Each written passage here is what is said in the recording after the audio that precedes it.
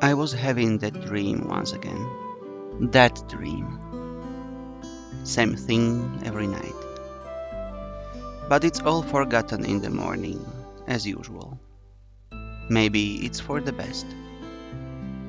Only a glimpse of memory will remain, of gates, half opened, as if inviting me somewhere, with two frozen stone pioneers standing close by. And also that strange girl who keeps asking me.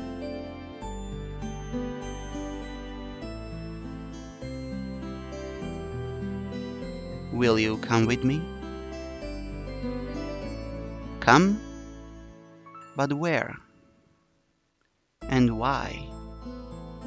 And where am I, anyway? Of course, if it all happened in real life, I would certainly have been scared. Well, what else would one expect to feel? But this is just a dream, the same one I see every night. There must be a reason. You don't have to know where or why to realize something is really happening. Something desperately seeking my attention. Since everything that surrounds me here is real. As real as things in my own flat. I could open the gates, hear the hinges creak, brush the crumbling rust away with my hand, inhale the fresh cool air, and shiver from the cold. I could, but to do that, I would need to pick myself up, take a step, move my hand. But this is a dream. I understand that. But what of it? What does my understanding change? Because here it's just like on the other side of the cracked screen of an old TV, which struggles to fight against static noise and strives to show its audience everything without missing a single detail. But the picture is getting blurry. I must be waking up soon.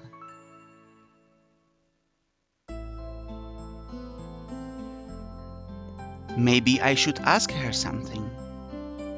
The girl. What's her name? About the stars, for instance. Why the stars, though? I'd rather ask about the gates. Yes, the gates. She would be so surprised. Or better, why the dot over an I was called a tittle, but the dot over a J was called a superscript dot. Nice letters. As if they don't exist anymore. Still, what do letters, gates, and stars have to do with this place? Because even if I'm having this dream every night, which will be forgotten soon anyway, I've got to look for answers here and now. And there, if you look carefully, you can see the Magellanic Clouds. As if I ended up in the southern hemisphere.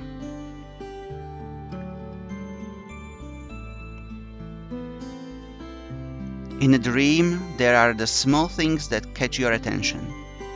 An unnatural color of the grass, impossible curves of straight lines, or your own distorted reflection, while the real danger, which could put an end to everything right here and now, seems trivial. It's natural, since here you cannot die. I know it for sure. I've done it hundreds of times. But if you cannot die, is there a point in living? I should ask the girl. She's a local, she should know. Yes, exactly. I should ask her about the owl, for example. One strange bird it is. Though it doesn't matter.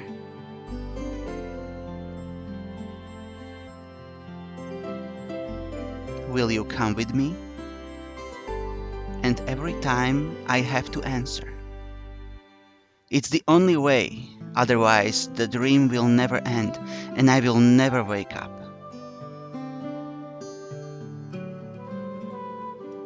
Yes, I'll come with you.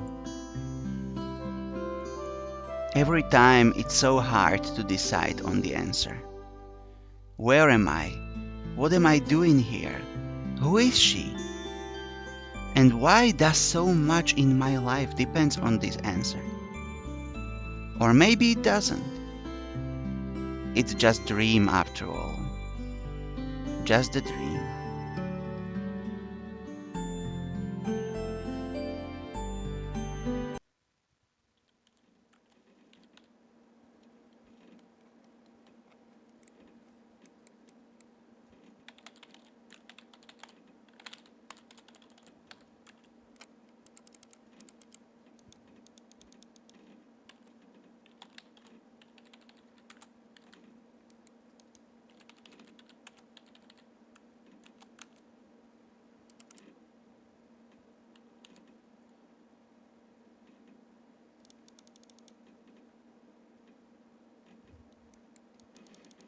The computer screen stared at me as if it was alive.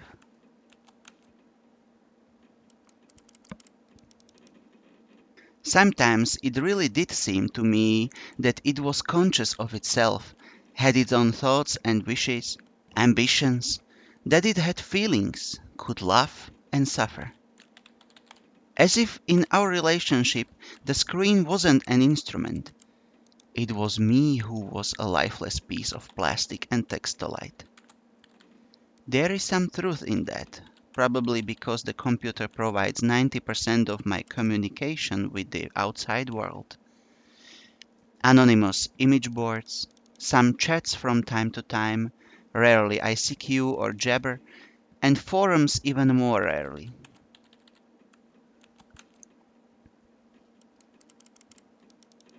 People on the other end of the internet cable simply do not exist. All of them are simply creations of its sick imagination, an error in the source code or a kernel bug, which started living a life on its own.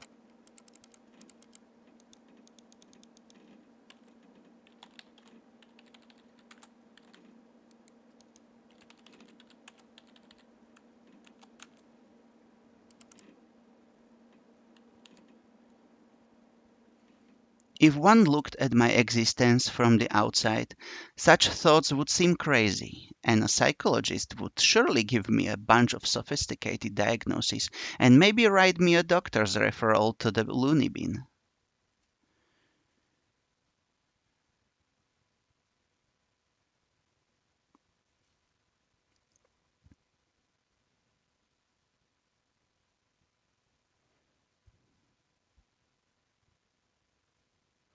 A small apartment with no signs of repair or any semblance of order in it, and always the same view out the window on the grey megalopolis running somewhere day and night. Such are the conditions of my life.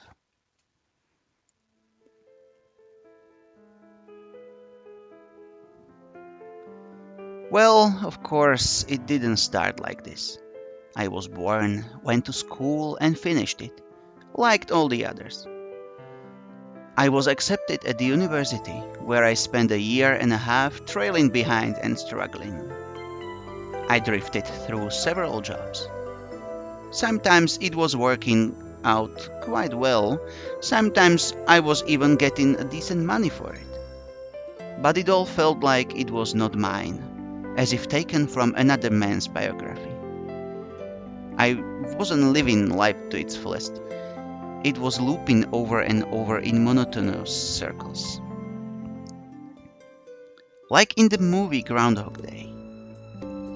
It's just that I had no choice in how to spend my day, and every day repeated itself, the same vicious spiral. A spiral of emptiness, misery, and despair.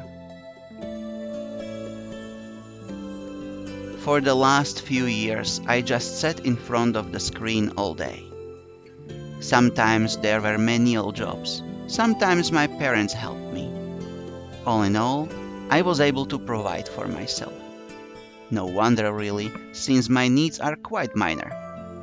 I hardly ever leave my home, and my communication with other people almost exclusively consists of online correspondence with the anonymous, who have no real name, no gender, no age. So, in brief, a quite typical life of a quite typical antisocial person of his time. Kind of Donnie Darko on a minor scale, without doomsday related visions. Maybe some highly respected author will write a novel about me, and it will become a contemporary classic of modern literature. Or I will write one myself. However, what's the point of fooling myself? I tried many times, but couldn't even come up with a simple short story. I tried to learn many other things as well. Not gifted enough to draw. Programming got bored. Foreign languages takes too much time. The only thing I loved doing was reading, but still I never would have called myself a scholar. Perhaps I was an ace at watching anime and grandmaster of lame internet jokes. If I were to get paid for it, I would probably be a happier person, and a richer person too, but I doubt it would fill the hole inside me.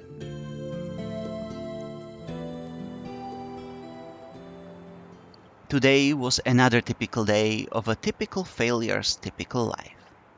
And today is the day when I have to go to my university reunion. Frankly speaking, I really didn't want to. What is the point? The time I spent with them was so short.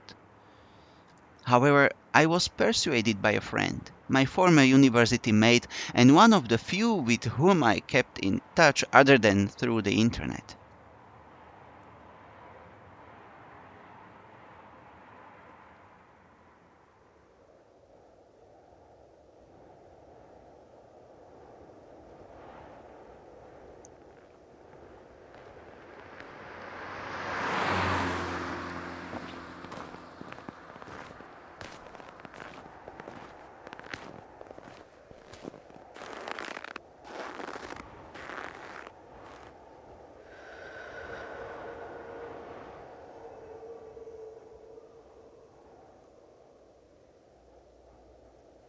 A frosty evening, bus stop, waiting.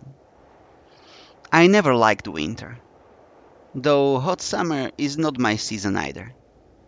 It's just that I see no reason to point out any particular time of the year. It doesn't matter much what the weather is outside when you stay at home 24/7. The bus today was running so late that I was about to curse it all and spend my last few hundred rubles for a taxi. The idea of just returning home didn't cross my mind for some reason. As usual, millions of thoughts flew through my mind, but there was not a single useful one to seize on. Such a thought that you could bring into existence, give a shape, turn into an idea, and put into practice. Maybe I could start my own business. But where would I get the money from? Or maybe I could go back to working in an office. No, no way. Maybe I should try freelancing. But what skills do I have? And who would want me after all?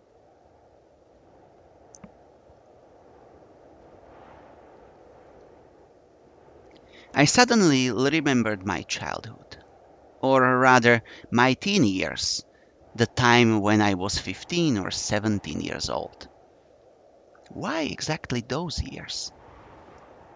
No idea. I guess it's because back then everything was much more simpler. It was easier to make decisions, so complicated now and so simple then. Waking up in the morning, I knew exactly how my day was going to pass, and I was eagerly looked forward to the weekend. Then I could get some rest and have time for things I liked: computer, football, going out with friends. And then, at the beginning of the next week, I'd take up my studies again. Back then, there were no such worrying questions like why, who needs it, what will change if I do it, or what will not change. A simple lifestyle so casual for any normal person and so odd to myself today. that careless childhood age. It was also then that I met my first love. Her appearance and personality have vanished from my memory. Only her name remains, like a brief line from a social network profile, along with the feelings which overwhelmed me when I was with her. Affection, tenderness, the desire to care for her and to protect her. Sadly, it didn't last long. Today, I can hardly imagine something like that happening. I would probably like to meet a girl, but I don't know how to start a conversation, what on earth to discuss, and how to attract her.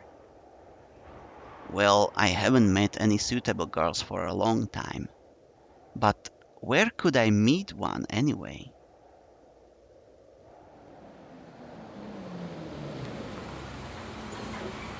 The sound of an engine brought me back to reality. A bus pulled over. There was something abnormal about it, I thought. Then again, it doesn't matter. Only the 410 runs this route.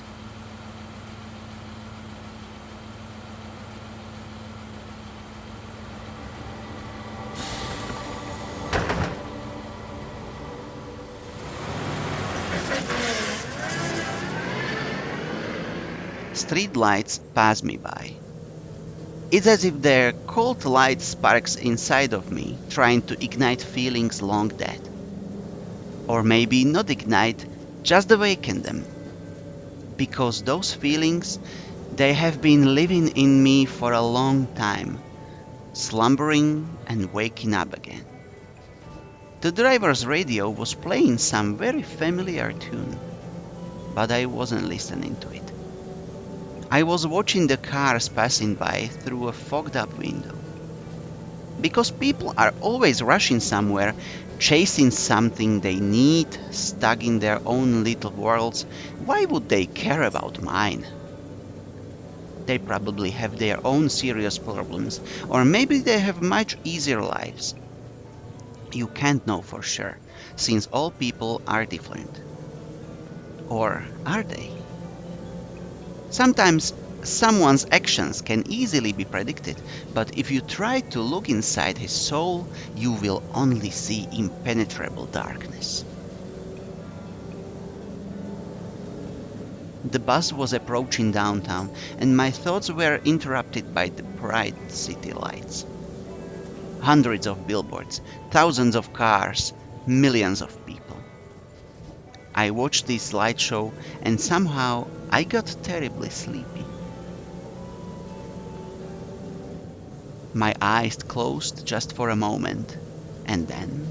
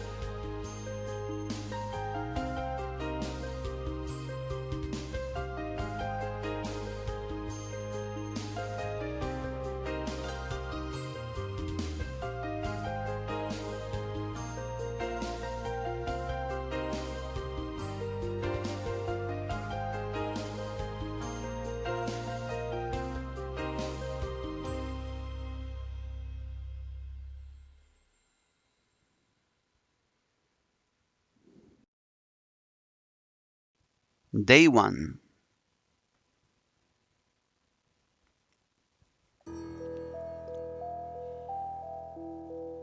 Bright daylight struck my eyes. At first, I didn't pay attention as I wasn't fully awake yet. On their own, my legs carried me towards the door. Damn, looks like I fell asleep and missed my stop. But there was no door. I looked around the bus and realized that it wasn't a good old worn-out Lias. Instead, the bus was an Icarus model, a new one. I froze in shock. How? What? Am I dead? Have I been kidnapped? No, I must be dead. I patted myself down feverishly, slapped myself painfully in the face a few times, banged my forehead on the back of one of the bus seats. It's clear. Either I'm still alive, or you can still feel pain when you are dead. But how could this happen? Maybe I slept for too long and ended up at the bus depot. And then what? Did they just put me onto another bus? I rushed out and took a look around. Greenery wherever I looked. Tall grass on the roadside, trees, flowers. Summer! But how? It was winter just a moment ago. My head was aching unbearably, as if it was going to explode. Slowly, I began to remember.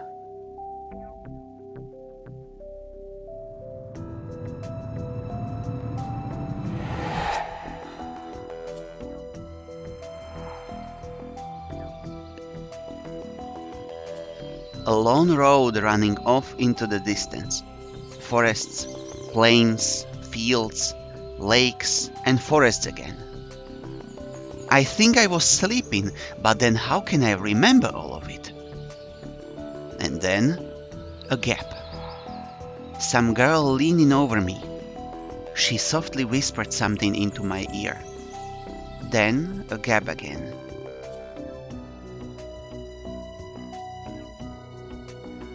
And then I woke up here. Who was that strange girl? Or was she just a dream? For some reason, thinking about her made me feel better and calmed me down a little. I felt warmth all over, coming from the inside. Could it be her who brought me here? Then I need to find her. And the best place to look for her is away from here. I rushed to the left, then to the right, then stopped, hesitating over where to go. Finally, I ran into the direction from which the bus had probably came.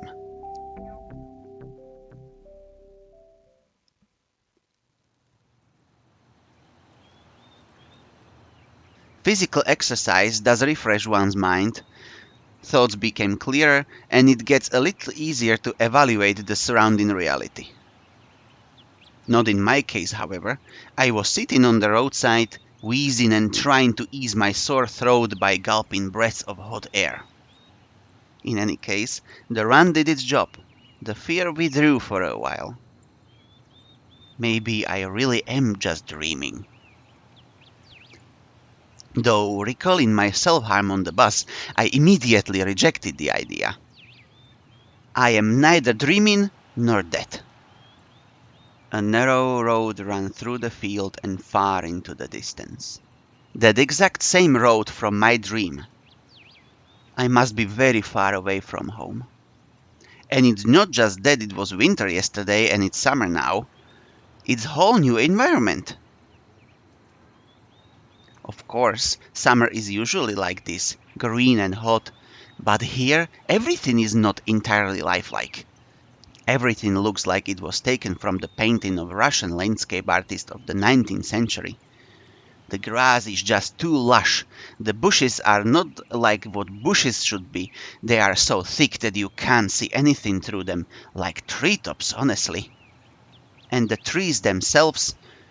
The forest was quite far away, but the trees looks like if they had closed their ranks and were now just waiting for the order to advance onto the fields and plains. I caught my breath and looked at the bus, which was now barely visible. That was a good run. Fear overtook me once again. Those power lines. There must be people here. But what does it mean? In fact, that means nothing at all. Couldn't they have power lines even in hell? Roasting sinners over hot coals? That's so last century.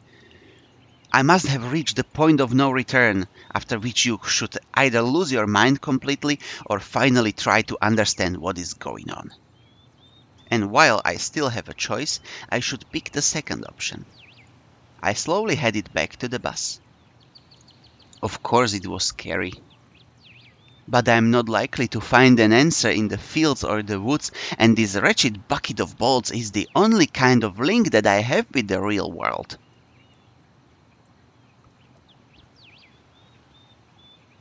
I should carefully scout the area. A brick wall and its gates crowned with a Soyonok sign, statues of pioneers standing on either side, and a road sign nearby showing the bus route number. 410. The trip's taken a bit too long today. I smirked. A person may start acting inappropriately in extreme situations. Something like that is probably happening to me now. This place didn't look abandoned at all. No rust on the gates, no damage to the walls. Sovyonok. What could have a name like that? Judging by the pioneer statues, it could be a kid summer camp. Moreover, it appears to be open. Of course, the simplest explanation, logically speaking, explains nothing at all. The strange girl, the altered bus, summer, the pioneer camp. Thousands of theories went through my mind instantly, from alien abduction to lethargic sleep, from a hallucination to a time and space shift. None was worse than the other, but there was really no way to pick a single one. Then it occurred to me, I can try to make a phone call. I took out my cell phone and dialed the first number on my contact list. But instead of signal strength bar, the screen was showing a thick cross. All right, there may be no signal in such a remote place. Though I cannot be the only one who came here. Buses don't drive themselves. I examined the bus from all sides to make sure that it wasn't a hallucination. Beads of dirt on the bottom, some rusts here and there, faded paint and worn-out tires. No, this is definitely a very ordinary Icarus. Yeah, exactly the kind of bus which takes you to place beyond your understanding if you carelessly fall asleep. I gave a nervous chuckle. It came out by itself, sporadically, because this wasn't the right place or right time to laugh. But where on earth is the driver? I cautiously sat down on the curb beside the bus and started to wait.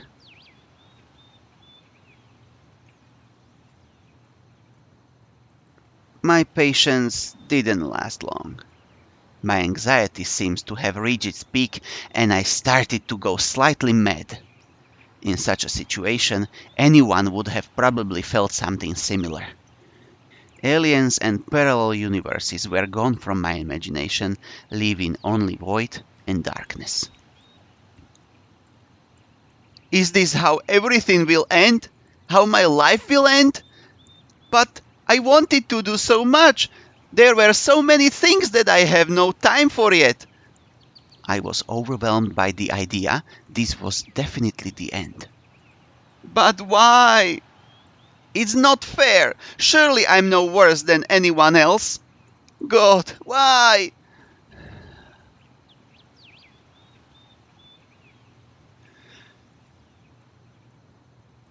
Tears were burning my eyes unbearably. I curled up and started rolling in the grass. Why? What did I do? Why me? But my cries were only heard by the speechless statues of the pioneers and a bird on a tree which immediately flapped its wings and took off, crying out something in its own bird language, as if laughing at the idiot who dared to interrupt its after-dinner nap. I was left breathless from weeping and just lay quietly, sobbing occasionally.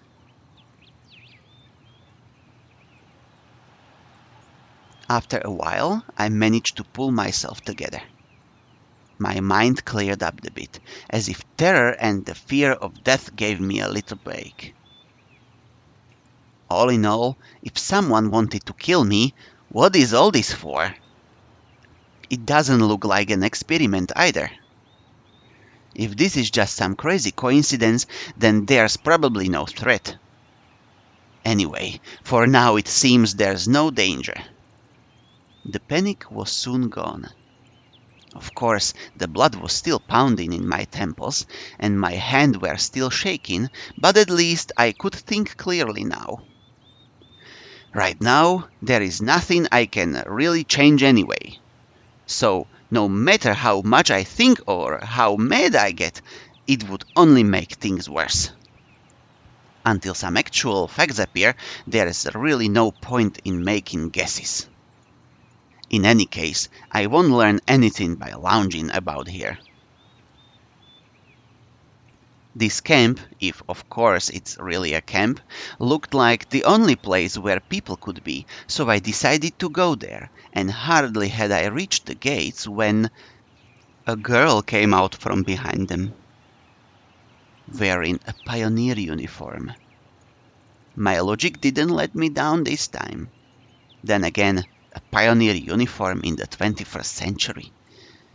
And then again, a girl, here. I froze, unable to take a step. I felt very much like running away. Running as far away as I could from this place, far from this bus, gates, statues, and far from these bloody birds with its siesta. Just running, free like the wind, faster and faster, waving to the planets passing by, winking at the galaxies. Running, becoming a pulsar ray, and turning into vestigial radiation, running to face the unknown. Run, no matter where, as long as it's far away from this place. Meanwhile, the girl came closer and smiled. I could not help but notice her beauty, even though I was trembling with fear. Human instincts work independent of consciousness, and while only 5% of the brain is responsible for cognitive processes, the remaining 95% are always busy sustaining life, and in particular, ensuring stable functioning of the hormonal system. I desperately wanted to get less complicated and stop thinking in formal quotes from an encyclopedia, though my thoughts appear one by one, being stupid, out of place, as if taken from an internal monologue of the hero of some junky softcover crime fiction book. A pretty Slavic face, long braids that looked like 2 armfuls of fresh hay, and blue eyes you could drown in. "Hi, you must have just arrived." I was frozen in astonishment. The girl looked perfectly normal, just like an ordinary human, but I still could not utter a single word. It's too late to run. "Did I say something wrong?" It took a monumental effort to answer. Yeah." "What?" "Oh, nothing. I mean, I've just arrived." I replied quickly, beginning to worry that I might have blurted out something wrong. "All right then, welcome." She smiled broadly. Strange, it looked as if I had just a normal girl in front of me. Bah, I shouldn't have returned here. The woods and fields seemed better. But what shall I do next? Try to speak with her as if she was a human, or run away? Or what? The blood was pumping unbearably in my head, tearing it apart from the inside. A little bit more, and the poor pioneer girl would be splattered with the gruesome contents of my skull. "What's so funny about that?" The girl looked me over. It sent shivers down my spine, and my knees started to tremble.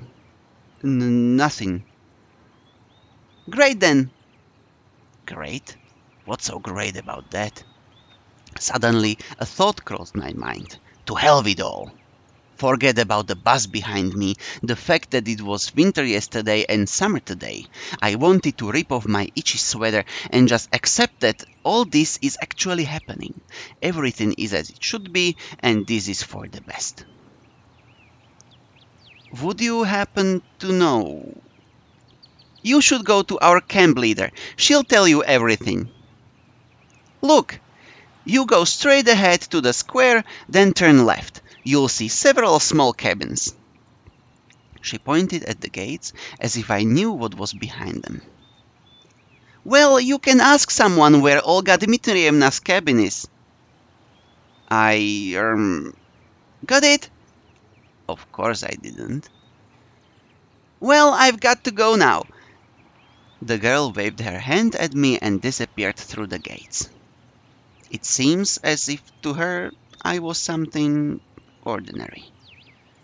And all this show with the bus and the travels while awake or asleep were troubling only to me, while everything here is just the way it's supposed to be. Camp leader, pioneer uniforms. What are they doing? Historical reenactment here? I hope I won't find Lenin standing atop an armored car in this square. But even that would not surprise me right now. After standing alone for a while, I headed into the camp. A mere 50 meters ahead, a small one-story house popped up on the left side. The sign near the door said "Clubs." I was about to come closer when the door suddenly opened and a short girl wearing a pioneer uniform came out. Her pretty face gave me the impression of one suffering for the fate of the whole of mankind with a truly universal sorrow. As soon as she saw me, the girl froze, as if frightened. I froze too, considering what was the best to do, to approach first, or wait until she showed some initiative. Or maybe run away after all. Although this last option was constantly being suggested only by my self-preservation instinct. At least that's what I'd like to believe. Not the worst human instinct, but far from the most logical. If this instinct played poker against deductive abilities, the outcome would be predetermined. And those deductive abilities, or at least their semblance, were hinting to me that there was no need to be afraid of this girl. Suddenly somebody jumped out of nearby bushes. A girl wearing a bright red t-shirt with USSR written on it. Such a perfect reproduction of the age. She looked quite short from the distance and was probably younger than both pioneer girls, the one at the gates and this girl at the door of the clubs. At last I decided to come closer, but the USSR, as I called her in my mind, jumped towards the first girl and started telling her something while wildly waving her arms. The other girl in turn seemed confused and lowered her gaze, remaining silent. I would have probably continued to observe their amusing dialogue, but the USSR suddenly pulled something out of her pocket and started waving it in front of the first girl's face. This something turned out to be a grasshopper.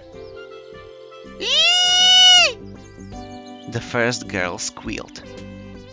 She must not be too keen on insects, as she instantly rushed off towards the place where Lenin presumably made his speech about the workers' and peasants' revolution. That is to say, towards the square. The USSR glanced at me, grinned playfully, and dashed after her. Not a bad start to the day. I have absolutely no clue where I am, besides that There are some kids here role-playing as pioneers. And, as far as I can tell, this place is located thousands of kilometers away from my home. It might even be a different reality. And this was indeed a reality. I mean, everything around me seemed so real, if a little embellished, that I was starting to think that in fact my previous life could have been just a dream. And what am I supposed to do now?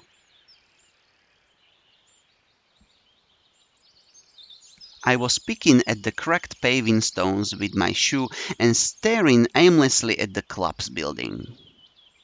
Just few more seconds before I have to come up with some decision. That's when I recall myself rolling on the grass, weeping. I cringed in disgust. Perhaps it's another instinct.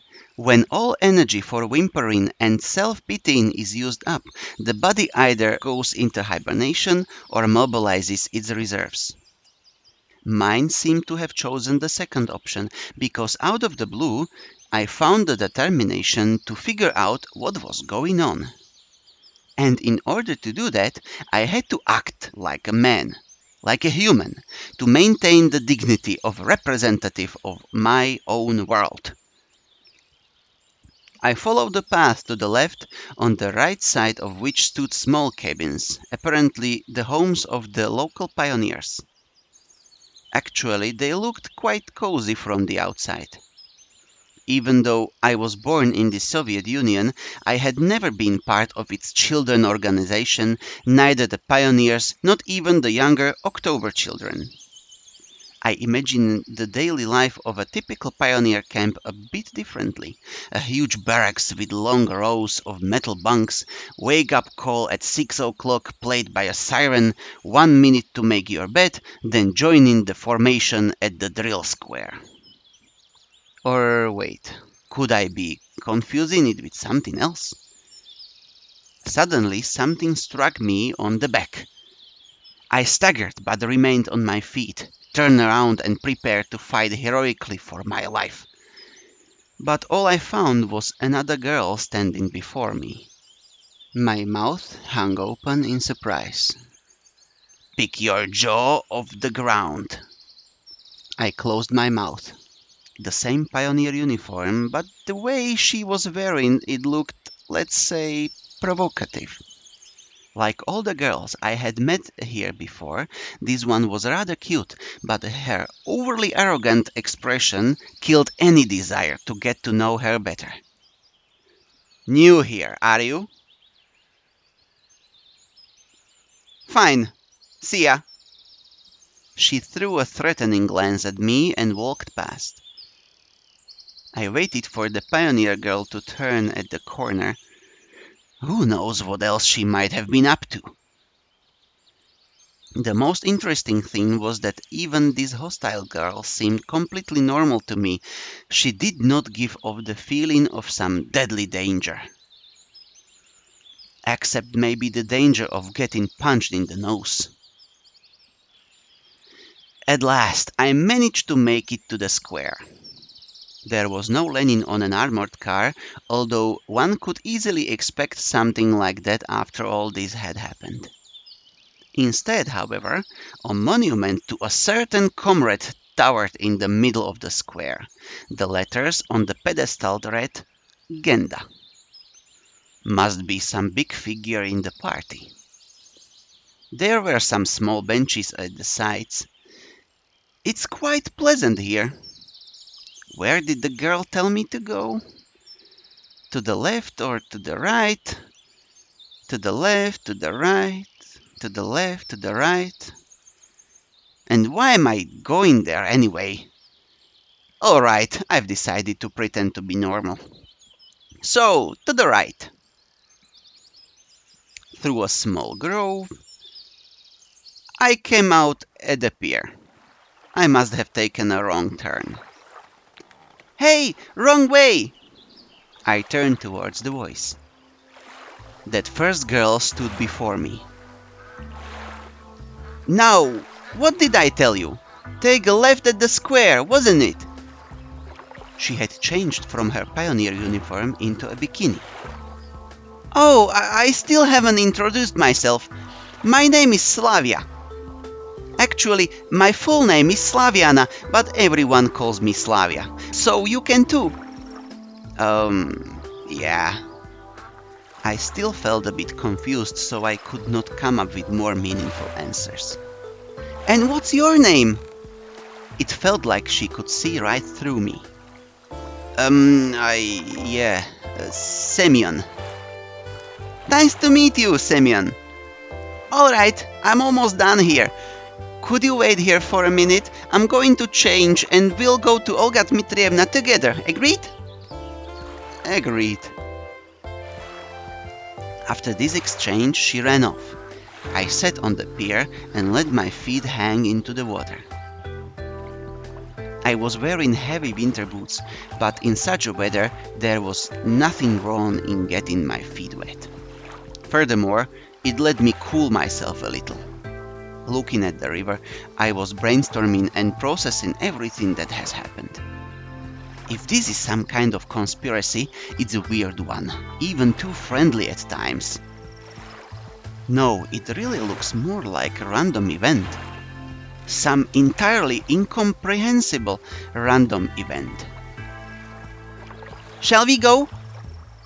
Slavia was standing beside me, dressed in the pioneer uniform again. Let's go. I've been here for a very short time, but all the people I've met, she looked the least suspicious. However, this fact is already suspicious itself. We walk to the square. The USSR girl and the girl who hit me on the back were there chasing each other. Is that some kind of game they are playing? Uliana, enough running! I'll tell everything to Olga Dmitrievna. Aye, aye, Captain! I decided not to question Slavia for a while about what was going on or the local residents. Better meet with this mysterious Olga Dmitrievna first. Sounds like she's the boss here. We walked past the rows of almost identical cabins, some of which looked like fat beer barrels, while others looked more like household sheds. Finally, Slavia stopped in front of a smallish one-story cabin. It looked like an artist painting. The faded paint, chipping here and there with age, was sparkling in the sun. The window's shutters, slightly ajar, were swaying almost unnoticeably in the wind, and huge lilac bushes were growing at the sides. It seemed as if this ramshackle hut was drowning in a storm of purple silk, and the lilacs, like some elemental force, were inexorably destroying the troop leader's house. What are you standing around for? Let's go! Slavia snapped me out of my daydreaming. And stop teasing Lena already!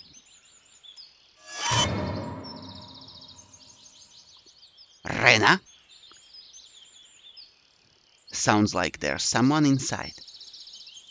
Indeed, a moment later the door swung open and Uliana ran out and dashed past with the same mischievous grin.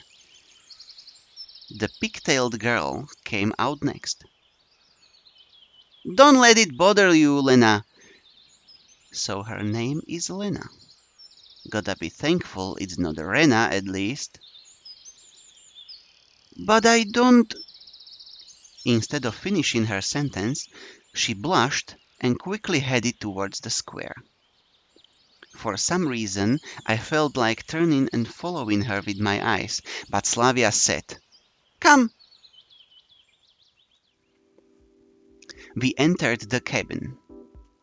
Inside, it looked something similar to what I'd imagined. 2 beds, a table, a couple of chairs, a simple carpet on the floor, a wardrobe. Nothing special, but at the same time it felt homelike and cozy, although this room was almost in the same state of disorder as my own flat. The girl standing near the window appeared to be about 25 years old. Nature had obviously gifted her with a pretty face and a good body. At least one thing can keep you happy in this pandemonium: the locals are beautiful. You're finally here! Excellent! My name is Olga Dmitrievna. I'm the camp leader. Nice to meet you. I'm Semyon. I decided to talk as if I wasn't surprised by anything that was going on. She came closer. We've been expecting you since early morning. You've been expecting me? Yes, of course. And when does the next bus come? 'Cause And why do you need it? Yeah, right. Why do I need it? Guess I shouldn't ask direct questions. The people here might react to them quite unlike how I prefer. And I doubt I get any answers. No reason, just curious. By the way, where are we exactly? Our mailing address, I mean. I wanted to send a letter to my parents to tell them I got here fine. For some reason, I had the desperate idea that if I played along, I would find something out. Oh, but your parents called just half an hour ago. Send their regards to you. Now, that's a surprise. So, can I call them? 'Cause I forgot to tell them something before I left. No. She gave me a sweet, spontaneous smile. Why not? We don't have a phone here. Then how could my parents make a call to here? I've just come back from the district's central town. I talked with them there. Ah, so that's how it is. And can I somehow get to the town? No. She kept the same smile. Why not? Because the next bus only comes in a week. I decided not to inquire how the troop leader managed to get here and back. I would get no answers anyway. All this time, Slavia was standing next to me and seems to find nothing odd in our conversation. Oh, we need to find a uniform for you. I've got absolutely no desire to put on pioneer shorts or to wear the ridiculous red neckerchief. However, wearing winter clothes in summer isn't a great idea either. Right, thank you. I wonder if I'm the only one here who finds it strange that someone's wearing a coat and winter boots in such heat. Rightio, I'll be off then, and you can get yourself acquainted with the camp. Don't forget to come to dinner in the evening. Having said that, she walked out of the cabin. No, walked is not the right word. She rushed out. I ended up alone with Slavia. I must go too. Got things to do. Take a walk, look around the camp a bit. See you in the evening. If there is no threat or catch to this, then this reality, as embodied by Slavia, becomes more and more appealing. For the first time today, I realized that it was awfully hot here. Although, obviously, my winter clothes were to blame for that. I took off my coat and dropped it onto the bed. My pullover followed it. I was now wearing only the shirt. That's much better. All I could do now was follow their advice and go look around the camp. I'll try to find something out in the meantime. Passing the local residential district, I saw a pioneer guy coming my way. And it was really a pioneer guy, not a pioneer girl. Apparently, there were men even in this kingdom of Amazons. Hello! You're new here. You must be Semyon, right? And how do you... Everyone knows already. I'm electronic, by the way. The real one. You can call me that. Electronic. The real one. Things were going from crazy to completely insane. All right. Uliana also calls me Cheesy. Cheesy? On toast with mushrooms? Because my last name is Chizikov. I see. Let me show you around. I accepted his offer, as it would have taken much longer to get to know this place alone.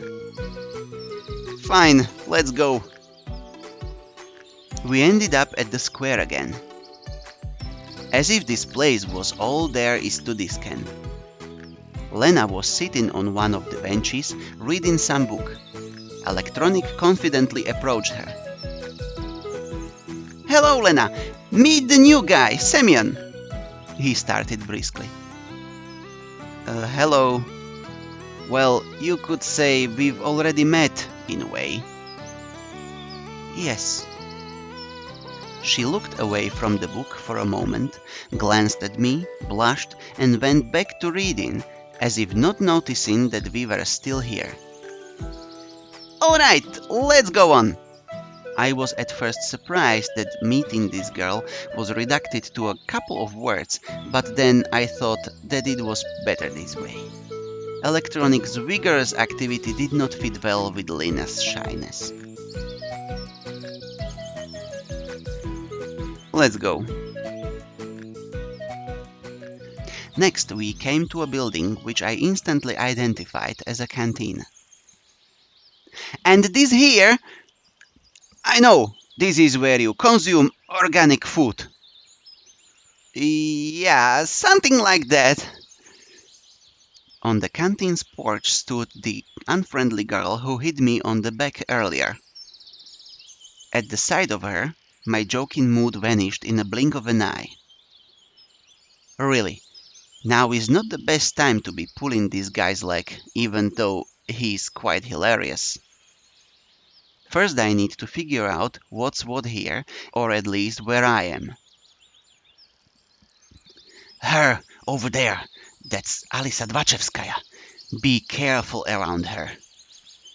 He spoke in a whisper. Don't ever risk calling her Dvache. She doesn't like that. What did you say? What did you call me? She must have heard him. In the blink of an eye, Alisa jumped down from the porch and dashed towards us. All right, you'll manage from here onwards. Electronic took to his heels.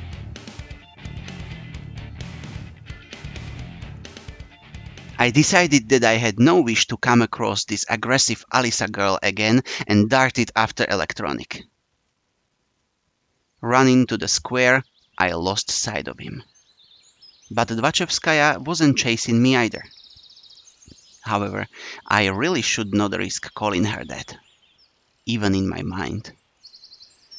After catching my breath, I wondered why I had reacted like that. All right, she's a girl, an aggressive one, but why run away? Failing to find a good answer, I sat down on a bench and stared at the monument to Genda. Looks like I'll have to kill some time alone, waiting for dinner. I decided to go east. At least in the direction where east would be in my world. Soon after, I found myself near a football pitch. A game was in full swing there. I guess watching it for a bit wouldn't do any harm. In my childhood and teen years I was not a bad player myself and even thought of going professional, but a few injuries in a row killed my desire to risk my health for the sake of uncertain chance in the game. Kids of different ages were running around the pitch. I could see a boy of about 10 and a girl of about 14 years old. A girl. Hey, that's Juliana. Alright, so she plays football. What's so surprising? She seems a restless one, after all. I was standing quite far from the pitch, but she still noticed me. Hey, you! Uliana shouted. Wanna play? I didn't know how to answer. On the one hand, running around for 10 minutes is no big deal. On the other hand, Any wrong move in my situation would be my final one. But in any case, my attire wasn't suitable for this weather. If I played in winter boots and warm jeans, I would sweat like a pig. And playing barefoot and without jeans would be simply unethical. Maybe another time, alright? I shouted in response, turned around and walked back. I was followed by Uliana's screams about my pants or about me being pansy or something like that.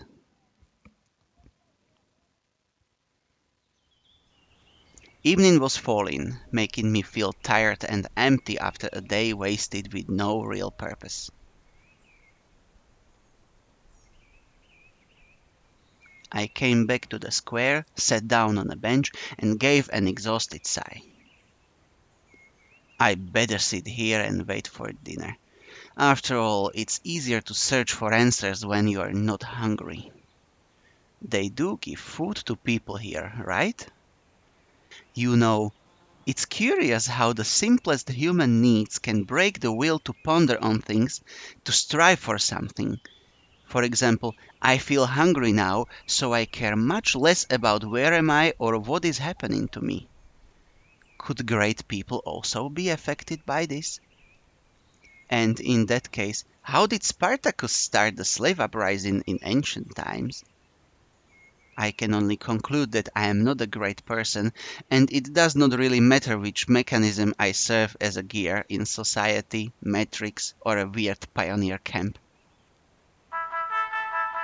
My thoughts were interrupted by the sound of bell chiming from the loudspeaker on a light pole.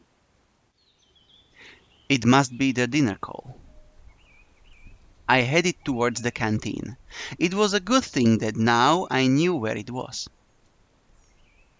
Olga Dmitrievna was there, standing on the porch. I stopped and looked closely at her, as if I were expecting something.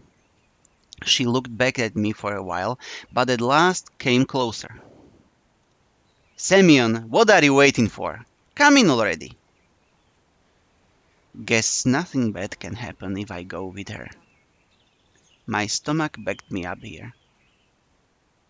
The two of us went inside. The canteen looked like a canteen. I had a chance to visit a factory canteen at some point of my life. This one was exactly the same, just maybe a bit cleaner and more modern. Metal chairs and tables, glazed tiles on the walls and on the floor, unsophisticated tableware with the occasional crack. Guess that's what a canteen in a pioneer camp's supposed to look like. "Semyon, wait a moment. We'll find you a place to sit." She looked around the place. "Dvachevskaya, hold it right there!" Olga Dmitrievna shouted at Alisa, who was passing by. "What? What's up with your clothes? Anything wrong with them?" Indeed, her attire looked somewhat provocative. "Get your uniform nice and neat right now." All right, all right." Alisa got her shirt right and walked past, shooting an unpleasant glare at me. "So where can we find you a place to sit?" There weren't a lot of free seats. "Go over there, next to Uliana." Maybe Yeah, it's fine. The food's already on the table, too." I had no other choice but to accept. Of course, there was the probability that the cutlets were poisoned with curare, the mashed potatoes generously seasoned with arsenic, and the glass filled with excellent antifreeze instead of compote. But it all looked so tasty that I had no chance to resist. "Hey! What do you want?" I replied rather rudely to Uliana, who was sitting next to me.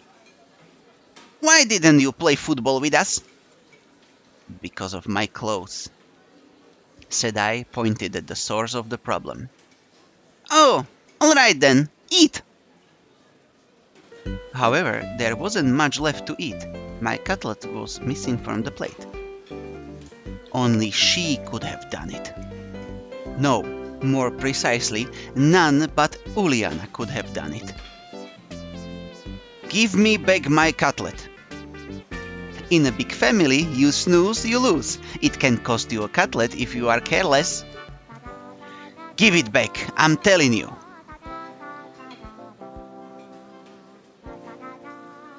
See, I don't have it. And indeed, Uliana's plate was empty. It seemed that this little girl eats as fast as she steals someone's cutlets. Take it easy. We'll work something out now. She grabbed my plate and ran off. There was no point in following her. If they wanted to poison me here, they could have done it in much easier way. About a minute later, Uliana returned and handed me the plate with a steaming hot cutlet on it. Here's one for the starving. Thanks. It was all I could say. I was so hungry that my suspicions were gone in a flash. I picked up the cutlet with my fork and... What a... Some bug! No, not a bug! An insect! It got legs and it's wiggling! The plate fell to the floor and broke into pieces. The chair hit me hard on my leg while falling. I've disliked insects since I was a child, but when these creepy crawlies appear in my plate, that's just way too much. You little... Uliana seemed ready for such a twist and was already at the door, laughing as if she just heard a fresh stand-up comedy joke. I dashed after her. We ran out of the canteen. We were just a few dozen meters apart, and I felt I would catch this little girl easily. We ran through the square, past the club's house, and ran onto the forest path. I started to gasp for breath. I should have quit smoking, I guess. Uliana passed out of sight on the next turn. It can't be true that she managed to get away from me. It simply can't. I stopped and tried to catch my breath again. Night was falling. Looks like I'm lost. It's a bad idea to stay in the woods at night. Better get back to the camp. However, I had absolutely no clue which way to go. Well, gotta choose at random.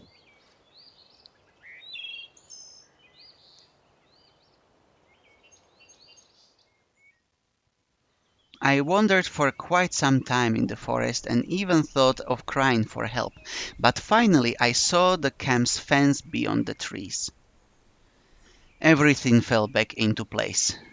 The bus is gone, I mumbled quietly.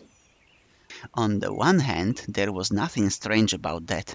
The bus couldn't just stay there forever. On the other hand, it meant there was someone driving, because buses do not drive themselves. Or do they? This world seemed too normal, but every event here had at least two explanations for it. An ordinary, real, everyday explanation, and a surreal one. Certainly, the driver could have just been off for a snack, and I left too soon, and that's why. In any case, this is not the place for me. Whether that bus drives itself or not was probably an important question, but it was much more important to know how I had got here at all. And where this here was. The fields and the woods stretching towards the horizon had no answers. There was nothing familiar about them. A strange, odd, and alien world. However, at the same time, it was absolutely not frightening. Either my self-preservation instinct decided to resign from its job, or all this running around the camp and the local pioneers had lulled me so much with their carefree normality that I was simply forgetting what had happened to me just a couple of hours ago. Although I probably just had no strength left to worry. All I wanted was some peace, calmness. I wanted to just have a break from it all, and only after that would I continue looking for answers, ready and reloaded. However, that would be some time later. And what about now? Can I allow myself to relax? It got completely dark, and in any case, it was better to spend the night in the camp. I was about to head back when someone came up silently from behind. "Hello! What are you doing here so late?" It was Slavia standing before me. I was so surprised that I jumped. "So you didn't catch Juliana, did you?" She smiled. I nodded disappointedly and sighed. "No wonder. No one ever has." Yeah, she's a real rocket girl. She could have found a better use for her energy than looking for adventures. "You must be hungry. You didn't manage to have dinner after all." Indeed, I had completely forgot about my hunger, but after these words of hers, my stomach drew attention to itself by giving a traitorous rumble. Slavia smiled. "Let's go then." "What, is the canteen still open?" "It's all right. I have the keys." "The keys?" "Yes, I have keys to all the facilities in this camp." "How come?" "Well, I'm something like the camp leader's aide here." "I see. Well, let's go." It was an offer you can't refuse. When we reached the square, Slavia stopped in her tracks. "Excuse me, I should warn my roommate that I'll be late. She's so punctual herself that she'll be worried otherwise. You go on to the canteen, and I'll come in a minute, all right?" "All right." I really did not expect to find somebody aside from myself here at such a late hour, and that somebody was apparently trying hopelessly to open the door. Without any secret thoughts, I walked up onto the porch. The lockpicker turned out to be Alisa. I should have probably kept off and waited. She looked at me intently for a while, then said, "Don't just stand there. Give me a hand or something." "Meaning?" "Help me open the door." "Why?" "'Cause I want some buns and kefir. Dinner wasn't big enough." Is that really a good idea?" "Aren't you hungry yourself, huh? Uliana didn't let you have a normal dinner, did she?" She smiled sarcastically. "It's true, she didn't." It's fine. Slavia will come now and..." "What?" Guess I shouldn't have said that. "I'm off then, and you'll pay for this. You owe me 2 already." Having said that, Alisa disappeared into the night. And what was the first one? Slavia didn't keep me waiting for too long. "Is everything all right?" "Yeah, why are you asking?" "No reason. It's nothing." It would be better if I didn't tell her about Alisa. "Everything's fine." I said that and immediately heard a note of dishonesty in my voice. "Well, shall we go?" As for Slavia, she seemed not to have noticed anything. Or at least she was pretending she hadn't. We entered the canteen. "Wait a bit, I'll go get something." I sat down on a chair and obediently waited for my savior. My dinner was simple, a few buns and a glass of kefir. No wonder, I bet hungry pioneers finish everything off. However, even that was far better than most of my usual diet. Slavia sat across the table and looked at me while I was eating. "Is there something on my face?" "No, just..." She smiled. "So, how did you like your first day in the camp?" Well, I don't really know. It's silly to ask someone who suddenly found himself in a different reality whether he liked the food in the canteen, the camp leader, or his assigned hut.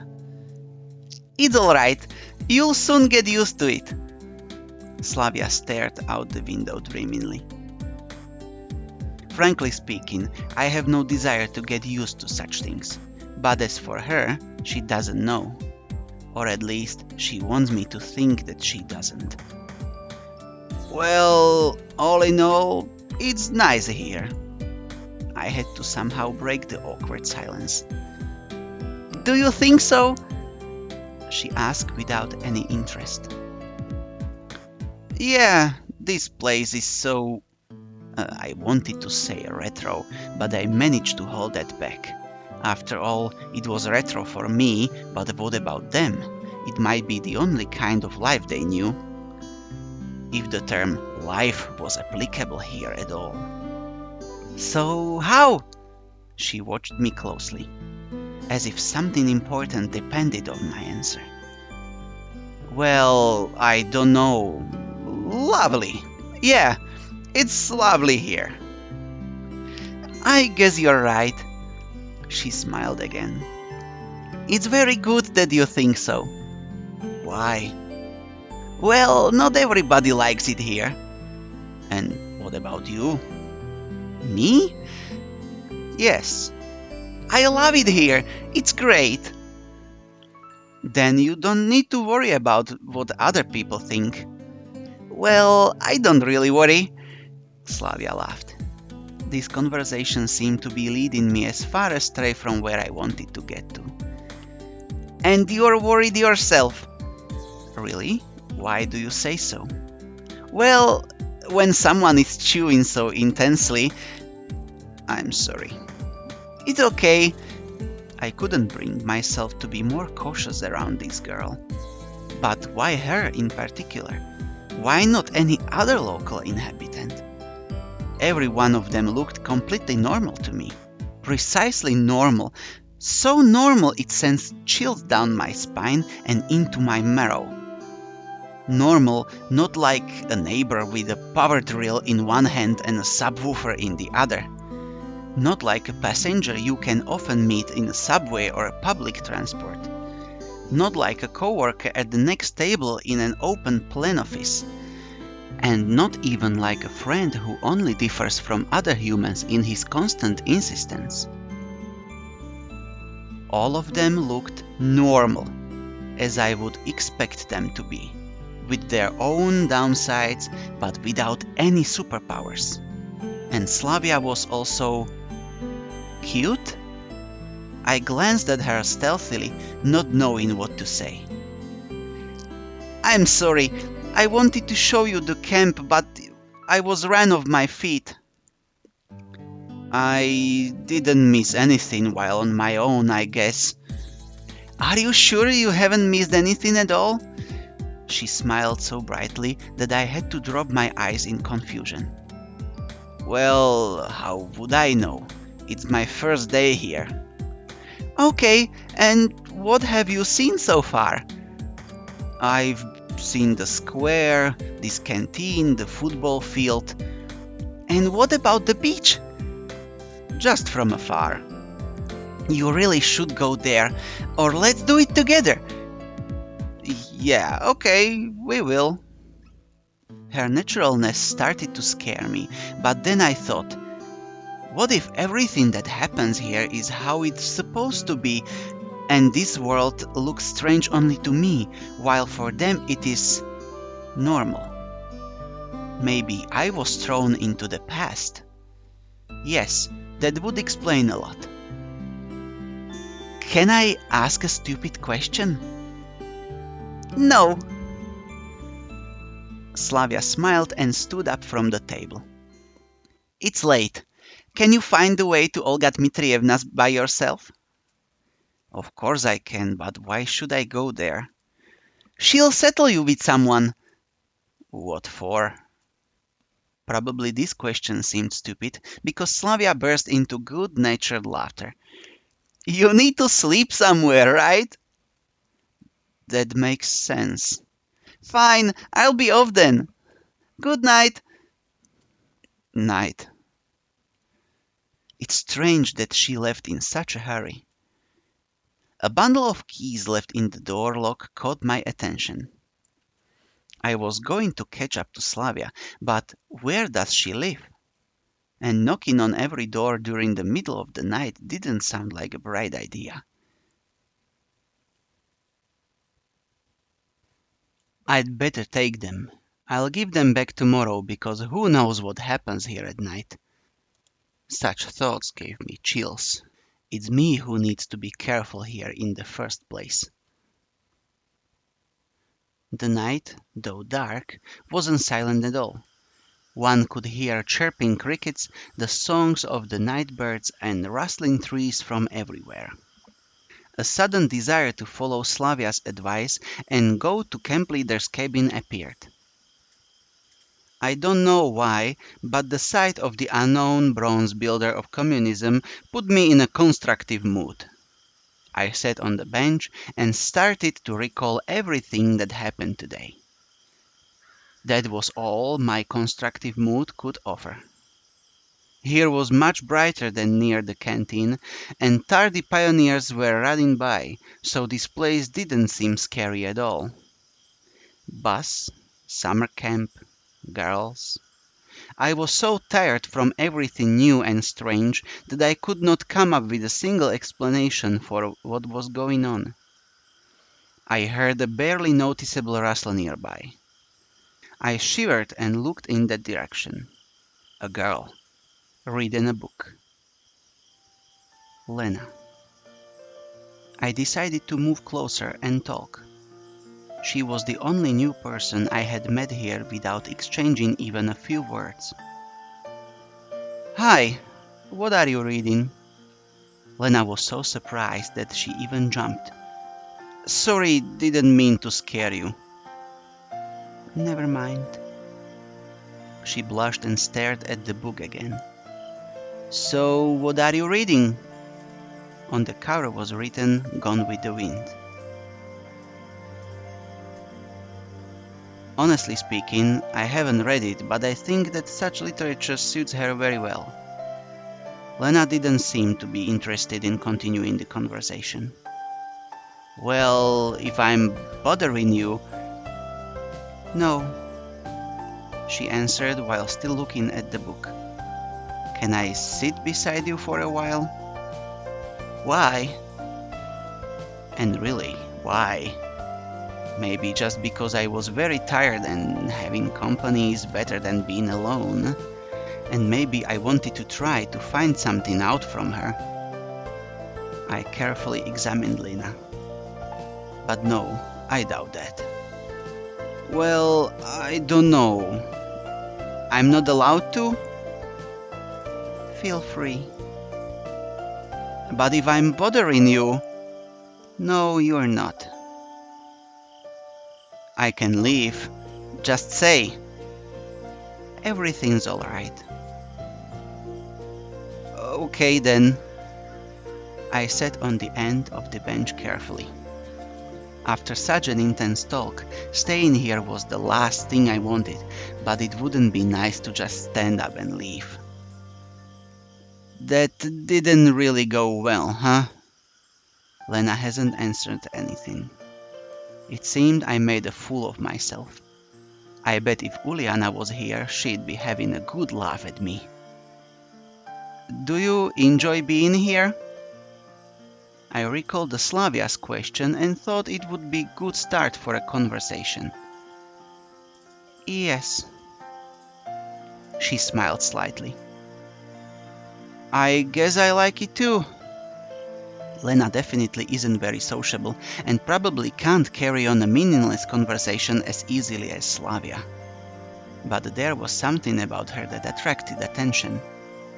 Like a momentary glimpse of reflection in the glass on a rainy autumn evening, which makes you turn around and stare into darkness, searching for something that you saw out of the corner of your eye. Of course, you weren't able to distinguish or understand what it was, but it still felt so tempting. Lena was still reading the book without paying any attention to my presence, and I had no intention of asking her anything about this camp or this world in general. Beautiful night. Yes. How in the world would you start a conversation with her? It's late. I have to go. Yes, it's quite late. Good night. Night. There was something strange about this girl. At first glance, she's a typically shy and modest pioneer girl, but the mystery of Lena took its own place in the massive list of mysteries about this camp which I had started to put together in my head.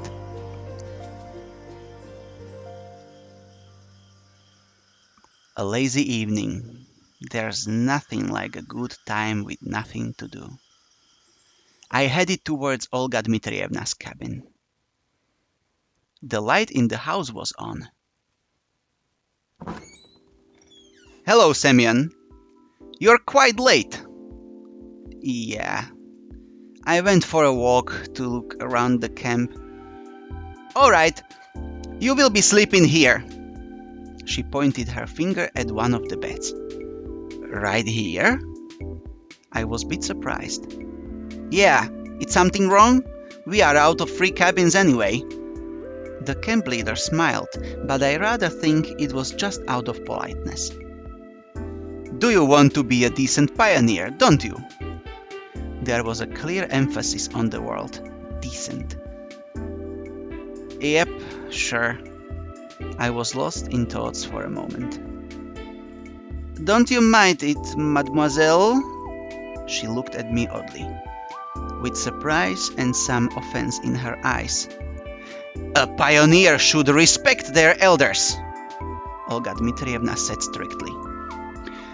Of course he should, no one argues with that, I bluttered, now realizing what was wrong. Shouldn't you also? She stared at me. Under such a gaze, even mithril forged by the best dwarf masters from the deepest dungeons would melt. Should I what? What's up, Toots? Annoyance and lack of understanding made me raise my voice. You must address adults appropriately. Yes, of course, there are a lot of strange things here, but this girl is just a couple years older than me, or maybe even younger. But I decided not to argue. While just a few minutes ago I would never have called her an adult, I have to admit that she was also given a strong character. And in any case, I wasn't in position to argue. As you say, ma'am, I mumbled. That's much better. That is how a decent pioneer should conduct himself. And now it's time to sleep. Honestly speaking, I was going to become neither a decent nor an indecent pioneer. Just yesterday, I wasn't going to become a pioneer at all. But do I have choice now? If you don't want to, we'll have to make you. This is the motto Olga Dmitrievna was probably going to use. I climbed onto the bed and closed my eyes only to realize how tired I was after today. Something hammered in my head awfully, as if my brains had started a night shift. And they seemed to be aimed more at rolling steel than working on something more sensitive. The bus flew through my mind. And the square with the monument. The canteen full of pioneers. And the malicious face of Uliana. Slavia. Lena. And even recalling Alisa didn't give me too much of a negative feeling. What if I'm here for good?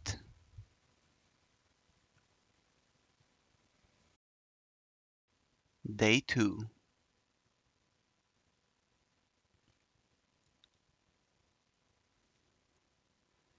I was having a dream. It seemed like I was in some kind of vacuum with nothing but nothing around me. But not only around, I was the only creature in the universe. As if the universe had returned to a state of singularity right before the Big Bang. And something was just about to happen. Suddenly, I heard a voice. I could not make out the words, but it sounded familiar. The voice was whispering something gently, as if soothing me. And then I realized it was the voice of that strange girl from the bus. The girl from the dream. But what is she trying to tell me? Who is she? I woke up. Bright sunlight struck my eyes. It was almost noon. After stretching lazily on the bed and yawning, I started to recall the previous day. In few seconds, all its events passed before my eyes. The bus, the camp, the local inhabitants. No, that's just wrong. Not this whole situation, not me being here. It was wrong by default. My attitude towards what was happening was wrong. Because yesterday I fell asleep here just like that, and before that I chatted nicely with the local pioneers, even managed to crack a few jokes. How could I act like that in such a situation?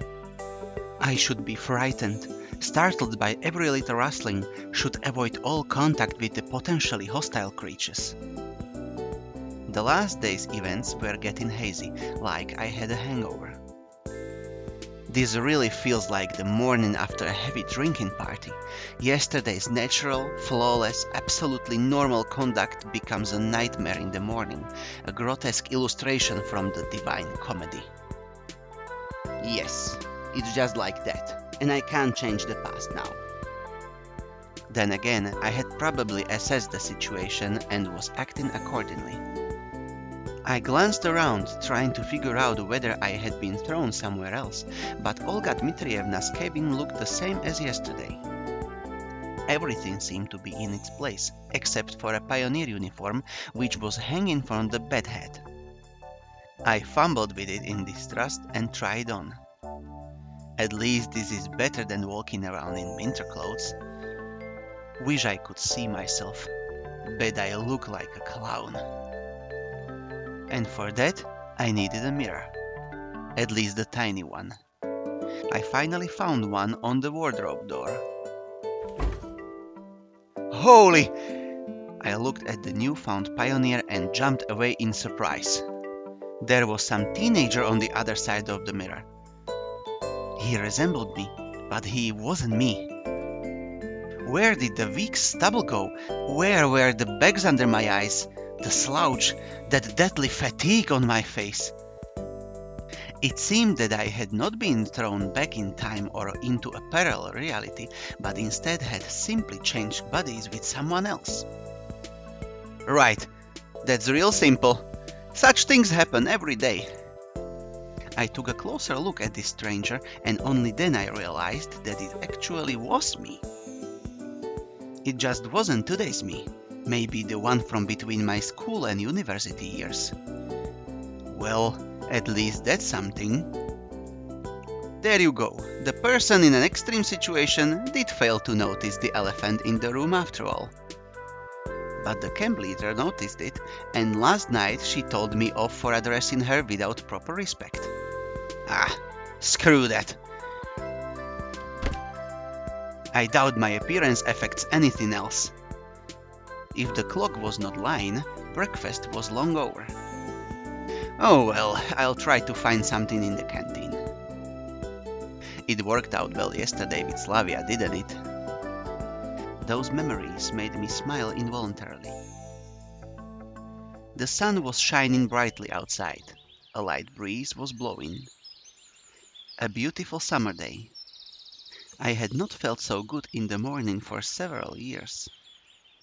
All problems were gone, vanished into clouds that were white as snow. Olga Dmitrievna came out of nowhere. Good morning, Semyon! Morning. I smiled, doing my best to show that, no matter what, my morning was indeed good. You only arrived yesterday, so I decided not to wake you up. But breakfast... Never mind. Here, take this. She handed me something wrapped in paper. Judging by the oily stains, there had to be sandwiches inside. Oh, thank you. Now, go wash yourself. I was about to leave. Wait a second. Olga Dmitrievna quickly ran into the house and came out to shove a small bag into my hands. Inside it I found a toothbrush, soap, a small towel, and something else. I did not look too closely. A pioneer should always be clean and tidy. Let me do your neckerchief properly this first time. Yours is askew. You should do it yourself once you learn how to. Do we have to? I'm going to wash myself now. Yeah, right. It could get hooked on the tap and strangle me. Fine, later then. And don't forget about the lineup. Pencils, paper, drawing lines. You don't forget such things. What lineup? What do you mean, what lineup? She frowned. It's Monday today. Weird. By my approximation, it should have been Sunday. Then again, a shift in the day of the week is hardly the worst thing. Usually we have lineups early in the morning before breakfast, but it's Monday today, so we are having it at 12 o'clock. Don't be late. All right, but where? At the square. Where else? There was no reason to argue. I headed to the bathing place. I knew I could forget about separate showers and toilet, but at the sight of this malfunctioning symptom of decaying socialism, a funny turtle within a tin shell, paw taps and ceramic belly, I felt sick. I was not a squeamish person, but nevertheless, standing here I realized that there was still some minimal level of habitual comfort which I found it troublesome to do without. It's often like that. When you lose things that you thought were ordinary and common, you suddenly understand just how essential they were. Ah, screw this, as if I have any choice. The water was ice cold. While washing my hands was not an issue, washing my face and my mouth became a big problem. There was no toothpaste in the bag which Olga Dmitrievna gave me. I could brush my teeth without it, but there was a small round box wrapped in the towel. Tooth powder. Cute. 1 point for me being somewhere in the past. I washed myself quite quickly, also due to the ice-cold water. Someone was coming quickly, or more like running towards me. I turned around. It was Slavia, dressed in a tracksuit. The girl would probably look good in anything. Pioneer uniform, bikini, probably even a spacesuit. Hey there! Oh, hi, I mean, what's up? Good morning. Yeah. Oh, yeah, real smooth. Why didn't you come for breakfast? I overslept. I said it as if I was proud about it. But Olga Dmitrievna gave me some sandwiches. Oh, great then. Don't forget about the lineup. Yeah, sure. As if I could forget. Right, I gotta run. Enjoy yourself. She waved goodbye to me and disappeared around the path bend. Looks like it's a couple of minutes until the lineup. I should quickly pass by my home to drop off my washing bag and eat the sandwiches and then head to the square. I swung open the door of the camp leader's cabin and rushed inside, as if jumping into the last car of a departing train. It didn't turn out to be the best idea, because inside I found Olga Dmitrievna, who was changing. I froze on the spot, trying not to breathe. Finally, the camp leader noticed me. Semyon! I looked away immediately. Have you heard of knocking? Now get out! Yeah, that was real clumsy, although I did enjoy the sight. Olga Dmitrievna followed me out in a minute. Here, take this. Now it's your home too. She handed me a key. I put it in my pocket. Home. Of course, if you disregard how fantastical the current events were, this camp was far from being the worst place on earth. But to call it home, just after one day spent here, I doubt I'll ever be able to do so. All right, let's go. We are late. But what about the sandwiches? Just eat them on the way. We were passing along the lines of the pioneers' cabins while I was tucking into the ham sandwiches and Olga Dmitrievna kept on talking and talking. She was buzzing like a game of operation with Parkinson's. But I cared about nothing but the food. Understood? Uh, you weren't listening. Sorry. Today is the first day of your new life as a pioneer, and you should do your best so that it becomes a happy life. Ah, yeah, definitely. I'm serious. A pioneer has many duties. Great responsibility is conferred upon him to participate in social work, to help his juniors, to study and study and study again. We here are all like one big family, and you will become part of it. Yeah, a part. I'd even sign a party membership card if it could save me from listening to this nonsense. I hope that after your term here is over, you'll keep the most pleasant memories about our camp. Memories that will last your whole life. And when will this term end? Why do you keep asking silly things? It seems I won't get any information from her. A shame, really. This world appears to be so friendly, but it never bothered to introduce itself to me. Perhaps now I can take things somewhat easier than yesterday. It seems like I have some unspoken ceasefire with it. It isn't trying to hurt me, but I'm forbidden from asking questions. Of course, the situation isn't a pleasant one, but what can I do about it? A bad peace is better than a good dispute. The most important thing for you now is to make the best of the time you will spend here. I do my best.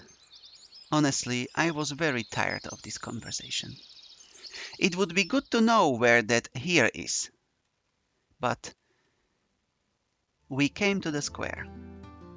The pioneers were already lined up. What, is somebody not here yet? Nope, all here. She looked around her brave pioneer troops. All right, go stand somewhere. Weird. Why did she tell me there are no more sleeping places? While the chief was running her mouth about our plans for the week, I stared at the people. A few heads away from me stood Electronic, a little further Lena and Slavia, and at the end of the line, Uliana and Alisa. Everyone I had met was here. Olga Dmitrievna spoke about some competitions, and I turned my attention to the monument. Genda. I could not remember any revolutionary with a similar name. He had a weird posture too, as if he was looking around with distrust, maybe contempt, or even disdain.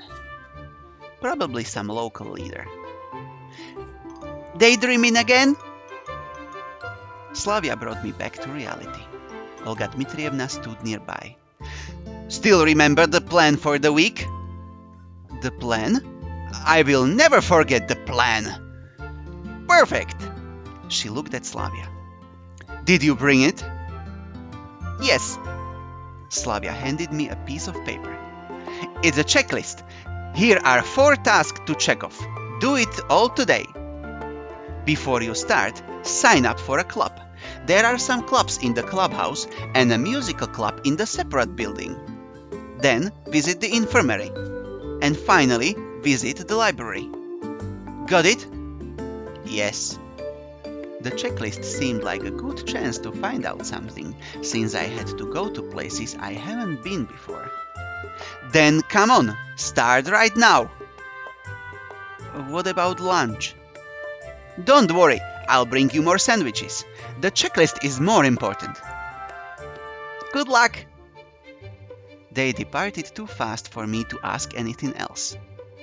Missed breakfast, now I'll miss lunch too. This ain't good. Maybe I'll manage it in time somehow. Lunch starts at 1 p.m. Then again, if I go there, I might miss a place from the checklist. Okay, it's too early to go to the canteen anyway.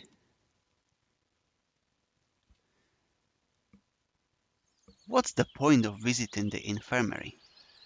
My health was fine. The fresh local air clearly did me some good. I felt fresher than usual. But I just have to visit it. I entered. A common infirmary, like my school doctor's room. A middle-aged woman sat at the table. Obviously, she was a nurse. She gazed intently at me, assessing me while continuing to write something. "Well, hello, pioneer," said the nurse without being distracted from her work. "Good afternoon, ma'am. I have something—" "Sit down, please." I looked around the room. "On the couch." I sat down. "Strip." She said all of it with an even tone. "What for?" "To inspect, to auscultate, to check on your health. You know. By the way, my name is Violetta, but you can call me Viola." She turned to me. "What are you waiting for? Strip." But I have no health issues. I've got this." I neatly gave her the paper. "Later." She took the stethoscope off her neck, seeming like she intended to probe me with it. But then someone knocked on the door. The nurse answered unwillingly. "Come in!" In a moment, the door opened wildly and Electronic rushed inside. "Hello, I fell during the football game. Nonsense, of course. I'm okay, but Olga Dmitrievna—" There was a massive bruise under Electronic's eye. I doubt that this could be a football injury. "Sit down, I'll have a look," she said to him. "And you, pass me your checklist." The nurse quickly signed it and continued. "If something hurts, come to me immediately. Pioneer." I decided not to answer and went out, closing door behind me. That nurse is surely something else. Actually, I love reading, but spending my days in a library under the current circumstances was well beyond my scope, so I'd better hurry up with this checkpoint. As I stepped inside, a memory from my childhood emerged in my head. It was very vivid. I'm 7 or 8 years old. I'm at the library with my mother. While she's looking through the books I might need for my studies, I'm sitting in the corner and looking through their collection of comic books. Back then, I didn't know why they had so many, or why couldn't I take some with me. The notion of collective property was something my mind hasn't grasped yet at that age. However, back then, the whole concept of property was pretty hazy to me. These memories seemed even stranger now, while I was standing in this particular camp where they might have managed to build communism in 3 years. Soviet symbolism was all over the place and the shelves were full of related literature. Of course, I wasn't planning to read any of these. Getting acquainted with a full collection of books by Marx was the last thing on earth I would think of. Where's the librarian? I didn't spend much time looking for her. I looked closely. Short hair, thick glasses, rather cute face. She was snoring so peacefully I couldn't just wake her up. I can wait. If she doesn't wake up in half an hour, maybe then. I couldn't just sit there, so I took a random book from the nearest bookshelf. Arthur Schopenhauer, The World as Will and Representation. I opened it roughly in the middle and started reading. The life of a man, with its endless upkeep, wants, and suffering, is to be regarded as the explanation and paraphrase of the procreative act, that is, the absolute claim of the will to live, and furthermore, it is also the reason the man owes nature his death and thinks with anxiety of his death. Is this not the evidence that our existence involves guilt? At any rate, we always exist. From time to time paying with death for our birth, we always exist and alternately bear all the joy and sorrow of life, since neither of both can pass us without some effect, that is a result of our stated will to live. Thus, the fear of death, which in spite of all the miseries of life holds us firmly to it, is really elusive, but just as elusive is the impulse which has attracted us into it. This attraction itself may be seen objectively as the mutual longing glances of two lovers. They are the purest expression of the will to live, in its affirmation. How gentle and tender it is! It wants happiness and quiet pleasure and mild joys for itself, for others, for all. Someone knocked on the door. I closed the book quickly and put it back in its place. What a nice habit, knocking on the door. I should pick it up. It was Lena. Oh, hi, I smiled. Hi, I just wanted to return a book. She had the copy of Gone with the Wind that I saw yesterday. Oh, Zhenya is sleeping. I'll come back later. I'm awake. I turned around in surprise to look at her. She eyed me closely from behind her table. What is it you wanted? I need you to check here. Give it here. She quickly signed the paper and gave it back to me. She had this look on her face that made me want to keep quiet. Lena came up to her to return her book. I thanked Zhenya and went out. I went to the clubhouse. To tell the truth, I never really liked extracurricular activities. At school, I used to find any excuse to skip extra classes. At university, I had no interest in participating in the student council. I wasn't interested in boxing, aeromodeling, or sewing. So I came here just to check off the box. Nobody was there. I found myself in something like a hut of a junior robot enthusiast. There were wires and simple printed circuits scattered everywhere, chips, and on the table proudly stood an oscillograph. I heard voices from another room, and then two pioneers appeared. One was electronic, the other one I didn't know. Hi, Semyon! We've been expecting you! It seems he knows everything about everyone. Why were you expecting me? Well, of course, because you came to sign up for our cybernetics club, didn't you? He didn't let me answer. And this is Shurik. He's in charge here. I assume there's only two of you in the club. Well, you can say that it's three now. Shurik came up to me and assertively offered his hand.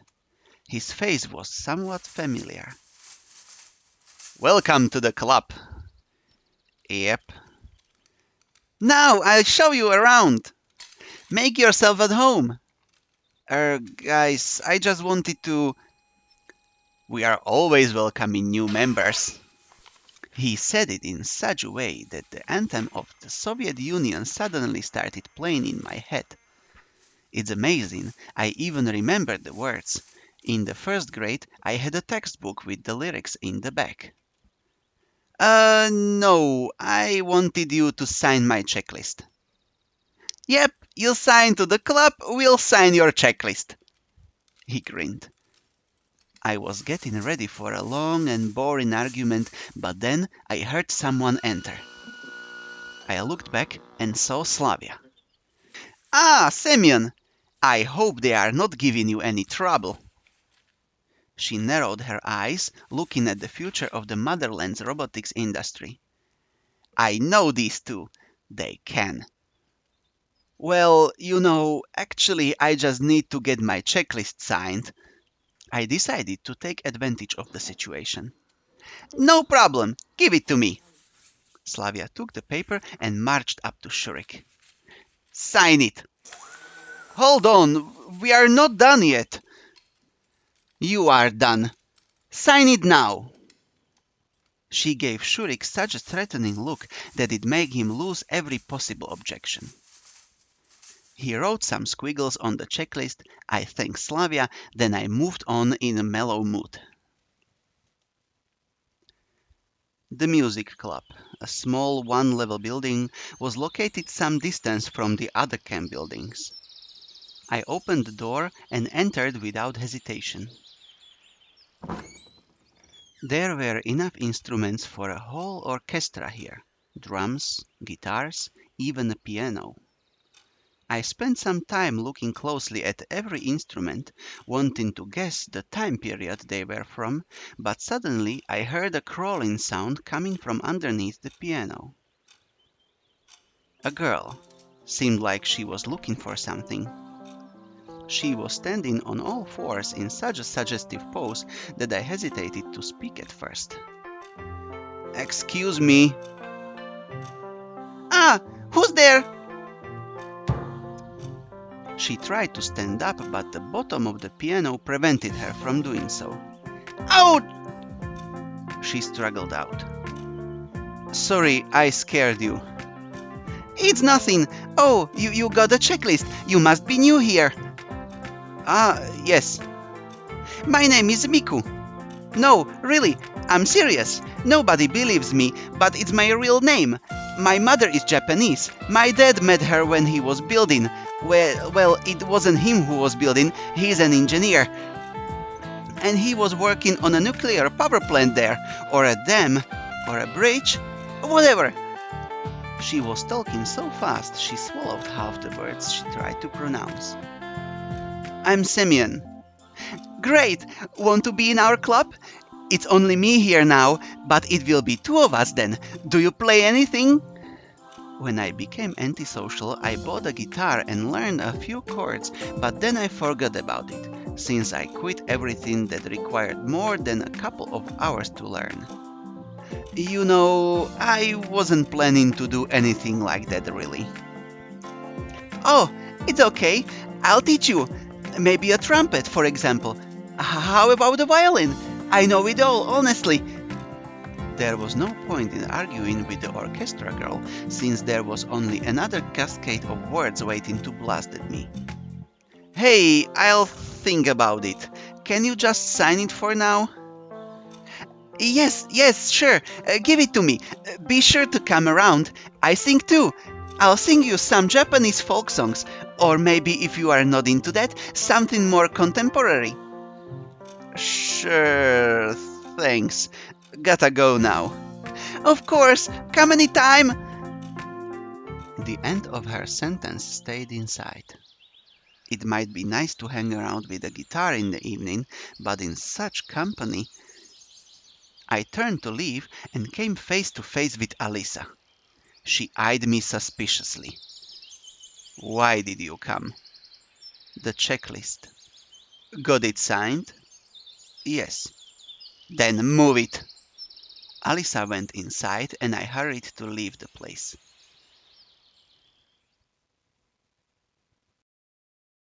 Finally, I got all the signatures.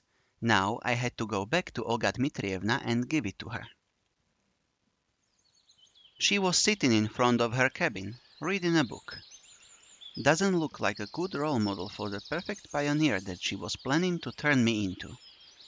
I wonder if her responsibilities extended beyond giving fiery speeches at the lineup, scolding Uliana, and getting involved into my moral, physical, and ideological growth. Here, I offered her my checklist. She placed it in her pocket without even looking at the signatures. Great! I could have signed it myself without going anywhere. Perfect! So, did you meet our nurse? Yes. For some reason, her question sent shivers down my spine. Which club have you signed up for? I didn't. I need to think first. That's a pity. It's vital for you to sign in somewhere tomorrow. Of course, sure. Right, it's time to go to dinner. About time. I was getting hungry. I headed to the canteen together with Olga Dmitrievna. I looked at the sky and noticed that sun was already setting. On the porch stood Alisa, Electronic, Uliana, and Slavia. As we came up, I heard what they were talking about. And never call me Dvache again, or you'll get another one. I didn't call you that. You are hearing things. He did. I heard it all. You weren't even there. I was in the bushes. Come on, you guys, stop it. So it wasn't a football injury Electronic suffered earlier today. The nurse did a good job. I couldn't even see his black eye. Olga Dmitrievna came up to them and asked about the ruckus. What happened? Alisa and Chizikov. I didn't do anything. She shrugged with antipathy and went inside. Right, dinner time. I entered last. There weren't too many free seats. There were few free chairs near Alisa across the canteen, but I'd sooner starve for a week or two than risk my head near her. There was also a seat near Uliana, but I'm not into traditional Chinese whatever crawls cuisine. Finally, a free chair near Miku. Looks like I'll have to pick my poison. You mind if I sit here? Oh yeah, sure. No, I don't mind. Yes, you can sit here. I sat down. Look, it's buckwheat today. Do you like buckwheat? And chicken. I don't like chicken. Well, not that I don't like it, but if you'd ask me what would I prefer, say stroganoff beef or ragu? No, maybe just the hamburger. Or a rump steak. Do you like rump steak? I'm not that picky about my food. And that's the simple truth. Oh, is that so? But the desserts, they aren't really good here. I like ice cream. Do you like ice cream? I love 48 kopecks and Leningradskoye. Oh, sorry, I keep talking about myself. Maybe you like Eskimo better. Dinner was starting to get on my nerves, thanks to such company. And I'm not the kind of person that can just ignore someone who's talking to them. Even her. We are at the same table after all. I once bought a waffle cone and started eating, and then you know what? I found a screw there. A real screw. Can you imagine that? Or was it bolt? I don't really know. Screws are those that you tighten with screwdrivers, and bolts are those that you turn with a wrench, yes? If there was a speed eating contest going on, I would probably be in the top 3 winners by now. Right, I'll be going. Enjoy your meal. I got up and headed outside. Miku was saying something, but her words were drowned by the crowd of loudly dining pioneers. I went out and sat on the stairs, waiting for my dinner to settle down a bit. I just sat there and watched night falling. Everything is so lively here during the day. Kids laughing and yelling happily, fooling and running around, constant chatter, games going on, and swimming at the beach. But after dark, the camp changes entirely. The sounds of day were swapped for silence, only now and then broken by crickets chirping or a night bird. The camp was going to sleep. In every shadow you could see things. Maybe a ghost, or a spirit of the forest, or a wild animal. A human being would be the last thing to expect. That is how it looked last night. And now. The locals followed their routine very strictly. In the day, the camp was theirs. In the night, it belonged more to the forces of nature than to humans. Someone touched my shoulder. I looked back. It was electronic. Let's go play cards. Cards? Yep, I invented a new game. A good one. Good? Like how? Well, first we got to find the cards, then I'll tell you. Then go find them. What's the problem? Only Olga Dmitrievna has them, and she won't give them to me. Why so? Well, the last time when we... Olga Dmitrievna and Slavia came out onto the porch. Olga Dmitrievna, Semyon just wanted to ask you about the possibility of getting playing cards. Actually... For what purpose? We invented a new game. Not we, you did. What game? I need the cards to show you. I don't like this. Well, if Semyon is with you, then perhaps it's okay. To be really honest...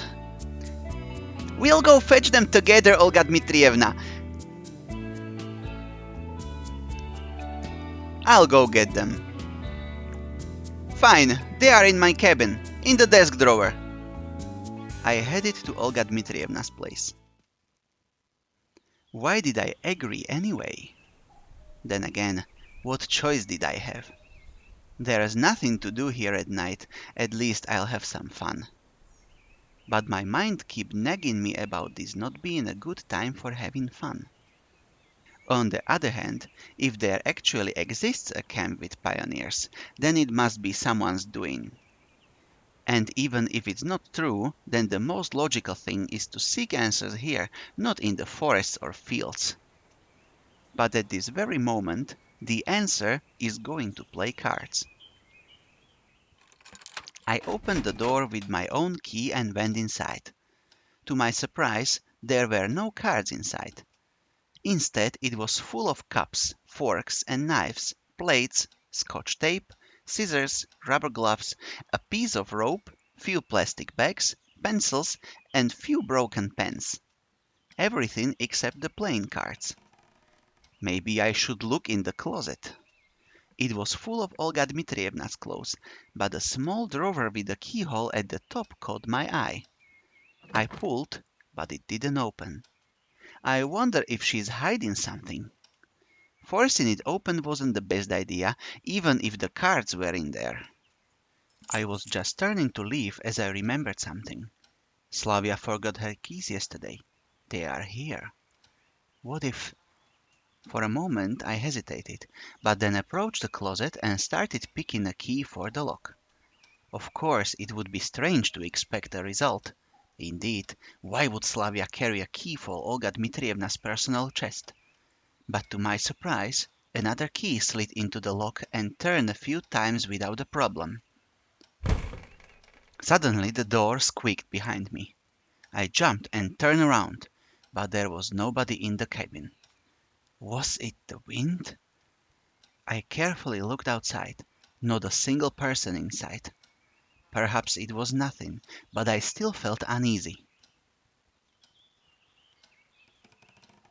I even looked in the bushes by the cabin, but then decided to go back and seek out all the dark secrets of our chief.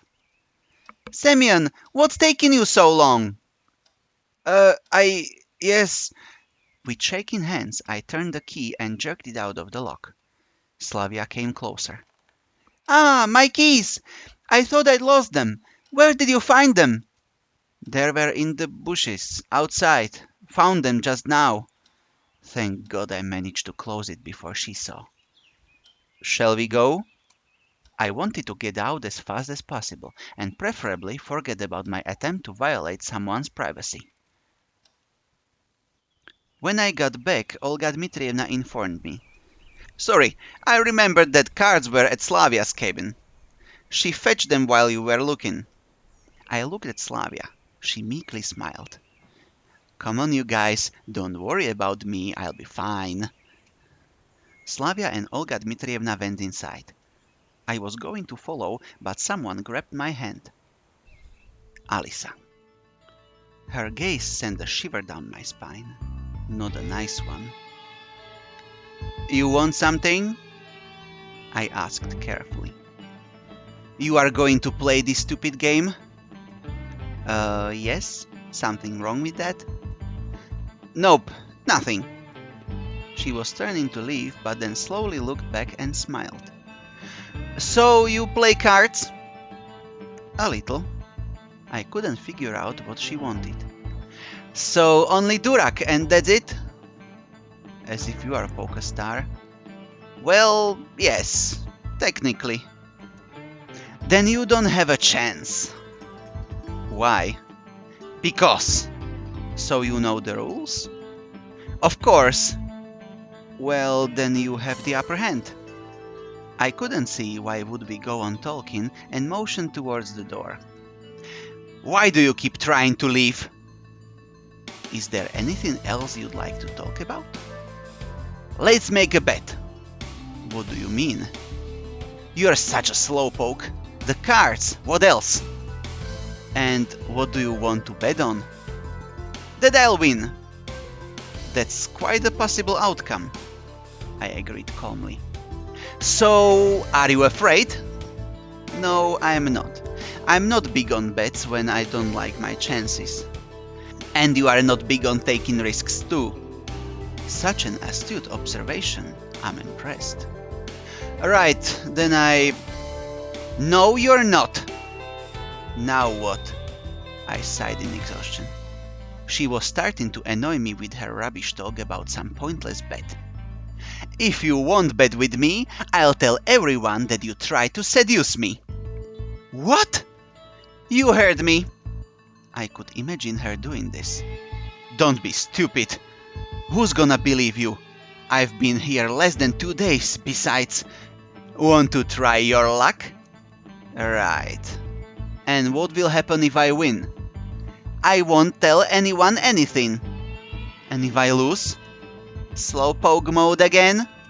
I'll tell everyone you tried to seduce me. I told you already. So you are telling me now that I have to work to prove that I didn't do something when I didn't actually do it? If that's how you want to look at it. Not a simple decision. On the one hand, it was stupid to agree. I didn't know the rules and gambling wasn't my thing. On the other hand, she could really make my life hell. Then again, can I even trust her? She can do it even if I win. So, have you made a decision? I was going to answer, but suddenly Lena came around me from behind. What? Nothing. Lena hurried inside. So?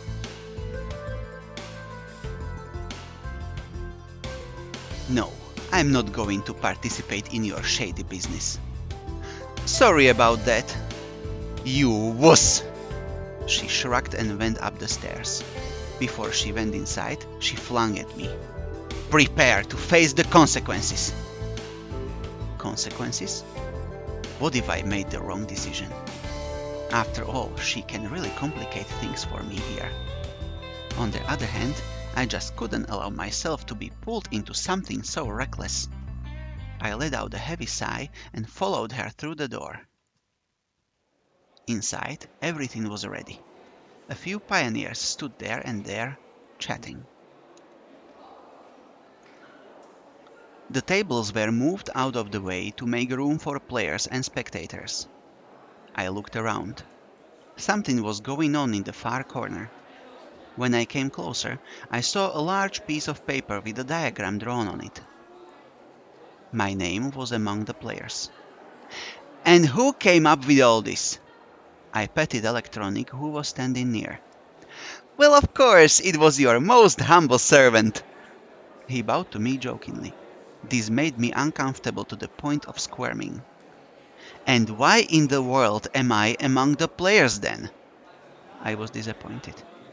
A few seconds ago, I thought I still had a slim chance to evade this tournament. Then I wouldn't have to fear Alisa's revenge for not betting with her. But now, that hope was gone. It was pure coincidence. Yeah, right, coincidence. Except that I was already acquainted with every one of the contestants. While there were a few dozen other pioneers standing in the room, I was seized by anxiety. It's the feeling of being watched while standing in an empty room with no windows and doors. Will there be any prize? I asked him lazily. I wanted to distract myself with a pointless conversation. Electronic was about to answer when Uliana came out of nowhere and started jumping around him. Prizes! Prizes! I heard something about prizes! Do you know what is the main ethos of the Olympic Games? A what? No. You'll understand when you grow up. She made a wry face and jabbed Electronic in the ribs. So what about the prize? Well, I don't know. It's not up to me. He made a helpless gesture. Really, if they came up with this stupid game, at least they could have given the winner a chocolate medal or something. Uliana suddenly jumped and raced off to somewhere. I wish I was that optimistic. So, what about the rules? Wait a bit! Not everyone is here yet. I looked around the canteen. Alisa, Slavia, Lena, Miku and Shurik were here. It seems like everyone's here. Not everyone. Zhenya isn't here. Does he feel uneasy? Or is it just me? She's not here, so what? Pick someone else instead.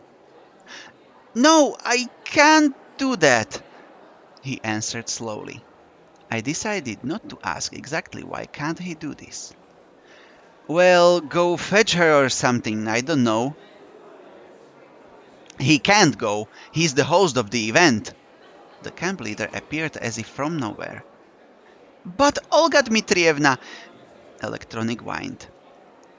Semyon will go. Right, Semyon? She looked at me and smiled. Of course, who else? Where is she? In the library, I guess. Okay. I dragged my feet towards the door. Please, hurry! What's Electronic's problem anyway? Night is coming soon. I was going to take my time, so I slowly paced towards the library. But I found Zhenya before I even expected. She was sitting on a bench at the square, staring at Genda, who was silent as always.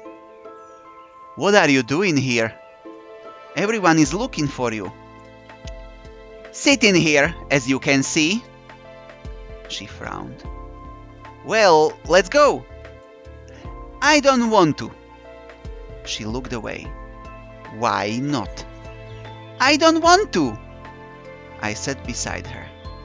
Listen, I don't like the idea of this contest myself, but we can't let everyone down. I surely didn't sound like myself there. A couple of days ago, I wouldn't even think of saying something like that. Zhenya looked at me with surprise on her face. So, everyone is waiting for me? Isn't that exactly what I said? Yes. I won't go anyway. She frowned and hid her face. But why? I gestured with my arms, wondering. I don't know how to play cards. So what? Same problem here. Then how can you play? What, you can only do things that you read about in books or something? Of course! She was surprised. And what if you end up in Antarctica and have to rely on hunting polar bears to survive?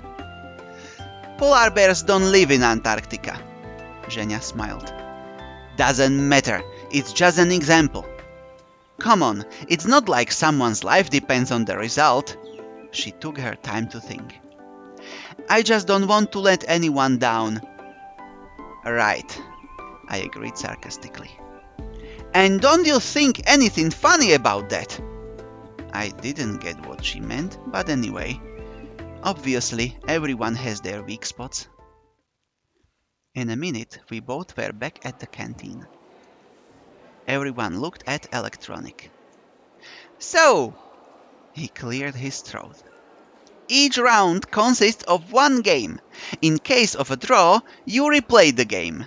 After this, the loser drops out and the next round begins. Since the number of volunteers, he looked at me, since the number of players is just 8, we'll have only 3 rounds. Is everything clear? The crowd cheered. And what about the prizes? The prizes, what are they? Uliana, cut it out! Slavia stepped forward and tried to catch Uliana. I won't rest until the prize is mine! Seemed like this girl alone had enough energy for a warp jump to Alpha Centauri. Prizes! Prizes! She repeated it over and over. Stop it! Slavia tried to reason with her. Electronic seemed to be getting dizzy from all this running around. Let's start already, I said calmly and added to Uliana. Or you won't get any prizes. Looks like my argument got through to her, so she took her place. Slavia followed her, giving me a grateful smile as she passed. The pioneers finally settled down. I approached the table that Lena sat behind. You don't mind? She looked up and blushed. Don't worry, I don't know the rules myself. And how can I be sure that it's not only myself? I sat down. Turns out we'll have to play the first round together. Yes.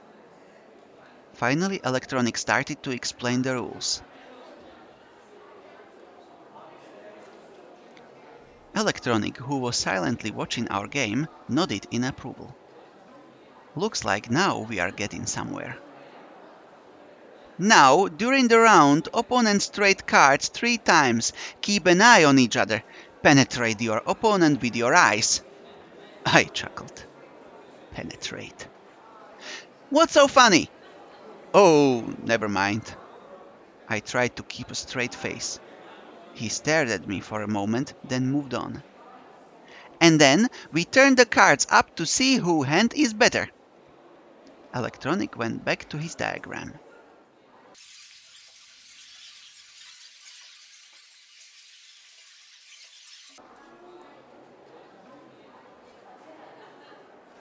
It's still frustrating to lose anyway.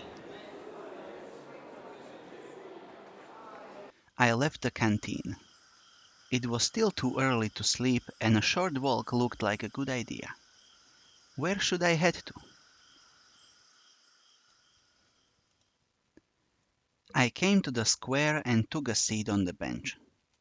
Simply staring at the Genda statue seemed like a good idea.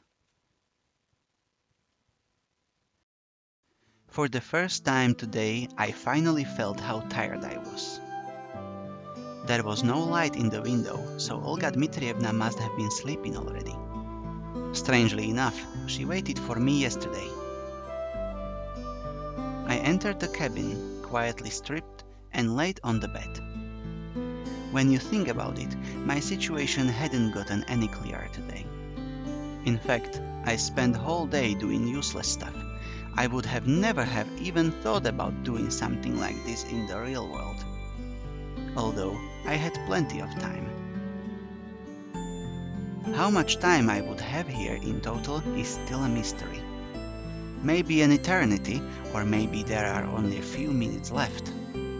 I just didn't want to think about the past, about how I got to this camp. For the first time in a long time I felt really tired. Not only emotionally tired, but also physically tired. psychologically tired, and God knows how else tired. I just wanted everyone and everything to show off, starting with my own thoughts. I wanted this mess to somehow resolve by itself, or at least without my active participation. And what if I'm stuck here forever? Then I'll have to get used to it. So, just like that, I'm not ready.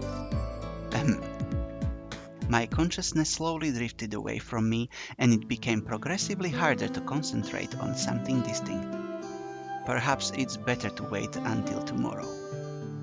I rolled over and fell asleep.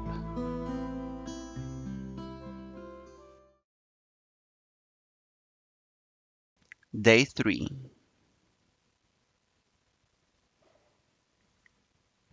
The night left a feeling of anxiety behind. I woke up exhausted both physically and mentally. It happens to me all the time.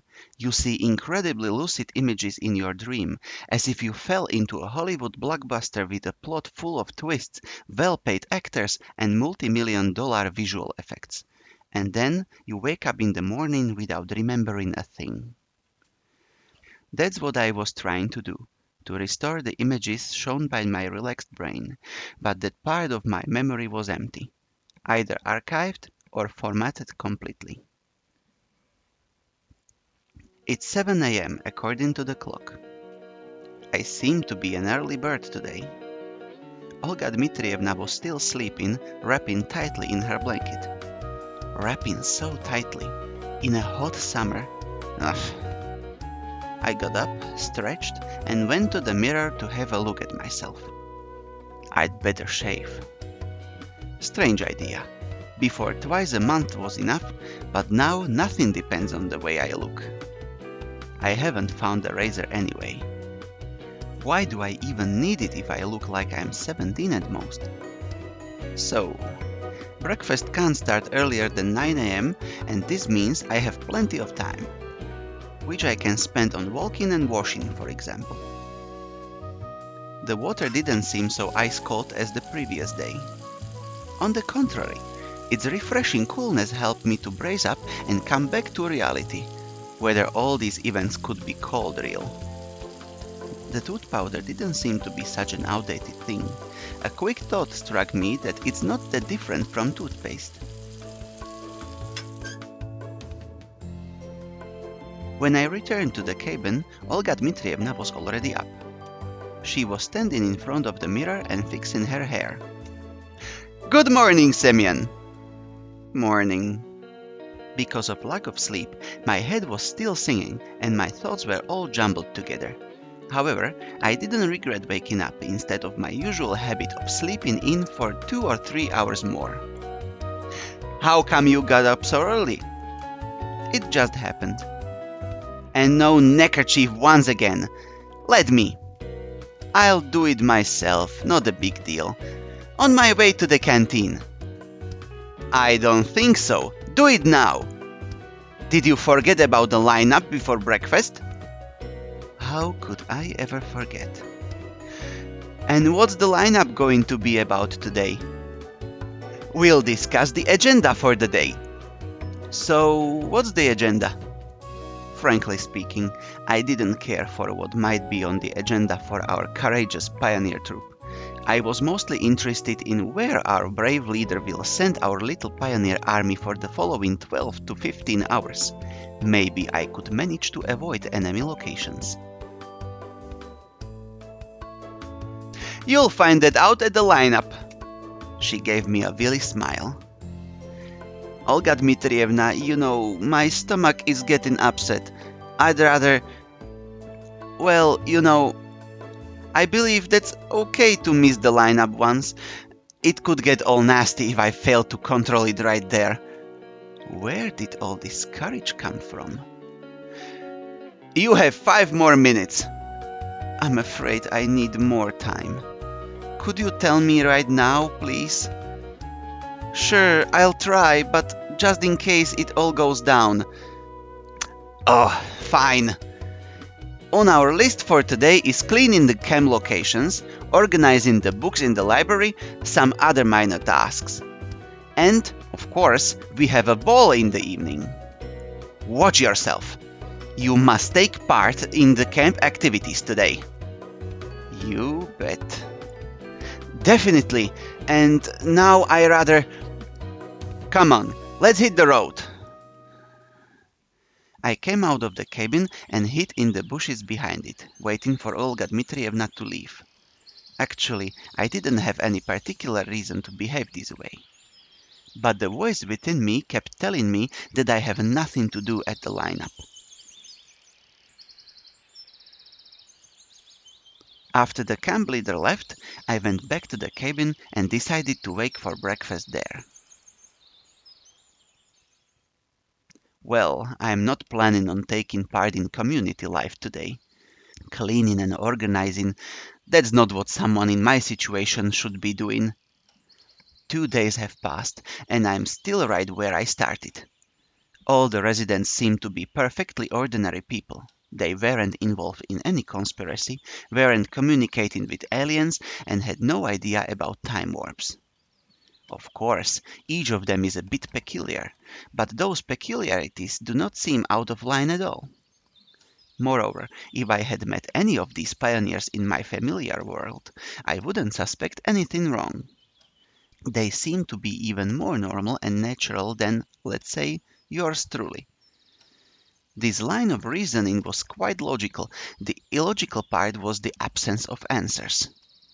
Ordinary people in an extraordinary place.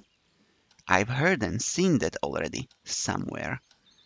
Dozens of pioneers, or even more, live their familiar lives and do their regular stuff day by day. They don't understand that the world around them is not what it looks like. Okay, but this is their point of view. As for me, I'm not acquainted with the world of the Semyon camp and its residents, even if they seem to behave the way normal people would under the same circumstances. I have to decide here and now, are those people involved in what's happening to me?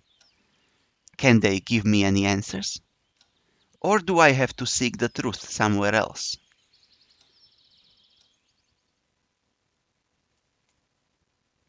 It seems I overdid it a bit with the thinking. There's no usual crowd of hungry pioneers near the canteen. Or even inside the canteen. Most of them probably had their breakfast before 9 a.m. That's even better. Two's company, three's a crowd. Lena was sitting in the farthest corner of the canteen, lazily picking with her fork at an amorphous lump that vaguely resembled porridge. Having a breakfast with her seems like a good idea. We can have a chat in peace. Or at least try to have one. I was on the way to her table when suddenly somebody grabbed me by the sleeve. Zhenya, the librarian. Get your meal and come. We need to talk. What are you waiting for? I was a bit confused. Pardon, isn't this a bit too sudden? What's wrong? Get your meal and sit down. I suppose that she considers her behavior completely normal. Fine, wait a minute.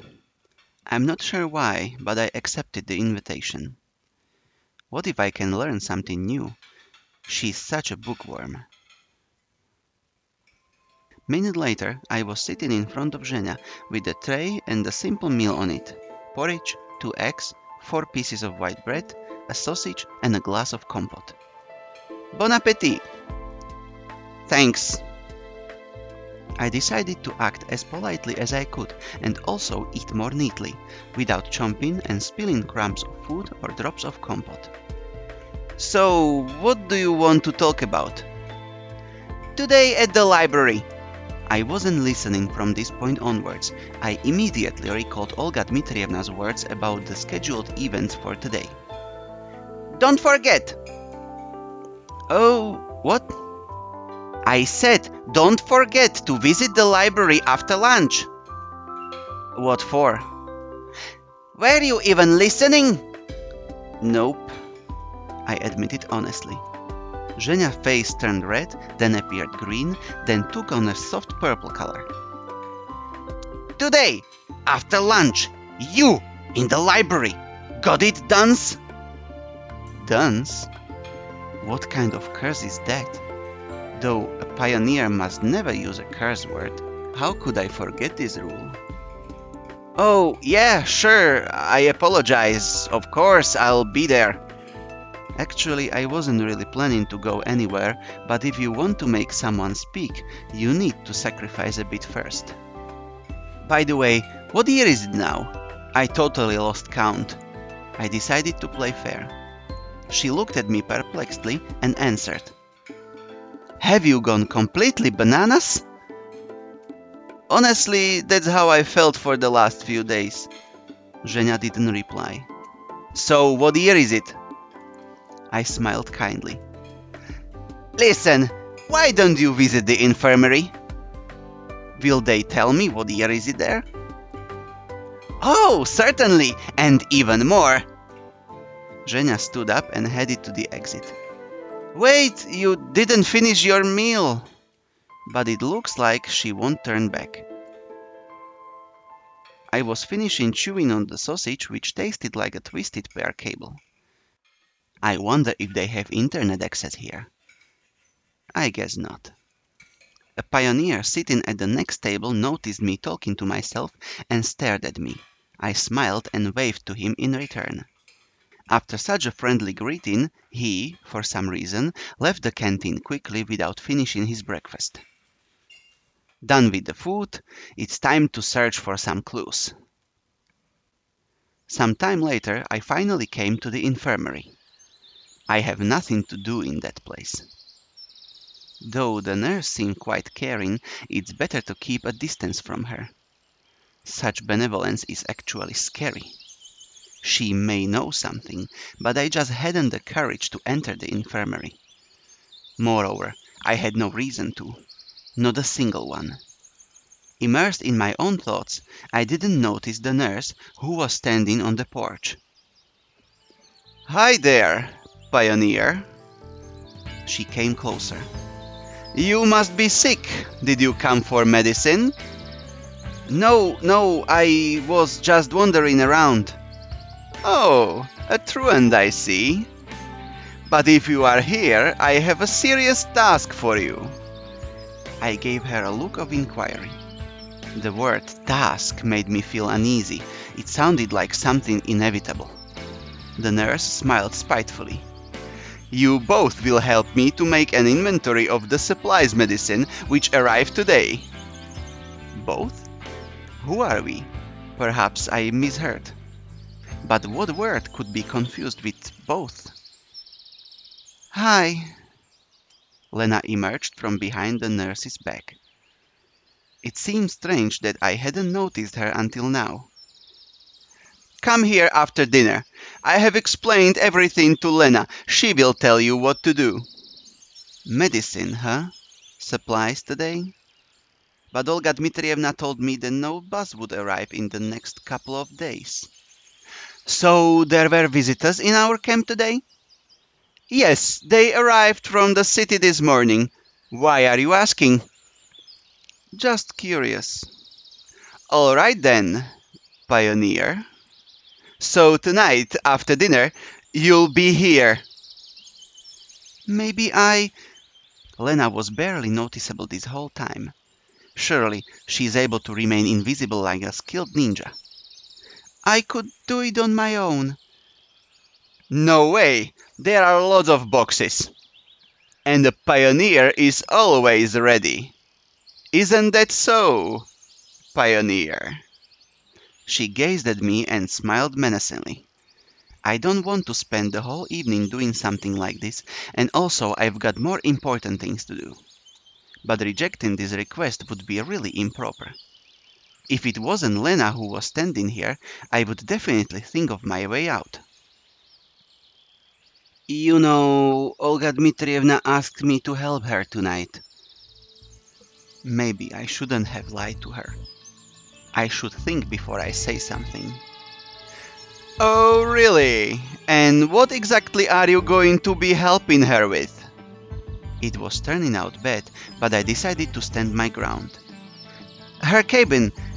She asked me to clean it up, sort out the things and so on. Bet you know what a mess the cabin is. Sure, she asked you to tidy up her closet too? The nurse looked at me so intensely that Napoleon's fiasco at the Battle of Waterloo seemed now a small annoyance compared to my current flop. I was going to say something, but she continued to speak. Okay then, pioneer.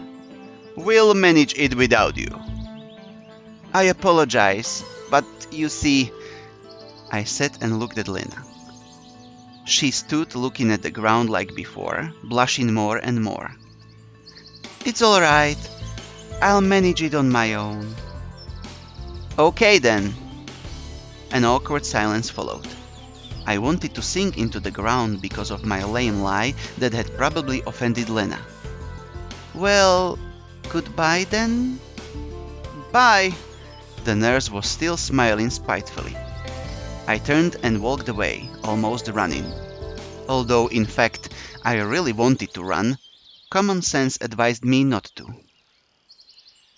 I came back to my senses when I reached the square. So, what's next? I decided to visit my cabin in order to collect my phone. I don't know where I'll find myself today, but having a watch is always useful. Though having a wristwatch is much easier. Suddenly I heard a different tune, which was cutting through the usual noise of the camp. I listened to it carefully. Sounds like an electric guitar. 3 repeating chords, no more. But this melody felt somehow warm, as if a vacuum tube-based audio amplifier was used. Could there be such a luxury here? The sound was definitely coming from somewhere near the stage area. I wonder who that could be. Who cares? I better keep on looking for answers. Whoever that is, what's the big deal? I have better things to do. I came back to the leader's cabin.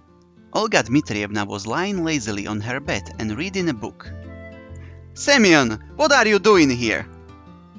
That's what I could ask her too. I've forgotten something, so I came back. You were absent at the lineup. Oh, yeah, I apologize. Alright. Nevertheless, you should do something useful today. Just as I planned. But I have my own vision of what useful means. Like? You could go to the square to help with the cleaning. Slavia is in charge there. Strange. I just been there and I hadn't seen anyone. Or you could visit the boys at the electronics club. They asked me for a hand. Those fathers of invention again. Finally, you could help at the sports club. What are they up to? They are renewing the pitch, fixing the benches, changing the goal nets and so on. Honestly, none of those options suited me. Why is she always trying to burden me with work? Seriously, except for Slavia, no one ever works here, while some people in particular are enjoying their free time with a joyful spirit. Every one of the leaders' attempts to keep me busy seems to serve only one purpose, to prevent me from finding out my current location. Really, all the deep and vital questions concerning my existence are swept away by a broom, together with all the rubbish and litter. In my case, taking some time to work would probably pay off, but just like someone suffering gangrene and rejecting an amputation, I will stand by my beliefs. You know, I already had my own arrangements. Oh, really? What kind of arrangements? She buckled up. Well, I can't just tell her what I'm really thinking about. On the other hand, why not? No, it's too dangerous. At least now I maintain a fragile balance and nothing is threatening me. Everything seems that way. Just as I thought. What exactly she thought remained secret. You probably have not yet realized how important it is to participate in social life. This is the only way to become a pioneer capable of being a role model. I didn't want to sit through another long lecture, so I decided to accept one of the offers. Sometimes the answers in this world can be found in the most unexpected places, or at least so I wanted to believe. So, should I choose for you? The leader's voice turned authoritative. I can do it myself, thank you. I mumbled and left the cabin. I think I'd rather assess the guys with their giant robot engineering. Well, they might be not so giant after all. That was surely a hard decision to make. Indeed, is there any reason to spend extra time with weird chaps fond of early to mid-20th century sci-fi? But what if I manage to find out something useful from them? At least I can try. Standing on the threshold of the clubhouse, I hesitated for a while. Finally, all my doubts were swept aside. I opened the door and went in. Electronic and Shurik were bending over the table, studying something closely. Hi there, cybernetics. How it's going? I was itching to behave as friendly as I could. Hi! We were waiting for you! How did I know you were going to say that? Electronic obviously intended to be called the Oracle. So, what do you need? You'll help us to complete the robot. No way. That's out of my league. Don't worry, we'll show you around. The more you hate me, the more you will learn. I'm a hard man. But I am fair. Electronic joined in cheerfully.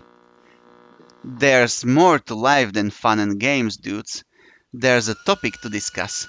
I've got a question, and you seem to have an answer. What's the question? He inquired guardedly. Do you think it is possible to travel in time? Why would you think such a thing? Electronic suddenly became serious. It's not only my idea. I took a book from the library yesterday, The Time Machine by H.G. Wells. You must have read it. So, well, I'm thinking it over. Oh. Wanna leap to the future, see how life is there? Nah, not really. I'm more interested in traveling back in time. Why is that? I don't know. Why not? Well, and what do you think about it? General relativity theory postulates the existence of wormholes, also known as tunnels in space. But you wouldn't understand it all anyway. I bet I won't. Anyway, in any such supposition, we'll encounter a whole bunch of paradoxes. For example, if you'll travel to the past and kill yourself, then it would mean that you, from the present, won't be able to exist. Well, it seems so. In a nutshell, it's all too unscientific. I see, but what if it would be possible? I mean, do I need some kind of machine or a device or a program to get to the past? Or it's enough just to fall asleep in the wrong place and wake up in another time and reality? I am sure that modern science has no answer for your question yet. Oh, yep, he sounds like the Popular Mechanics magazine. I've seen a couple of issues lying around my shelves too. I see. It appears that coming here was a bad idea. However, if we assume that the known laws of physics are incorrect, or alternatively, the laws of themselves are correct but we don't know everything about them, then it's definitely possible. Okay. Or it could be somebody, for example, a more advanced race than humans that possesses superior knowledge of the nature of things. Okay. They could build a time machine or travel through time by some other means. Okay. So that means that I was thrown in the past by humanity's big brothers? An interesting idea. And it seems reasonable if you think about it. And how would one find these, the ones you've been talking about, if you are already in the past? How on earth would we know? They both laughed loudly. Well, thanks guys. I was about to leave. Hey, hang on! And what about our robot? I'm sure that everything will be just fine with it. The junior cybernetics arguments were quite logical, but, alas, I wasn't an inch closer to solving the mystery of my arrival in this world. I strolled around the camp for some time and then headed to the canteen. Who's marching forward in a row? It's our pioneer squad! Pioneers in a row usually march to the canteen in the Semyon camp. I was looking for a place where no one would disturb me, like what happened before. Just so I can eat in peace. And for that I have to at least not be the last one to come.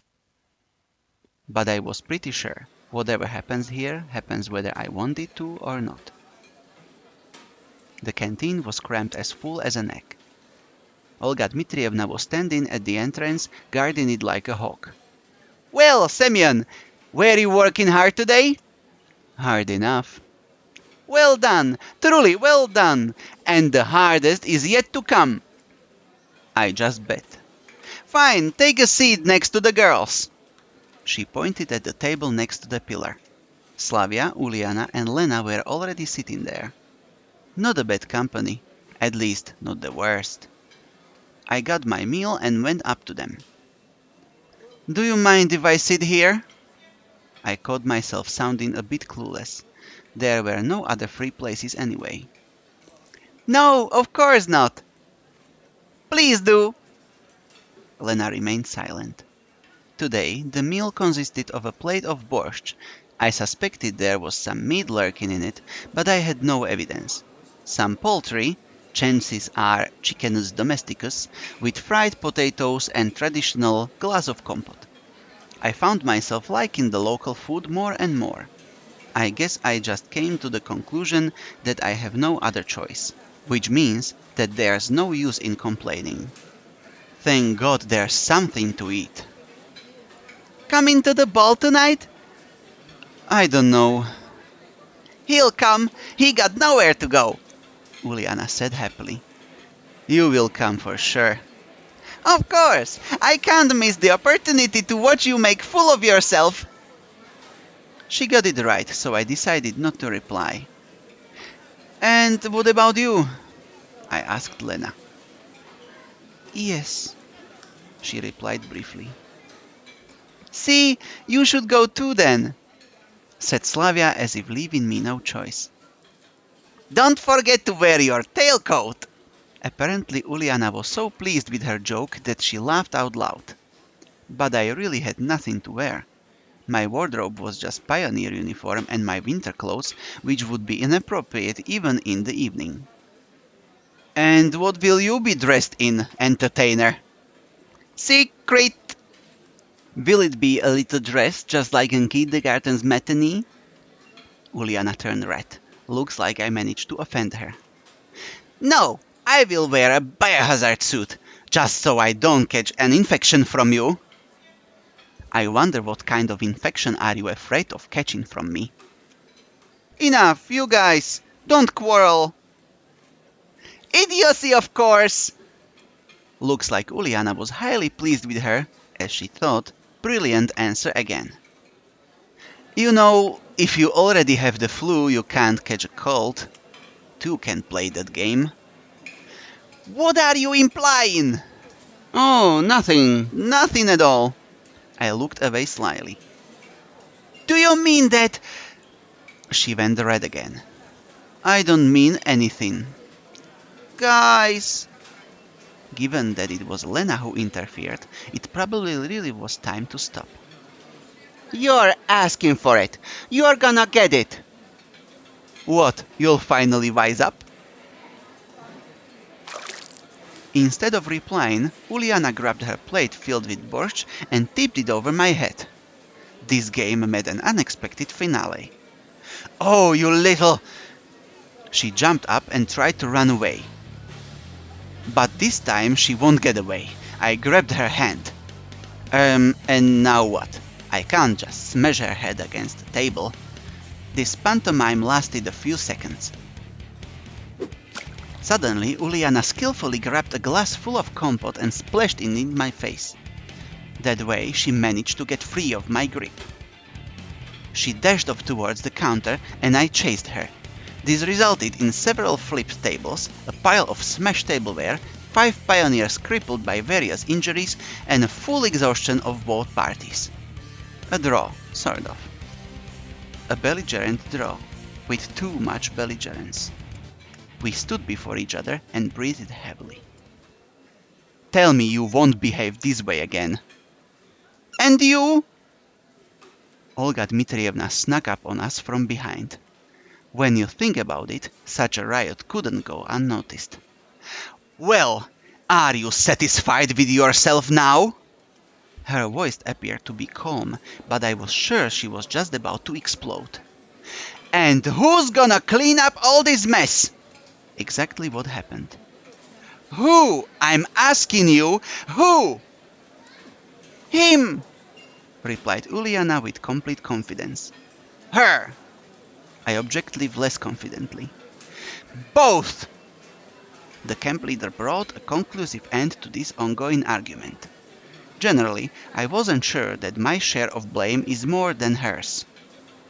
Although Uliana didn't have a drop of guilt on her face. Beat it! I'm not cleaning! Ain't nobody got time for that! This is his fault! He started it first! No, it isn't. Oh, yes it is! I am not going to sort out all this nonsense. Semyon, go grab a mop, a bucket, some clothes, you know, that kind of stuff in the closet, and as for you... She looked at Uliana with such a burning gaze that I felt a bit sorry for the girl. You! Start to pick up the broken tableware immediately. Olga Dmitrievna took a deep breath and continued. You are nothing but trouble. How many times have I told you? I decided to skip the lecture and went to the closet that appeared to be near the exit. Suddenly, a perfect idea flashed in my head. Why don't I just run away? Sure, Olga Dmitrievna has called us already, but I'm not the one to blame. Of course, I'm not that true pioneer she keeps talking about, but in comparison to Uliana... Anyway, she's the principal culprit. It's not like I have nothing better to do than cleaning up the mess here. I have to seek answers.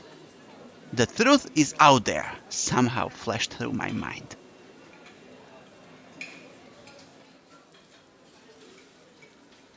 Nah, running away is hardly a good idea. For starters, Olga Dmitrievna has caught me already, and dashing off would only aggravate my punishment. As well as that, I was indeed partly guilty. Of course it was all her fault, but if I hadn't reacted like that, probably we could have avoided this thrashing. Probably. I opened the cabinet and took out a broom, a mop, and a dustpan. Olga Dmitrievna wasn't anywhere near Uliana by the time I returned. She's gone. Can't you see for yourself? Uliana looked upset. All her youthful spirit vanished without a trace. Okay, hang a sec. I'll go and wash myself a bit first. I shot her an angry glance and headed towards the exit. I washed the scraps of lunch off myself and returned to the canteen. Well, no escaping it. We have to clean it up. It's all because of you! Just a single gaze from her gave me the creeps. Of course it is! It's me who's guilty of everything. It's me who's a local natural hazard. Oh, shut up! Still, it's kind of strange that she's not trying to avoid this cleanup duty. Uliana had a solid opportunity to just run away and leave me alone, but somehow she did the exact opposite, diligently gathering broken plate fragments, mopping the floor, picking up chairs and tables. In fact, she was so fast that I had a tough time keeping up with her. Well now, aren't you suddenly acting all goody-goody? It's not like I want to spend the whole day here, you dork! She still sounded irritated. Listen, you've got to understand that you can't behave like that. At least not to such an extent. For some reason, I decided to try and give her a moral lecture. I haven't done a thing. It was you who was calling me names. Uliana grabbed a bucket and a mop and went to the farthest corner of the canteen. Looks like she's still angry. Looking back at the mountain of broken tableware, I finally began to understand the scope of the catastrophe. We are lucky that at least the forks and spoons are made of metal. We still have something to eat with, but there are hardly any plates left. Hey! Uliana called me with a shout. I went over to her. I don't get it. Why do you hate me so much? Her face became so serious that I was ready to believe that it wasn't just yet another trick of hers. Why do you think so? I have no idea. That's exactly why I'm asking you. I don't hate you. It's just that sometimes you behave like, well, you know. As simple as that, but still true. Like what? I have no idea. She lifted her gaze to me, boiling with curiosity. Well, for starters, what's the big idea of pouring the compote all over me? You were asking for it. She smiled for the first time since we started cleaning. Yeah, sure. I heaved a deep sigh. So, what do you expect from others then? Nothing, she replied acidly. This discussion was over, so I just continued cleaning up in silence. It took us a few hours to fix up the canteen. At last, all the broken tableware was gone. Chairs and tables were in their designed places. The floor looked clean. We were sitting together with Uliana next to the food counter, breathing heavily, deservedly resting. Now you see how much effort it has to be put in because of silly trick. But I'm not tired at all. Though the sweat pouring down her face told the opposite story. Oh well, good for you. So, what are we gonna do next? I don't know about you, but I'd rather go. Nope, that's not all. You have to... She hesitated. To help me with another little thing. Thinking of another silly prank? You bet! She was smiling broadly. I'm not your man here. I'm more than fed up with just one punishment for today. Okay, here's the deal. If you help me now, there won't be any more pranks. Sure, that was an inviting prospect, but somehow I couldn't bring myself to trust Uliana even for a moment. Well, it wouldn't hurt to ask. So, what is your cunning plan? We are gonna steal the candy. What? I should have expected something like that. Candy is for kids. Soon, the chief will go out to dump the trash. Nobody's gonna see us. Count me out. Ah, whatever. She grunted and turned away. Then I'll do it myself. And I won't allow... I couldn't even finish the sentence as Uliana already jumped over the counter, ran to the cabinet, opened the door and started rummaging through it. Hey, cut that! It's not like you haven't got enough problems with Olga Dmitrievna. She didn't reply. You won't get away with just cleaning duty for something like that. Uliana closed the cabinet. She held a huge bag of candy in her hands. Ah, you little... Put it back! She stuck out her tongue at me and dashed off through the back door. I couldn't just leave it at that. I darted off in pursuit.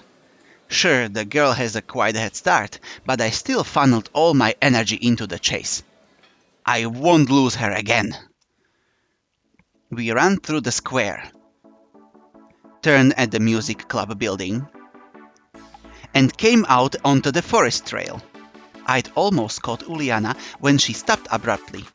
I couldn't pull up as sharply, so I crashed into her, sending us sprawling. We rolled down onto the grass. Gotcha! I gave a victorious shout. No, you didn't, she replied with an ashamed tone. Uliana was lying under me. Her face was right next to mine. I felt her erratic breathing and the heat of her body. Sure, right now she's only a child, but soon enough she'll become a woman. It was pretty embarrassing. You gonna rape me? She said, coming back to her senses. You want me to? Anyway, it was more like a game to her. Sure, do! She gave a cunning smile and snorted quietly. Or was it just my imagination? I am not really in the mood. Ah, whatever. Uliana reached up and bit me on the nose. I wasn't expecting that and even pulled back a little. Just a moment of hesitation was enough for her to wrestle out and run a dozen feet away. Watch it! You're gonna regret this later! She laughed out loud and disappeared into the woods. The candy bag was left lying on the ground near me. I wonder if she dropped it on purpose. It's getting near dinner time, so I had to hurry up and return the candy. And preferably, very preferably, stay under the radar. Of course, I'll explain the situation. It was Uliana who had stolen them, but who's gonna believe me? Olga Dmitrievna was already waiting for me at the entrance to the canteen. Good job, Semyon! On what? I hid the bag of sweets behind my back. The bag was transparent and too big to put in my pocket. I was talking about the cleanup. Everything is clean and tidy. Well, yeah.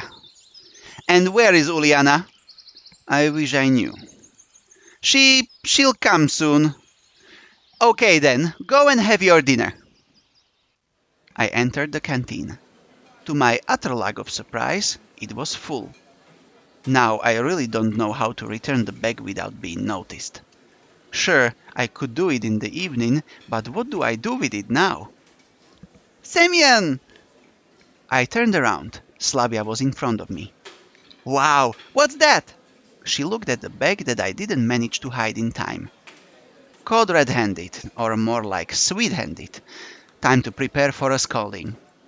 These are sweets. Where from? I stole them, damn it. Got them from Uliana. Oh, I see. Same old song and dance? What do you mean? It's not the first time she's stolen sweets. And why am I not surprised? Let me handle this. Thanks. Slavia saved the day yet again. She took the bag and headed to the buffet. I had no desire to listen what she was going to say while returning the sweets, so I started to look around the canteen, looking for a place to sit. It seems that I will have to share a dinner table with Electronic and Shurik. There were no more places to sit. What's happening, gentlemen? Every time I had to deal with them, I got an itching desire to tease them, or at least to drop some cheeky or cocky banter. It might be too risky to behave that way, but the Electronic brothers were my primary source of positive emotions. How are you doing? Fine. What about you? His and misses. Did something happen? Lots of stuff. Mind sharing? Nah, some other time maybe. Suit yourself. He made a helpless gesture. We are going to the ball after dinner. Electronic giggled. I know that. Who would you want to ask out? I hadn't thought about it yet. What about you? I... It seemed that this question caught him off guard. Ask Uliana, that would make her happy. No thanks! Electronic furiously waved his hands. And you, Shurik, you gotta ask Alisa out. Thanks, I'll pass. He looked calmer than his mate. Oh, come on, guys, it'd be fun. And in any case, we've got things to do. We still have to finish the robot. Oh, that's a marvelous idea. Ask your robot out. Can it dance? It can't even walk yet. Shurik probably missed the point completely. Why, it would be a great demonstration of our achievements in front of the camp. And what would we show to them? Yeah, you're right. They both stared at their plates disappointingly.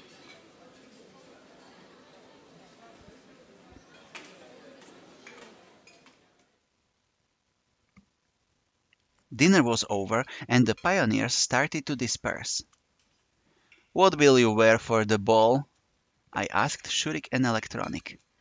We don't have anything special to wear. We'll go as we are. He indicated his pioneer uniform. They don't seem to care about their appearances at all. Well, why should I care then? Wearing my winter clothes isn't an option, so I'll go just like this. When does it start? After 9 o'clock. Got it. I left the canteen and deeply inhaled the fresh evening air. I remembered those rare dances I used to go at school. Hesitation, insecurity, even fear. I couldn't dance. I didn't know how to react if someone had invited me. I wouldn't dare to invite someone myself.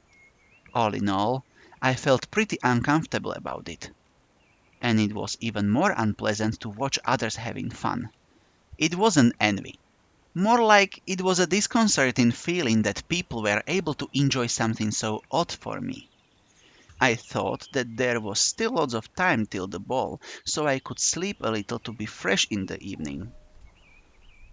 Entering the camp leader's cabin, I flopped onto the bed instantly and shut my eyes.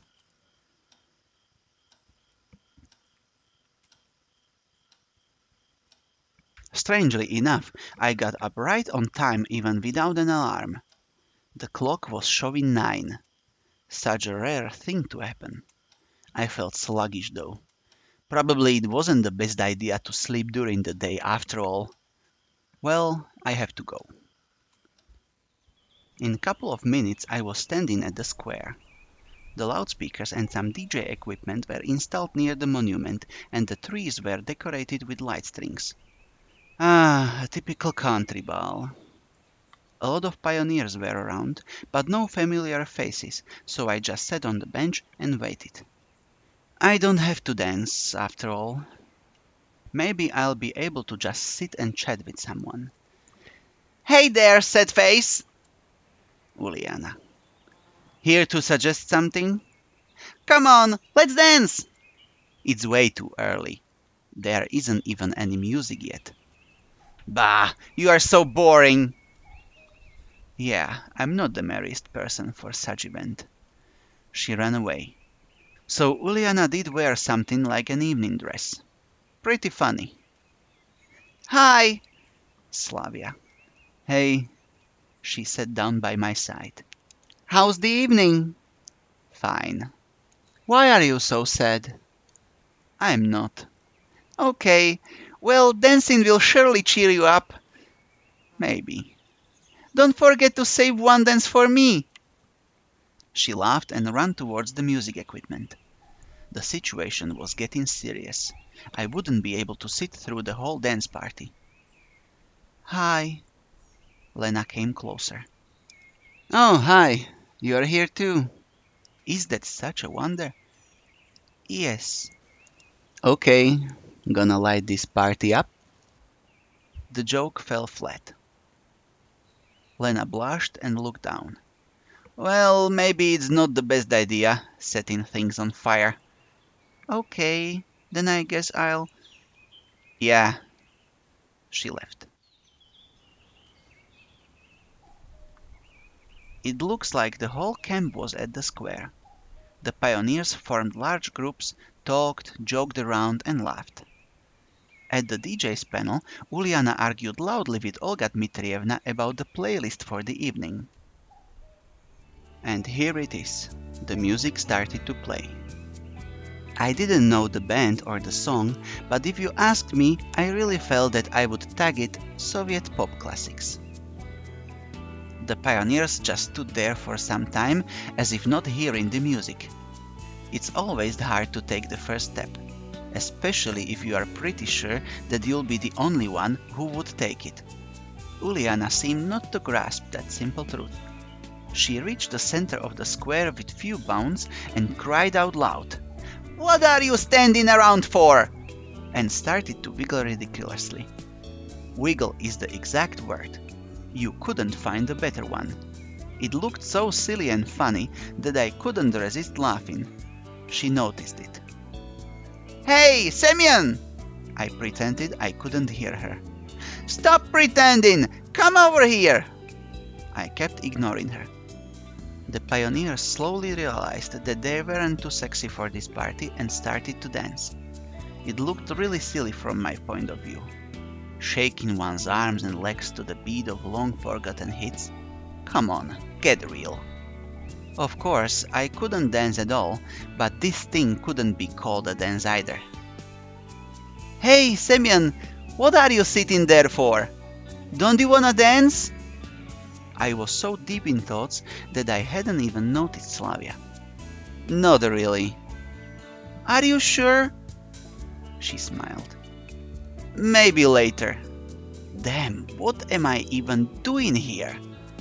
Slavia went back to the dance floor. I sat a little longer and then cautiously slipped away after making sure nobody noticed me. I totally didn't want to see anyone after such successful dancing. The most quiet place here is the bus station, which might never be visited by the 410 route again. But I let out a scream. There was a bus right in front of me, just like the one on the first day. I was petrified. How? What? How? Why? At once I remembered all my theories about getting to this camp. I was struck by the realization that during these last few days I had gotten so used to local life that I had started to forget that the things happening here were really not normal. I just stood there and watched the damn Icarus. Then I slapped my hands to my cheeks to be sure that this is not an illusion. The bus was still there. If it's here, then it's time to go home. Sayonara, pioneers! I rushed to the door. I came to my senses on the ground. My nose hurt like hell. I stood up and tried to understand what's going on. It seemed like I bumped into something. The bus was more than real to the touch. I tried to reach my hand out through the door, but there was some kind of an invisible wall. I was overwhelmed by a nearly animalistic fear. Fear of everything, the camp, its inhabitants, and this bus. How the hell did I even get here? What is this damn Icarus I can't enter? Why is this happening to me? Suddenly, a strong, unbalancing wind blew. I turned around and saw a little piece of paper under the wheel of the bus. Something was written on it.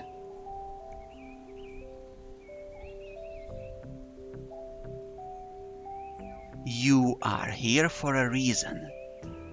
The bad handwriting seemed familiar. I certainly have seen it somewhere. It dawned upon me. I took a small charcoal from the ground and scribbled the same sentence on the backside. The handwriting was identical. My head cleared. I have sent a message to myself from the future. That's it. Or not. From the past. Damn, I don't understand anything. In any case, that was my handwriting. It certainly was not hard to forge it, but I was sure that I had written that message myself. After turning that piece of paper over in my hands, I decided to try entering the bus one more time. The invisible wall was still there. I circled all around the Icarus, tapped at the wheels, peeked inside through the window. Everything looked absolutely normal, but in reality it wasn't. Heavy stones just bounced off the glass without visible damage. No effect, not even a scratch. I sat down on the curb and sighed weakly. If you think about it, that piece of paper hinted at something. And it seems that this situation won't do me any harm. Semyon! Seems like the leader is looking for me.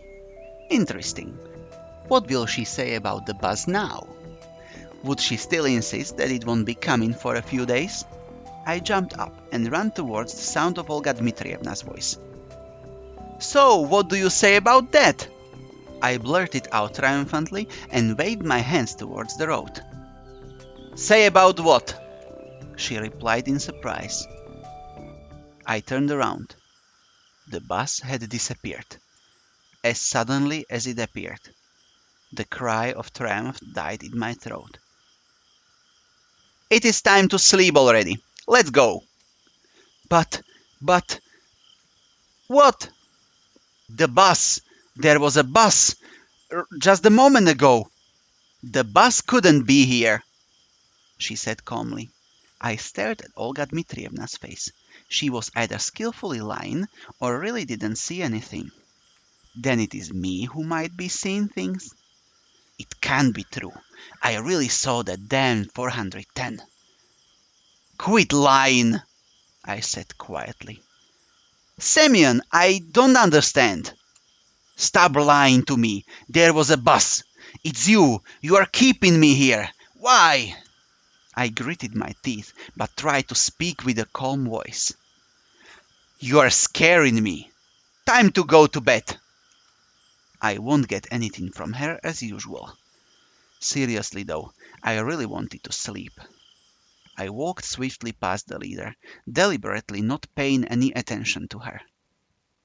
I couldn't fall asleep for quite some time, and only the crumpled piece of paper with the words, "You are here for a reason," reminded me that the events of these 3 days were real.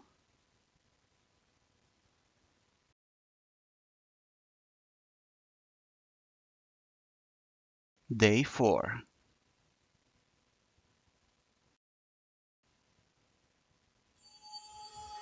A hellish cracking in my head woke me up. My skull felt like somebody was blowing on it from the inside.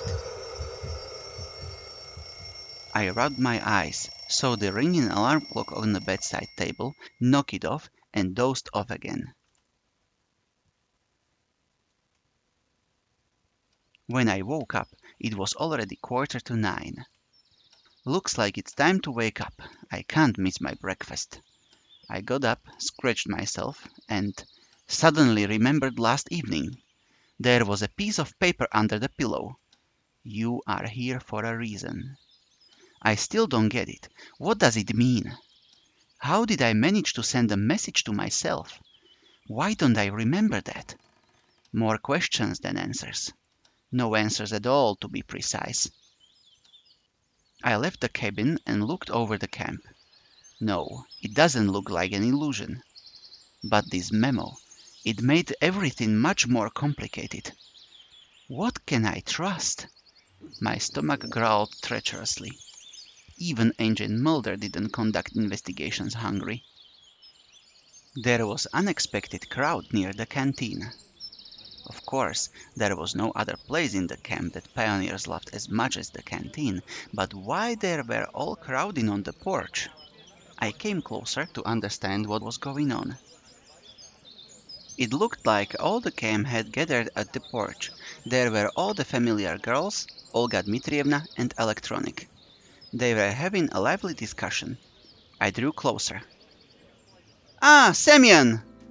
Have you seen Shurik today? Nope. What's the matter? We haven't been able to find him since early morning.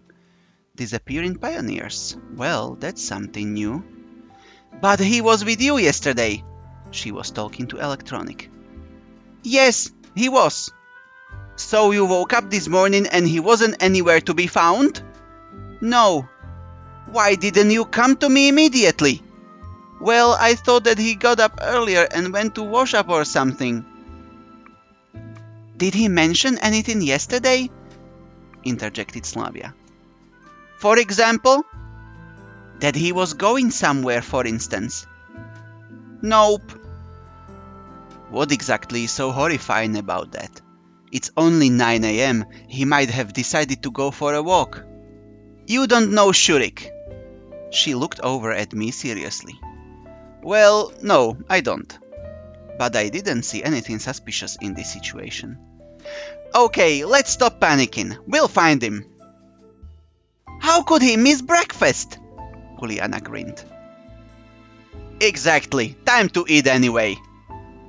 The pioneers proceeded into the canteen. Yet again, I had no choice where to fit in. The only free place was at the table with Alisa and Uliana. Take a seat! She pointed at the chair next to her. I sat down. Aren't you gonna get your food? Good idea. I hadn't thought about that. Today's breakfast didn't look much different from yesterday's, but it looked more appetizing. Or maybe I was just very hungry. Or maybe I was eager to finish it off as soon as possible to avoid yet another Uliana prank. "Wanna go to the beach with us today?" "When?" "Right after breakfast." Generally speaking, relaxation wasn't on my agenda today, but if I was going to spend my time thinking, why shouldn't I do it while getting a suntan? "Sure, why not?" "Ah, cool!" She smiled nicely. "I bet you're planning another prank." "No, not at all." Uliana waved her hands at me. "She sure is." Alisa grinned. "She's always like that." "No way!" "I think she's right." "Nobody believes me." Uliana took her tray of dirty dishes and stood up. "Enjoy your meal," she said in such a way which left no doubt. Nothing good awaits me today at the beach. Me and Alisa were left alone. "You know, I guess I shouldn't go with you after all." "Why's that?" "Well, I've got something to do." "And what exactly would that be?" She looked in my eyes and I couldn't even find an appropriate excuse. "I don't even have a swimsuit." "Try mine." "You think it will fit me?" "Give it a try." "I don't think it's worth the effort." "Don't be a wimp. We'll find you some swimming trunks." Those words only added to my fear. "Wait for me by the canteen. I'll be back soon."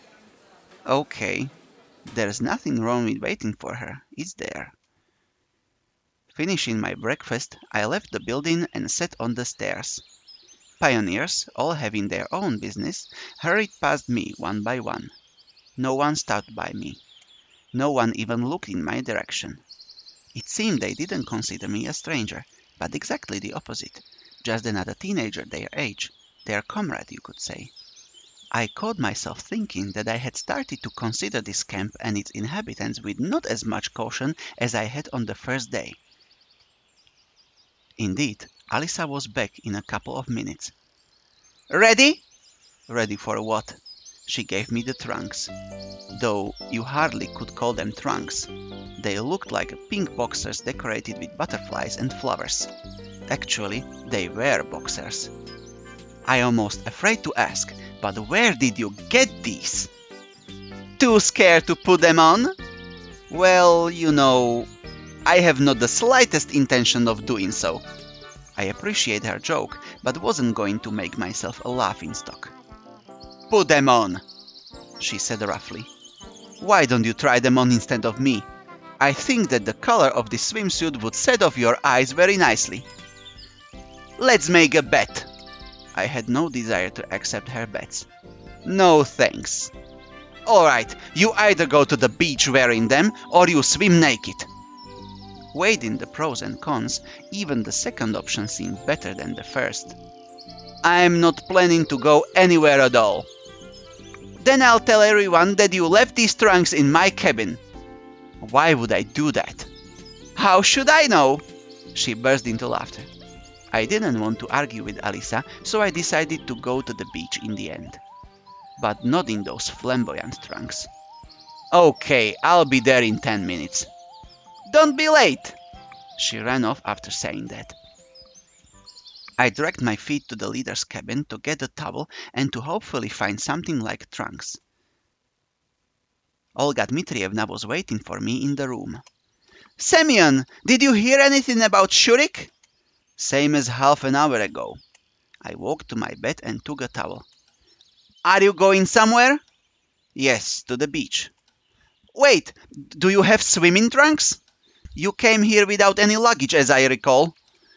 Strange, that fact didn't seem to surprise her during our first encounter.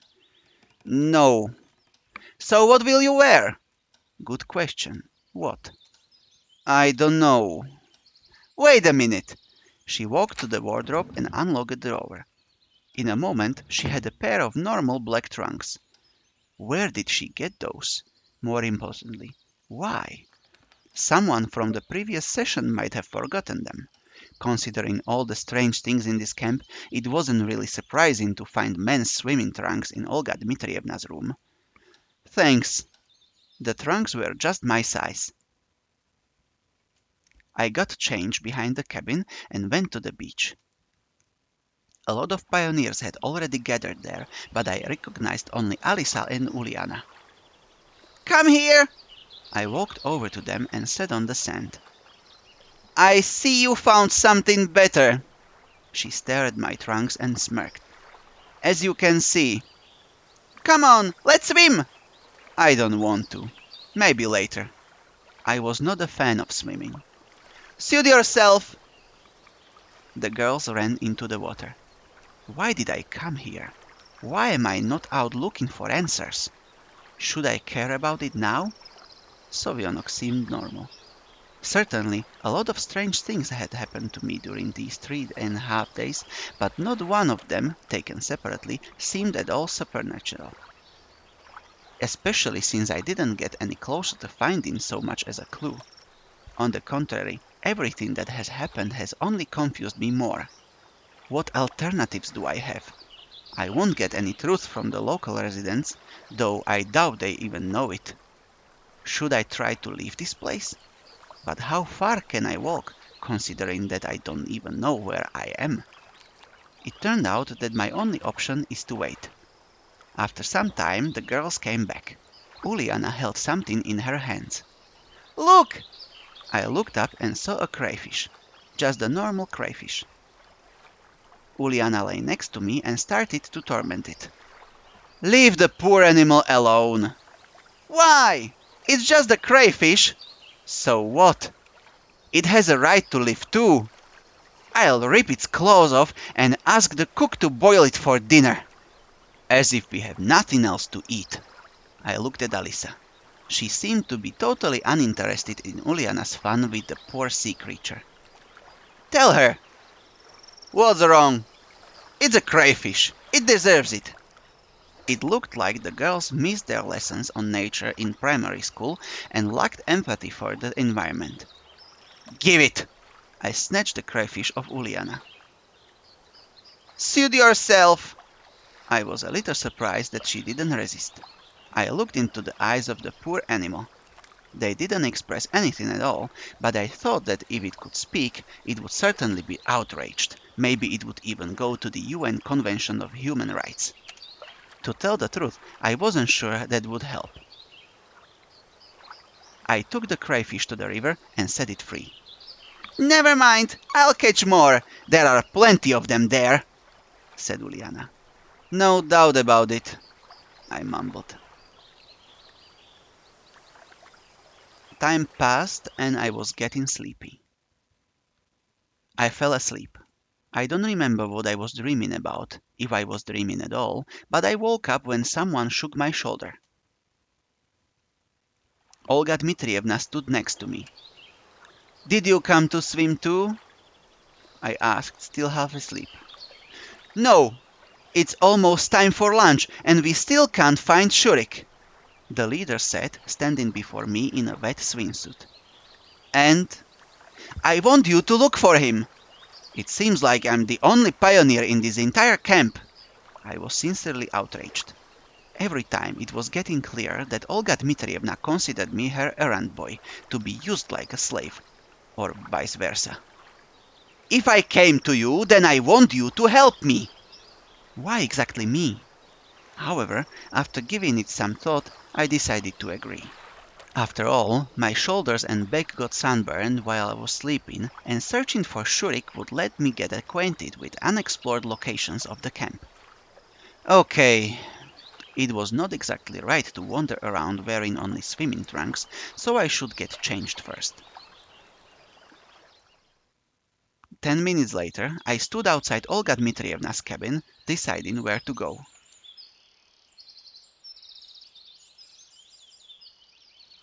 It was obvious that Olga Dmitrievna and her pioneers have already searched every nook and cranny of the camp, roamed the length and breadth of it. So probably it's not worth looking for Shurik in the canteen or on the beach. Or in the cybernetics club. It was his second home. Or maybe even his first. Thus, it might be worth looking around the surrounding forest. I didn't plan to go far into the forest. Otherwise, it might be me who they'll be searching for tomorrow. I didn't really visit the countryside often. I just stayed in the country house every summer during my childhood, but that one was very close to the city. But in this camp, it was possible to find everything I hadn't seen for so long: overwhelming vegetation, singing birds, and fresh air. I found a meadow and I sat on a stump. How peaceful this place is. But where in the world is Shurik? Actually, he could have been taken against his will. This camp is far from normal, so pioneer disappearances should not be all that strange. An intriguing possibility. Could it be the work of whichever force sent me here, or is it just some separate local entity's doing? Lost in my own thoughts, I didn't notice how the grass before me started moving. I looked closely and saw a squirrel. It approached me carefully and stared at my hands. Probably used to getting fed here. "Sorry, friend, I don't have anything with me." Of course, the squirrel could not understand me and continued to just sit there, waiting for treats. I felt sorry for it because I didn't have even a crumb of bread in my pocket. I realized that I'm even ashamed to look it in the eyes and decided to move on.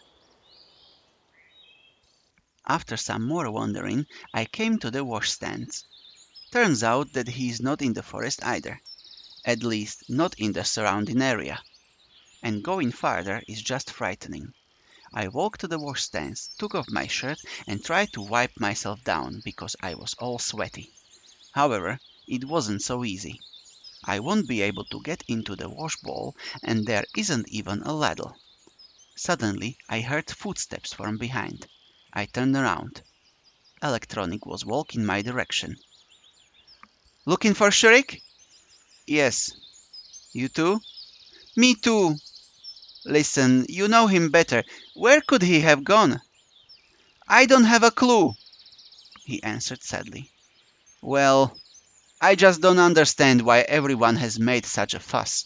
During the night, wasn't he in the cabin with you? Then he can't have been gone for too long.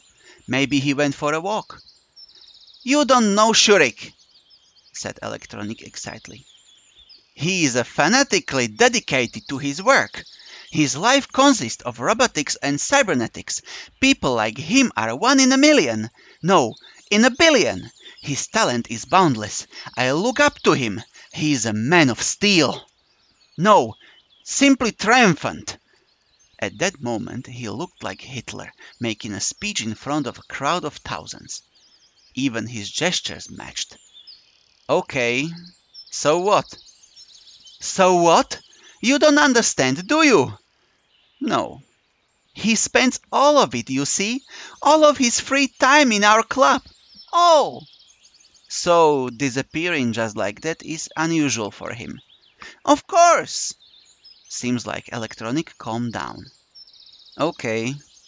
He looked at me intently. "Are you going to wash?" "Not really. Just rinse off a little. It is hot." "Me too." He looked around.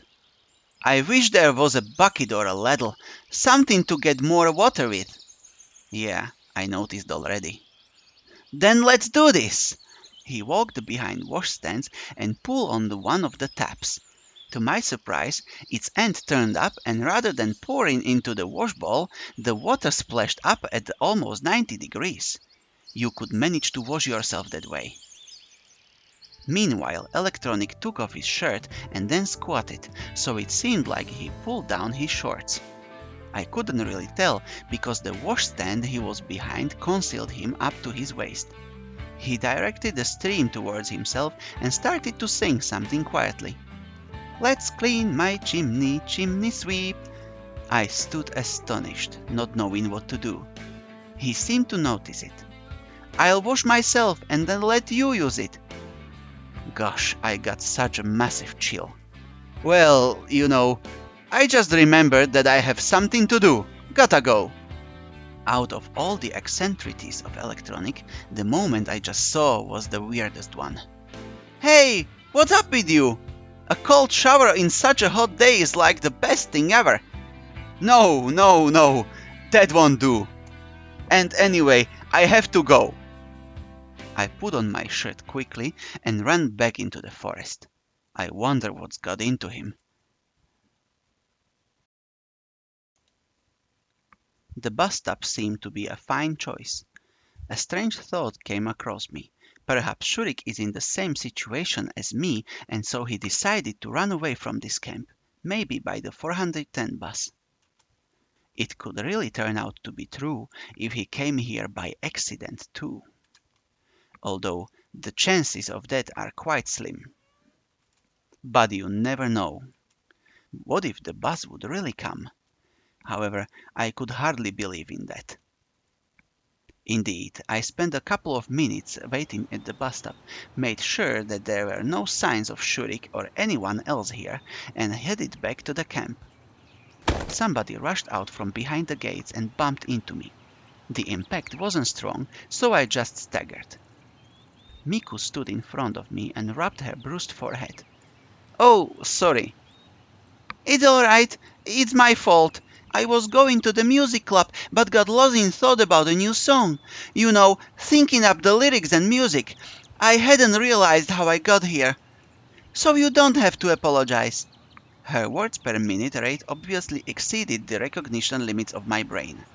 I made an attempt to retreat promptly. Sure, gotta go, you know." "Oh, wait!" I wanted to leave as usual without having to listen to her, but Miku grabbed my hand. Her grasp gave me the creeps as I got a clear vision of an agonizing execution by another rap session. "Can you help me a little, please? Just a teensy-weensy bit?" That definitely wasn't on my to-do list today. "Well, I'd be glad to, but it's... Pretty please!" Miku looked at me with such puppy dog eyes that my heart started to melt. She totally wasn't going to let go of my hand. "And what help exactly do you need?" "You'll accompany me. I can't manage to compose on my own. I can sing or play. I can't do both at the same time." Even our virtuoso has her weaknesses. "Well, you know, I can't really play any instrument." "Never mind that. I'll show you everything. Come on, let's go." "You know, I should be searching for Shurik and all that stuff." Miku looked at me with frustration. "Just for a little bit." I was lost for words. She dragged me along with her. Probably nothing good will come of this, but the only way to get her off me is to wrestle my hand out of hers. But that wouldn't be very nice. Nothing bad will happen after all. Probably. Within a minute we were already standing in the music club. Miku took a guitar. "Here, have a look!" She sat down and started playing. I tried to follow her hands. The tune seemed quite simple. It seemed quite easy to repeat it. "Got it?" "Kind of." "Let's try." I took the guitar and started playing. That didn't really work out. "Let me show you one more time." She played much better than me. Looking at Miku, I wondered. Of course, she was a chatterbox. She was naive and clumsy. However, she was extremely talented in music. "Try again." I managed much better the second time. "Wow, that's much better." She smiled. It wasn't hard. In fact, just repeat the same notes over and over. Just don't lose track. "Start on my command." "Okay." "Ready? Go!" It was a song in Japanese. Frankly speaking, I didn't understand a single word, but Miku's singing was quite good. In fact, it was outstanding. She put her heart in every note, every word. Yeah, music probably is the very thing for her to dedicate her life to. It seemed like it wasn't her who chose the music, but the music that has chosen her. The last half an hour presented Miku in a completely different light. "Oh, thank you! Did you like it? I finally managed it with you. On my own it's not so good. I either mess up with the words or miss the strings. And it's just perfect with you. Thank you so much!" You really have a talent, you know? Just to play like that without any preparation. Nope, it seemed I changed my opinion about her too hastily. Thanks for the song. Gotta go. See you. Thanks for... The rest of her words were left behind the door. I leaned on the wall of the club cabin and sighed. Miku's song was still playing in my mind. I went for lunch with mixed feelings, with a sense of accomplishment and with a realization of time wasted. The canteen was crowded. I couldn't stay unnoticed. Olga Dmitrievna called me. Semyon, come with us! The camp leader, Slavia, and Electronic were sitting at the 4-seat table. I nodded and went to get my food. This time I had to spend several minutes in the queue. Today's menu didn't really differ from the other day's menus. The dishes looked the same at least. When I sat at the table and wished bon appetit to everyone, Olga Dmitrievna said, So, what are you thinking? About what? We searched for Shurik all around. It's noon and he's nowhere to be found. I took a note of the rhyme, but I didn't want to point it out. We looked all over the camp. I went all around the neighboring forest. Olga Dmitrievna looked at me. And I helped too. We must call the police. Maybe we should wait until the evening, I asked lazily. Maybe he went home. That can't be. Shurik lives thousands of miles away. By train? The nearest station, she paused, is far off. Now it was getting interesting. Every time the conversation reached the point of concern in ways I could leave Sovyonok, all the camp inhabitants started changing the subject. How far is far? Really far. The camp leader looked at me, indicating with her expression that asking more questions was not advised. So we should go deeper into the forest. Maybe he got lost. Shurik always takes a compass, chimed in Electronic. I wonder what else could be found in his magic vest, assuming he has one. If I were to get lost in the forest, a compass would be of no real use. Police! We should call the police in the evening. Not right now, at least. Okay, so you'll do it later. They were all silent. We should be able to find him before evening. We still have time.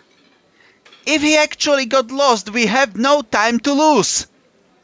We cannot be sure. Then where is he? Where? There was some truth to the camp leader's words. Hiding the whole day just like that is suspicious. Why would he do that? Shurik seemed to me to be quite a serious pioneer. Uliana would have been a better fit for this behavior. So there's a good reason to believe that he was gone. All that can be done has already been done. We'll just have to wait. Slavia, Electronic, and Olga Dmitrievna looked at me sorrowfully, but didn't say a word. I finished my lunch, took the tray back, and left the canteen. It's still the first half of the day. What now? The camp was drifting off for an afternoon nap. Only Genda stared at me through his glasses. Of course, he was staring somewhere else, but I had a feeling that he was constantly watching me. I bet he knows where Shurik is hiding. He just can't say anything. The disappearance of the Cybernetics Club's leader made me think. Maybe it's got something to do with my case. Oh, pioneer! The nurse stood in front of me. I looked at her curiously. Go and take my place in the infirmary. I have an urgent call. Somebody is injured. Me? Yes, you. Take the keys. The nurse threw me the keys and ran away. Why me? Isn't there anyone else in this camp? What exactly should I be doing? What if something happens? Oh, what do I do now? I missed my chance to refuse. I stood in front of the door uncertainly. On the one hand, there is nothing to worry about. I'll spend half an hour or so there and she'll be back. But what if someone comes for actual help? With a broken leg or a head injury? I began to worry too much. I hope that there are no injuries more serious than bruises and scratches in this camp. But at the same time, I could not shake the idea that in a serious situation I would be absolutely useless. I don't even know how to perform CPR. A magazine on the nurse's table caught my attention. A good way to relax, I guess. This is labeled Soviet fashion. The publication date or month were absent. However, this was not a surprise. There were much stranger things happening here. I didn't know much about Soviet magazines. Maybe they actually didn't have publication dates on them. Models dressed in old-fashioned clothes stared at me from the glossy pages. Nowadays, nobody would wear such clothes. I smirked. I wonder if Slavia, for example, considered this fashionable. I can only imagine what would happen if she appeared in my time wearing something like this. I imagine we are walking in hand. I'm wearing my coat with the hood and she's dressed in a lavish dress covered with lace and things. Seems like I'm already imagining Slavia in my world. With me. And not only Slavia. This dress better suits Uliana. This cute sarafan would look good on Alisa. This skirt and cardigan would look nice on Lena. If only they could be real. No, I saw them, heard them, could even touch them. But still they are here and I simply don't belong in this place. It's alien to me. I'm just waiting for a chance to get out of here. Waiting because nothing is up to me anymore. I sighed, put my head on the table and fell asleep.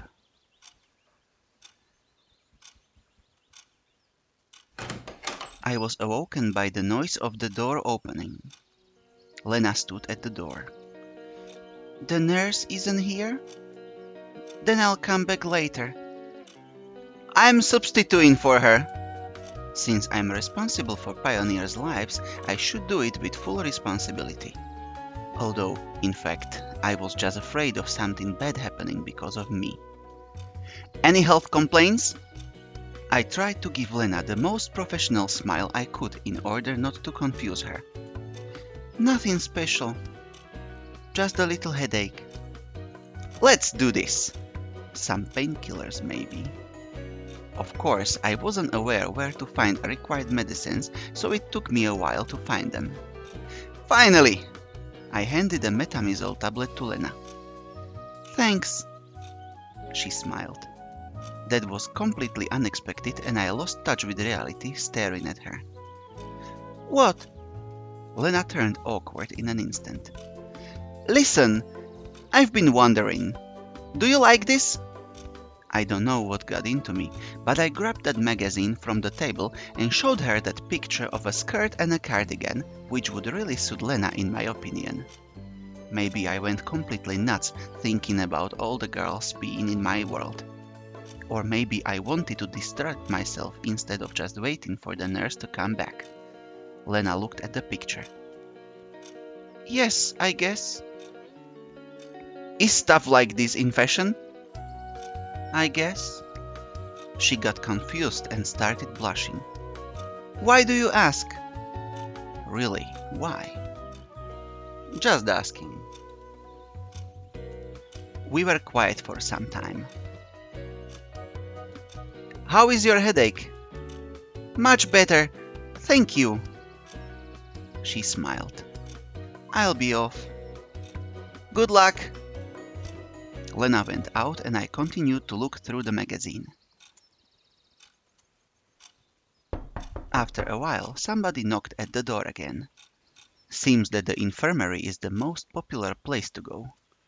Suddenly, I decided to roleplay a nurse, just the male version, and said, Come in!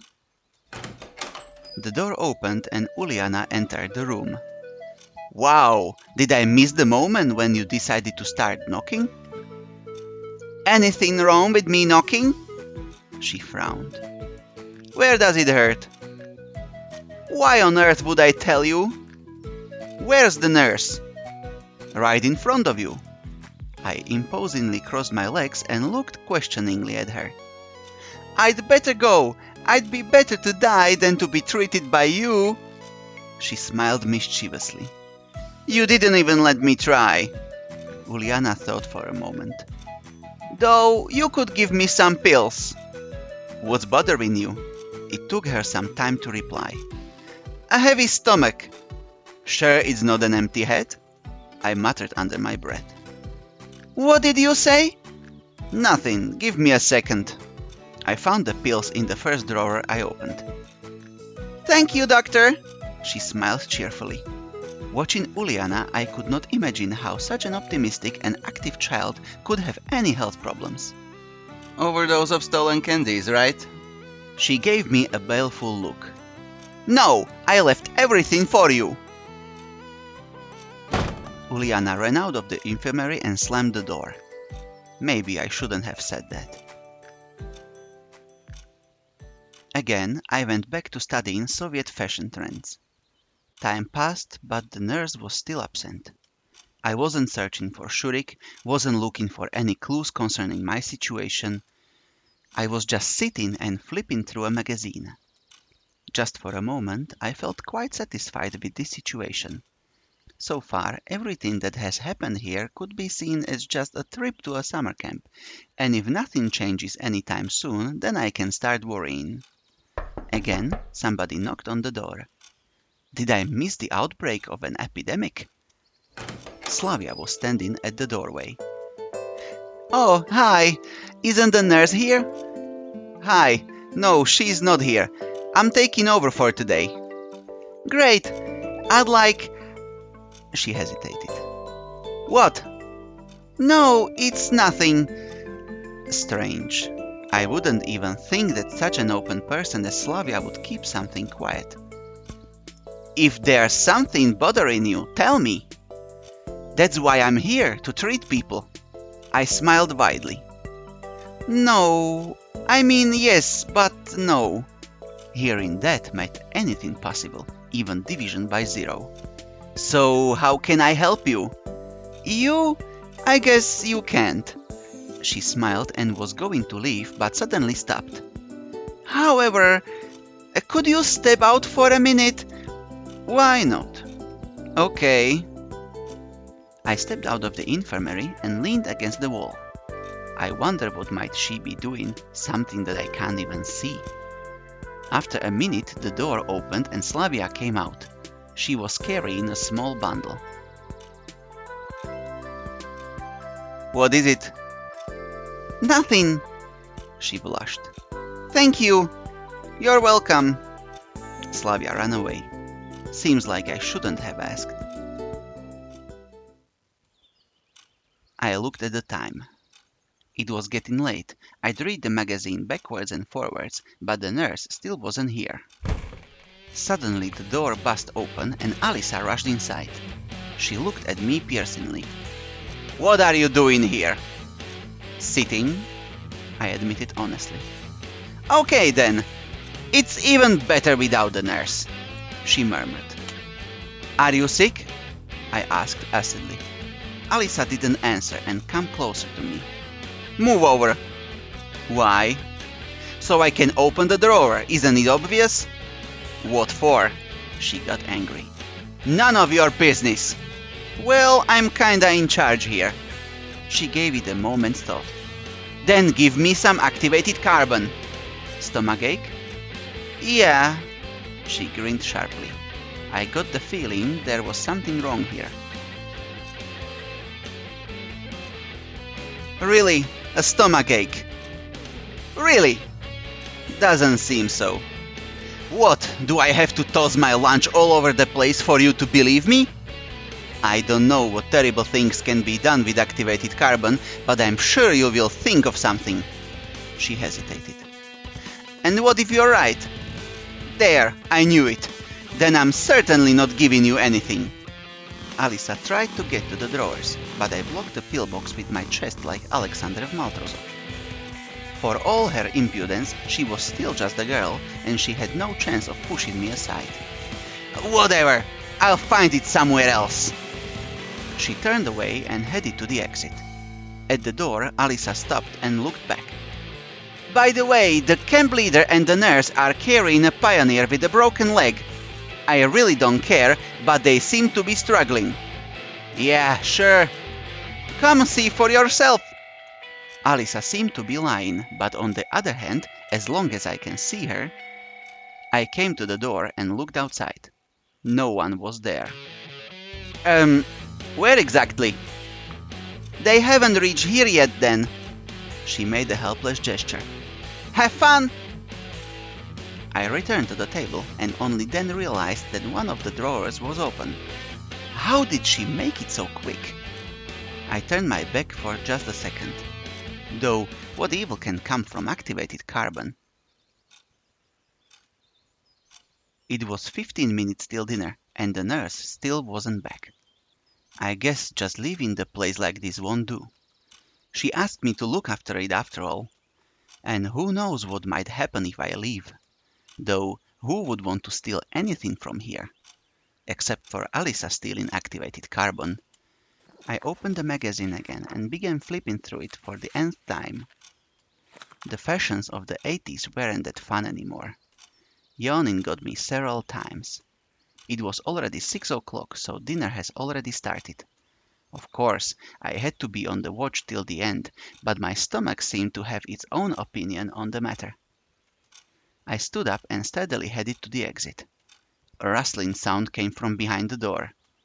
Could it be someone else who got poisoned, broke their arm, or something even worse?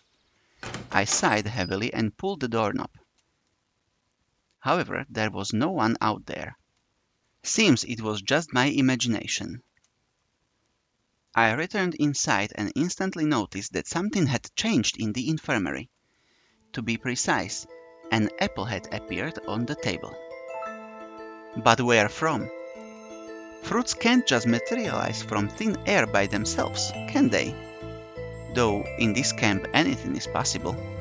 Chances are someone just brought in here. Maybe Lena wanted to thank me, given that she's all shy and... But wait, how could she just slip past me like that? Lena wouldn't climb through the window after all, so there must be something else. I was suddenly overwhelmed by fear. What if the apple is poisoned? Though why would someone complicate things when I'm here totally helpless and can be killed way more easily? Or it might be the apple which Eve tasted in the Garden of Eden. In that case, I certainly shouldn't eat it. The same second my stomach reminded me it was there by rumbling traitrously. However, it would take time to close the infirmary, to reach the canteen, to get food. My stomach is about to eat itself. There is nothing wrong, I guess.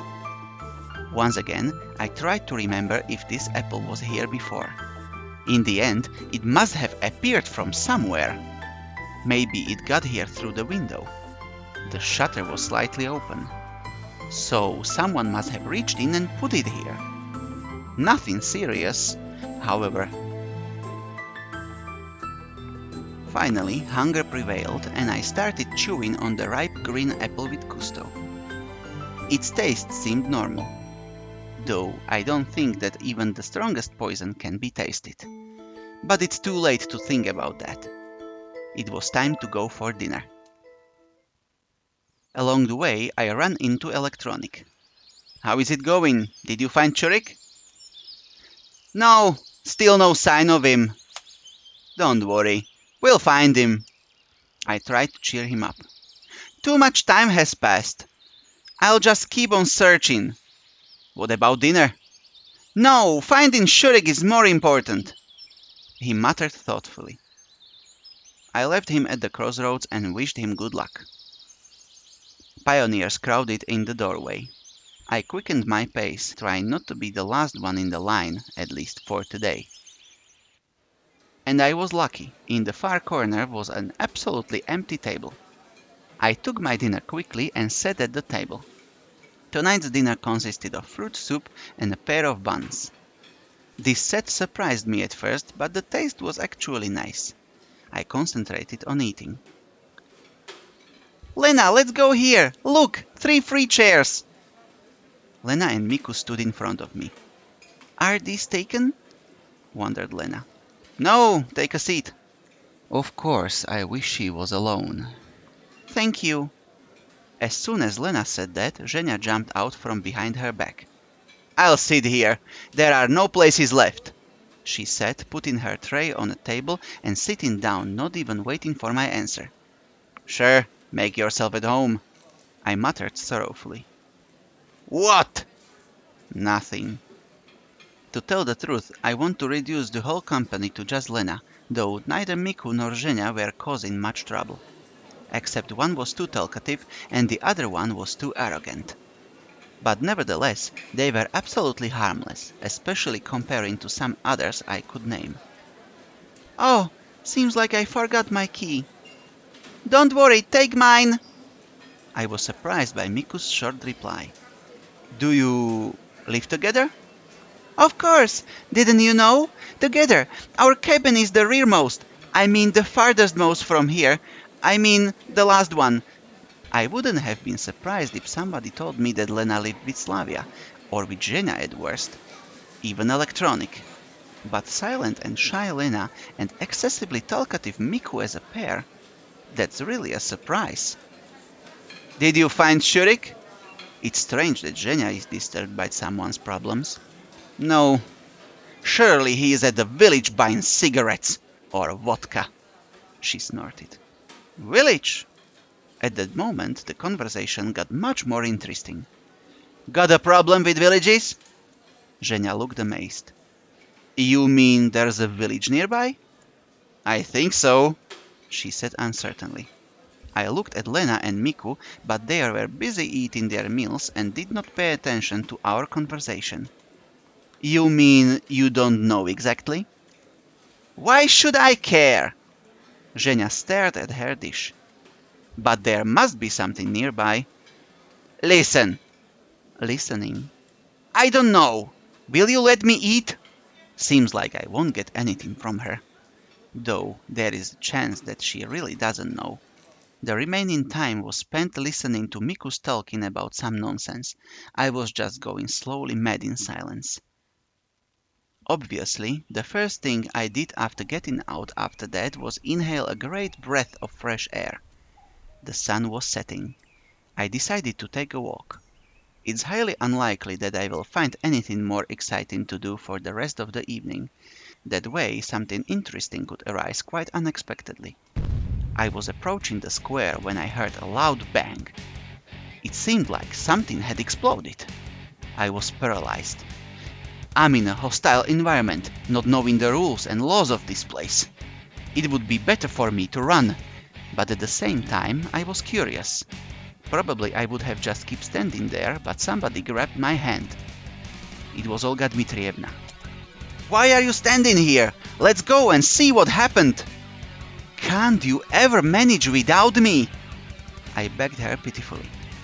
It shouldn't be anything serious, I hope. When we came to the square, there was already a crowd of pioneers. Olga Dmitrievna vigorously pushed through the crowd and approached the crime scene. Obviously, someone had tried to blow up Genda. But the attackers failed. The monument was still standing upright. There were only dim ash traces on the pedestal. Well, who did this? She looked over the crowd of pioneers. Surely it wasn't done by an organized terrorist organization. These guys all came here just to look at what happened. I noticed Uliana and Alisa in the crowd, and it looked like our camp leader noticed them too. You two, come here! They approached reluctantly. Why always me? If you think so. Show me your hands, Dvachevskaya! What's wrong with them? I looked closer and saw that they were smeared with black. Now it's clear. What did you make a bomb with? The junior terrorist seemed to hesitate over whether or not to confess, but then blurted out proudly. Activated carbon, saltpeter and sulfur. Wait a minute. Carbon? Carbon that she stole from the first aid kit. Why exactly the monument? What did this honored man ever do to you? The fighter for the rights of... I could hardly imagine how long she would have kept on scolding Alisa if Electronic hadn't popped out at that very moment, shouting, "I found it! I found it!" Everyone turned towards him. He held a boot in his hand. "Here!" Electronic boastfully shook it over his head. "It's Shurik's boot!" "Okay, calm down. Tell us in detail where you found it." "In the forest, on the way to the old camp." Whispers ran among the pioneers. "Old camp, the old camp." "Are you sure?" "Absolutely." "What's so special about this old camp?" I joined in the conversation.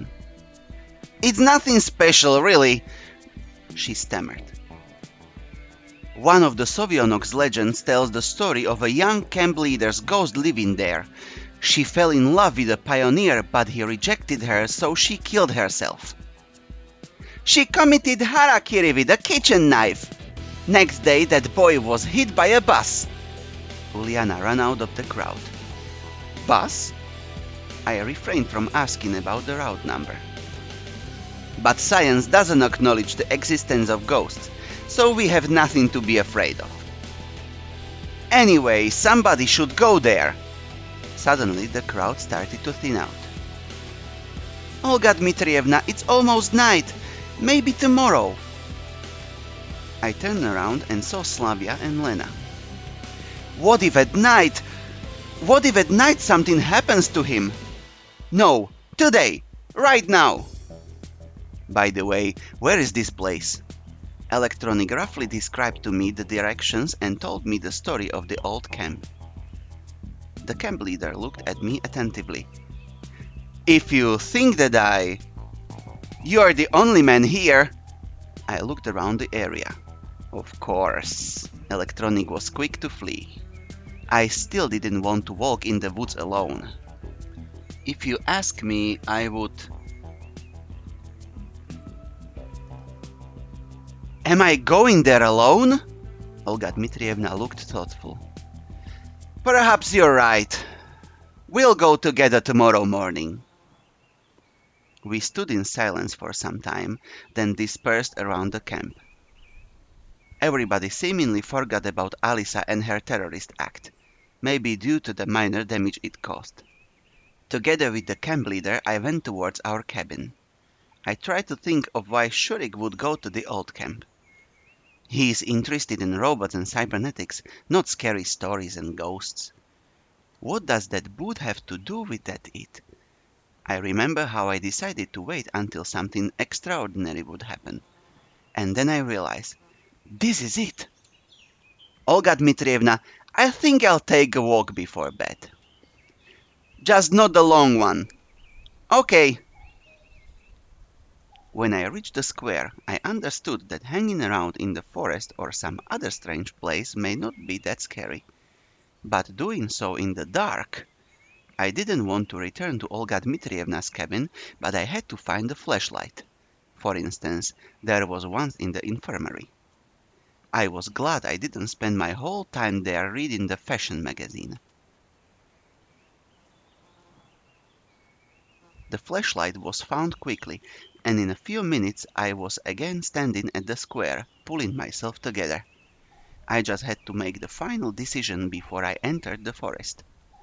Moving past the pioneers' cabins, down the forest path towards the abandoned camp. I set forth. Electronic told me that the old building was built immediately after the war. It looked like a kindergarten, or like a barracks, I expected, and definitely could hold fewer pioneers than today's camp. It had been abandoned for about 20 years.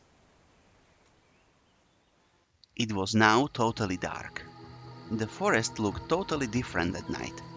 Mysterious shadows were hiding behind the trees, strange rustling and the cries of night birds coming from everywhere, branches treacherously snapping under my feet. The full moon was shining, so I decided to save the battery in the flashlight. I'm sure I will need it sometime soon. The further I moved, the more unpleasant thoughts came into my head. I wasn't afraid of the dark at all. I didn't believe in ghosts and other mystical crap, but at the same time, during the last few days I encountered so many incomprehensible phenomena that against my own will I started to read between the lines of the simplest things. Obviously, I felt exceptionally uneasy in the forest at night. Everywhere I looked, every shadow, every tree or bush looked like weird creatures, escaping straight from horror movies or from Stephen King novels. A branch seemed to be someone's hand, eager to grab your shoulder. A fallen log, someone's dead body, someone who failed to get out of the forest. In every gully I saw a bottomless abyss. If I had found myself in this forest under any other circumstances, without all these buses and pioneer camps, of course I would still feel uncomfortable, but then I would be able to explain everything with logic and be afraid of nothing, except for owls and mice, of course. But at the moment there were more than enough reasons to fear. Despite all this, I reached the old camp without any adventures. In a little glade surrounded by trees stood a house resembling a kindergarten. Paint peeled off the walls. Almost all the windows were broken. Broken masonry here and there, holes in the roof that looked like those made by bombing. In front of the building was a little garden surrounded by a rusty fence. Apparently, once it was a playground with a merry-go-round, swings, slides, and other Soviet attractions. But time is cruel. All of them were broken and mutilated by corrosion. The grass was so tall that it almost came up to my waist. The moon looked out from behind the clouds and illuminated the old camp. It seemed like everything came back to life. Windows shone with new glass, and walls looked like they'd been painted with fresh paint. I heard playful laughter, saw translucent children joyfully running and frolicking in the yard, a strict camp leader on the threshold, holding a basket with ripe apples in her hands, the old cleaning lady taking a nap in the shade. It sent chills down my spine. Of course, my imagination was just playing tricks, but the old camp itself was so similar to all the post-apocalyptic pictures I had seen that these visions were no surprise. I stood undecided for a long time before I dared to go further. After all, I'm here to find Shurik. Though I still don't get what he might be doing here, if he even is here. A boot somewhere nearby doesn't mean anything. However, if he was not eaten by wolves, for some reason it seemed like there were no wolves in this forest, this must be the only place where he might be hiding. I carefully crossed the yard, pushing the tall grass apart and trying not to bump into a jagged piece of metal. But I stopped in the doorway, hesitating. An impenetrable heavy darkness stared back at me from inside. Even the bright moonlight could not illuminate any object or even highlight a silhouette. My head was filled up with different thoughts that all said that it's better for me not to go any further and run away quickly. But I pulled myself together, turned on the flashlight, and stepped over the threshold. Inside the building looked like a typical kindergarten. I still remembered my childhood days, and so everything here looked very familiar. Sleeping room with lines of beds standing close to each other, a large playroom, toilets, dining room, and utility rooms. Signs of the past children's joy were seen everywhere. From time to time, the flashlight drew my attention to a decaying doll, or a plastic toy car, or a punctured rubber ball, or a broken rank of tin soldiers. There was a book on a table, faded with age. I flipped through a few pages. It was a story I had read long time ago, back in my childhood. Something about the war. Enemies destroyed the kindergarten, and all of its kids hid in the little basement together with a bunch of adults, while bombs were exploding up on the surface. I don't remember the end of the story, but as far as I remember, nobody died. Looking at the illustrations, all the emotions, fear, sadness, sympathy for the poor children, and the sense of hopelessness which I had experienced while reading this book came over me. It's strange that under exactly these conditions, right here and now, that I found this book. Probably there is somebody who manages this ongoing story, who writes the scenario for this absurd play, who sews costumes for the local pioneers and creates sets like this abandoned camp. To tell the truth, he is very talented. Attention is paid to even the most minor of details. Although this place was abandoned long time ago, everything here seemed to be untouched. Of course, time didn't spare this camp. In so many years it had often been visited by the locals. A perfect place for young people just hitting puberty. They could drink alcohol, indulge in amorous pleasures, or simply burn everything down for just fun. Electronic mentioned this place is full of legends. Legends of ghosts and devils living here. Take for example the story about the camp leader who committed suicide.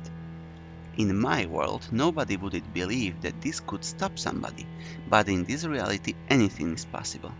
Certainly, the fear didn't disappear, but I decided that since I'd come here, I was going to carry on to the end. The building was small, so it wasn't difficult to search it completely. But I didn't find any sign of Shurik. Maybe I should just call out to him.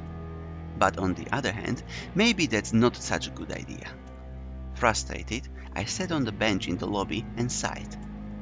"Ghosts, where are you?" I asked the camp. And all of a sudden I noticed a strange depression in the corner. A small trapdoor. An adult would barely be able to squeeze through it. And it seemed to be that it had been recently opened as the dust was cleared around it. And so, here's the part where I need to be scared. So, Shurik went somewhere. What might be lurking beneath the trapdoor? A basement? What would he be doing there? I pulled open the hatch and pointed the flashlight into the darkness. There was a ladder going from a couple of meters, ending in a concrete floor. There was a long, narrow corridor disappearing in the darkness. I hesitated for a long time. On the one hand, I had absolutely no desire to go there, but on the other hand, if Shurik was really there... I swore loudly and began to descend. Downstairs it was so dark that even the flashlight didn't help much. A low ceiling, wires extending along the walls, broken lamps clad in iron bars. I've seen it all somewhere. I slowly started to move deeper into the dungeon. The path went down and after a few dozen meters ended in a stairway with high steps. Soon I found myself in front of a massive metal door. There was a sign painted on it. I looked closely and realized that it was a biohazard sign. No wonder, if the old camp was built after the war and it lasted until the 70s, so it's an ordinary bomb shelter and there's nothing to be afraid of. However, those thoughts made me even more scared. I made a decision and opened the door, which immediately shut with a sharp sound as soon as I stepped through the doorway. I shuddered strongly, my hands began to tremble, and my vision dimmed. I regained consciousness after a few seconds, and only then I did realize that apparently a strong spring was attached to the door. I found myself in a quite spacious room. In the beam of the flashlight I could see a bunk bed, some cabinets along the walls, and several devices of unknown purpose located in the far corner. It seems that this bomb shelter has never been used. Nobody ever came here. The beds were made, which is strange in itself. I carefully looked around the room several times. The cabinets were filled with gas masks, chemical protective suits, dry rations, various domestic odds and ends. The devices which I at first could determine the purpose of were gauges of radiation, air pressure and temperature.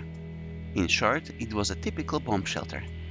I'd never been in such a place before, but it was how I'd imagined it. The only thing that remained unexplored was the door at the other end of the room. I pulled the handle, but the door remained closed.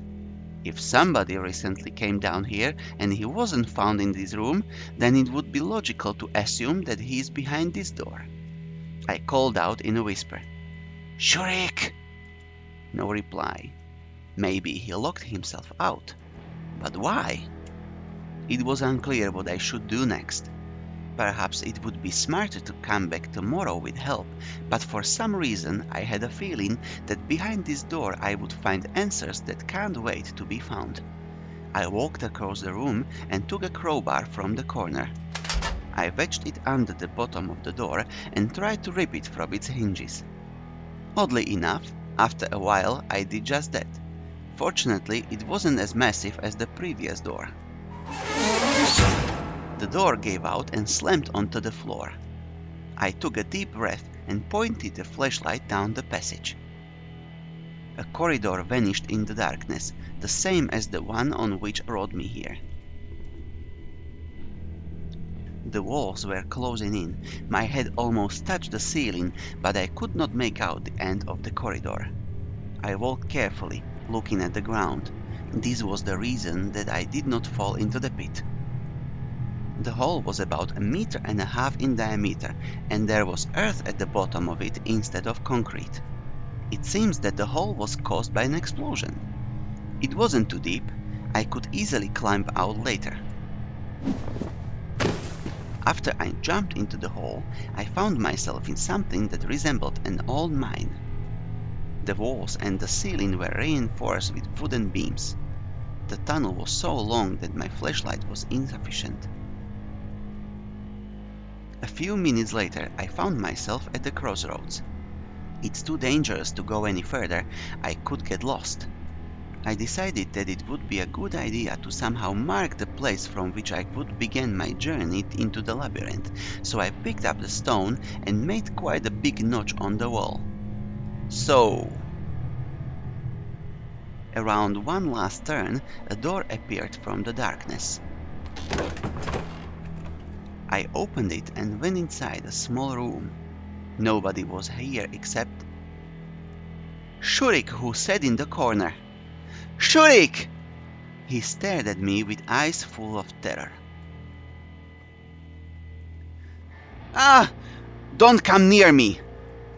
Shurik, it's me, Semyon! I won't give up so easily! He grabbed a piece of a reinforced bar from behind his back and started waving it around. Shurik, what's wrong with you? Calm down! First you bring me here, then you take me through this mine, and now you are pretending to be Semyon. He must have gone completely nuts. Shurik, calm down. Nobody's pretending to be me.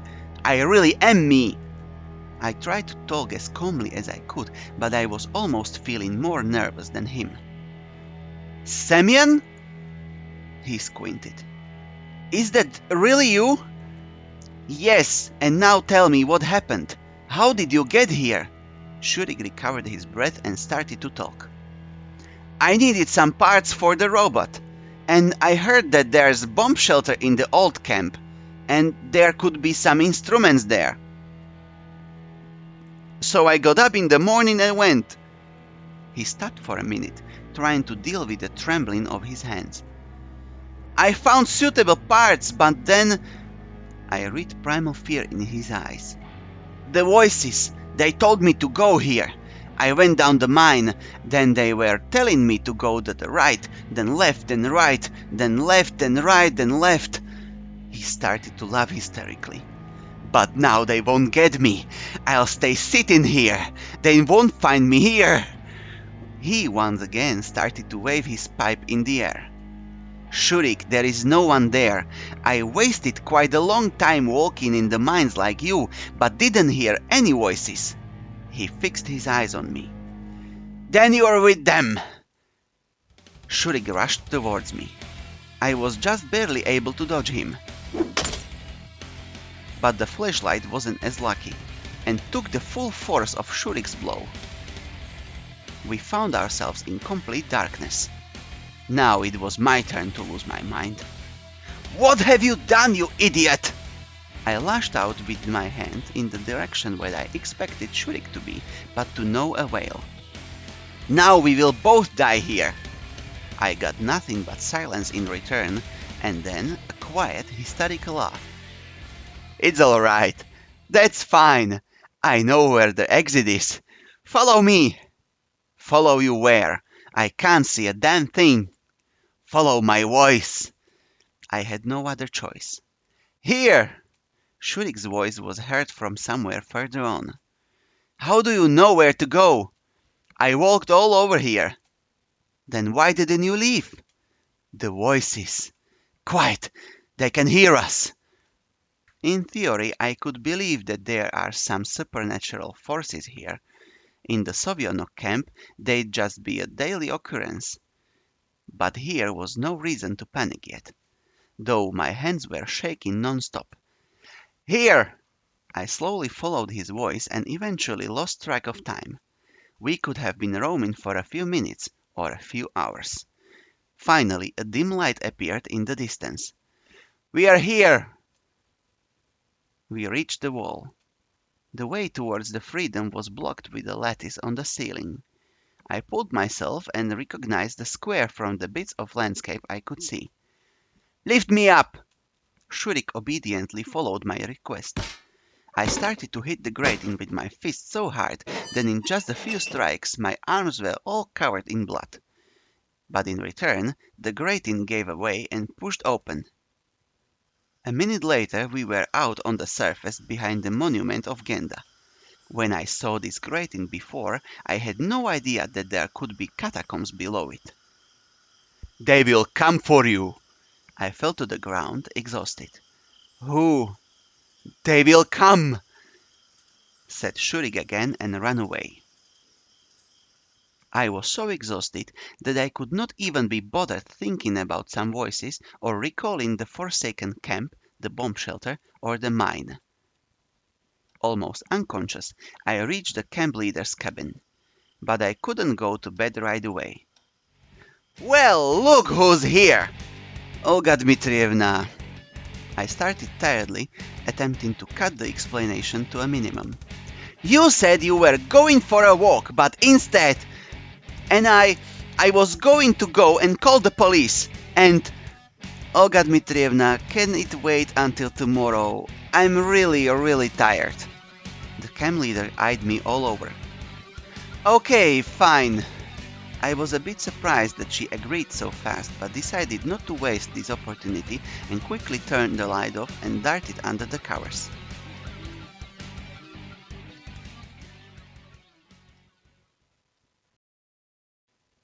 Day 5.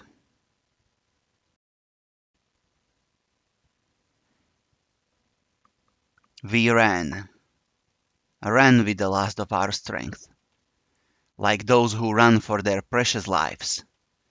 Like a doomed person knowing that there is no hope to save his life, will still fight the inevitable and his own fate.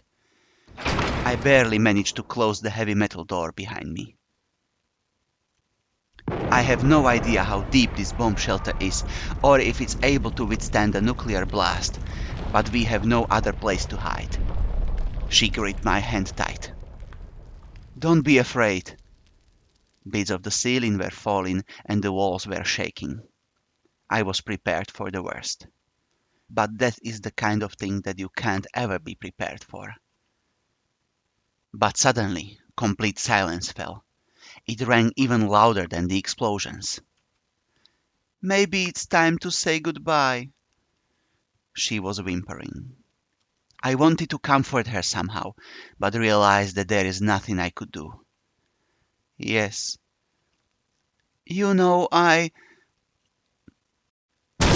horrible bang almost split my eardrums. It seems that I'm under a piece of collapsed ceiling, but I don't feel any pain. All I want is to not let her go.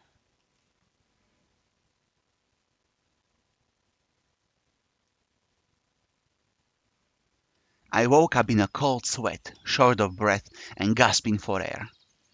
It took me some time to come to my senses. It was a dream. It was just a dream. My questioning mind, however, refused to believe it. But who was that girl with me there? I didn't want to let go of her hand so desperately. Sadly, I couldn't recall her at all. The clocks was showing few minutes past 10. I slowly came to my senses as reality started to stake out its claim on my mind, and my stomach foully growled. All right, war is war, but lunch should be served in due time. It turned out that Olga Dmitrievna wasn't here. She must have decided not to wake me up. Well, thanks go out to our camp leader for this. After yesterday's adventures, I had to have a rest. Last night was remained a blurry memory which I really didn't want to think about. It's now more important to find something to eat and to wash myself.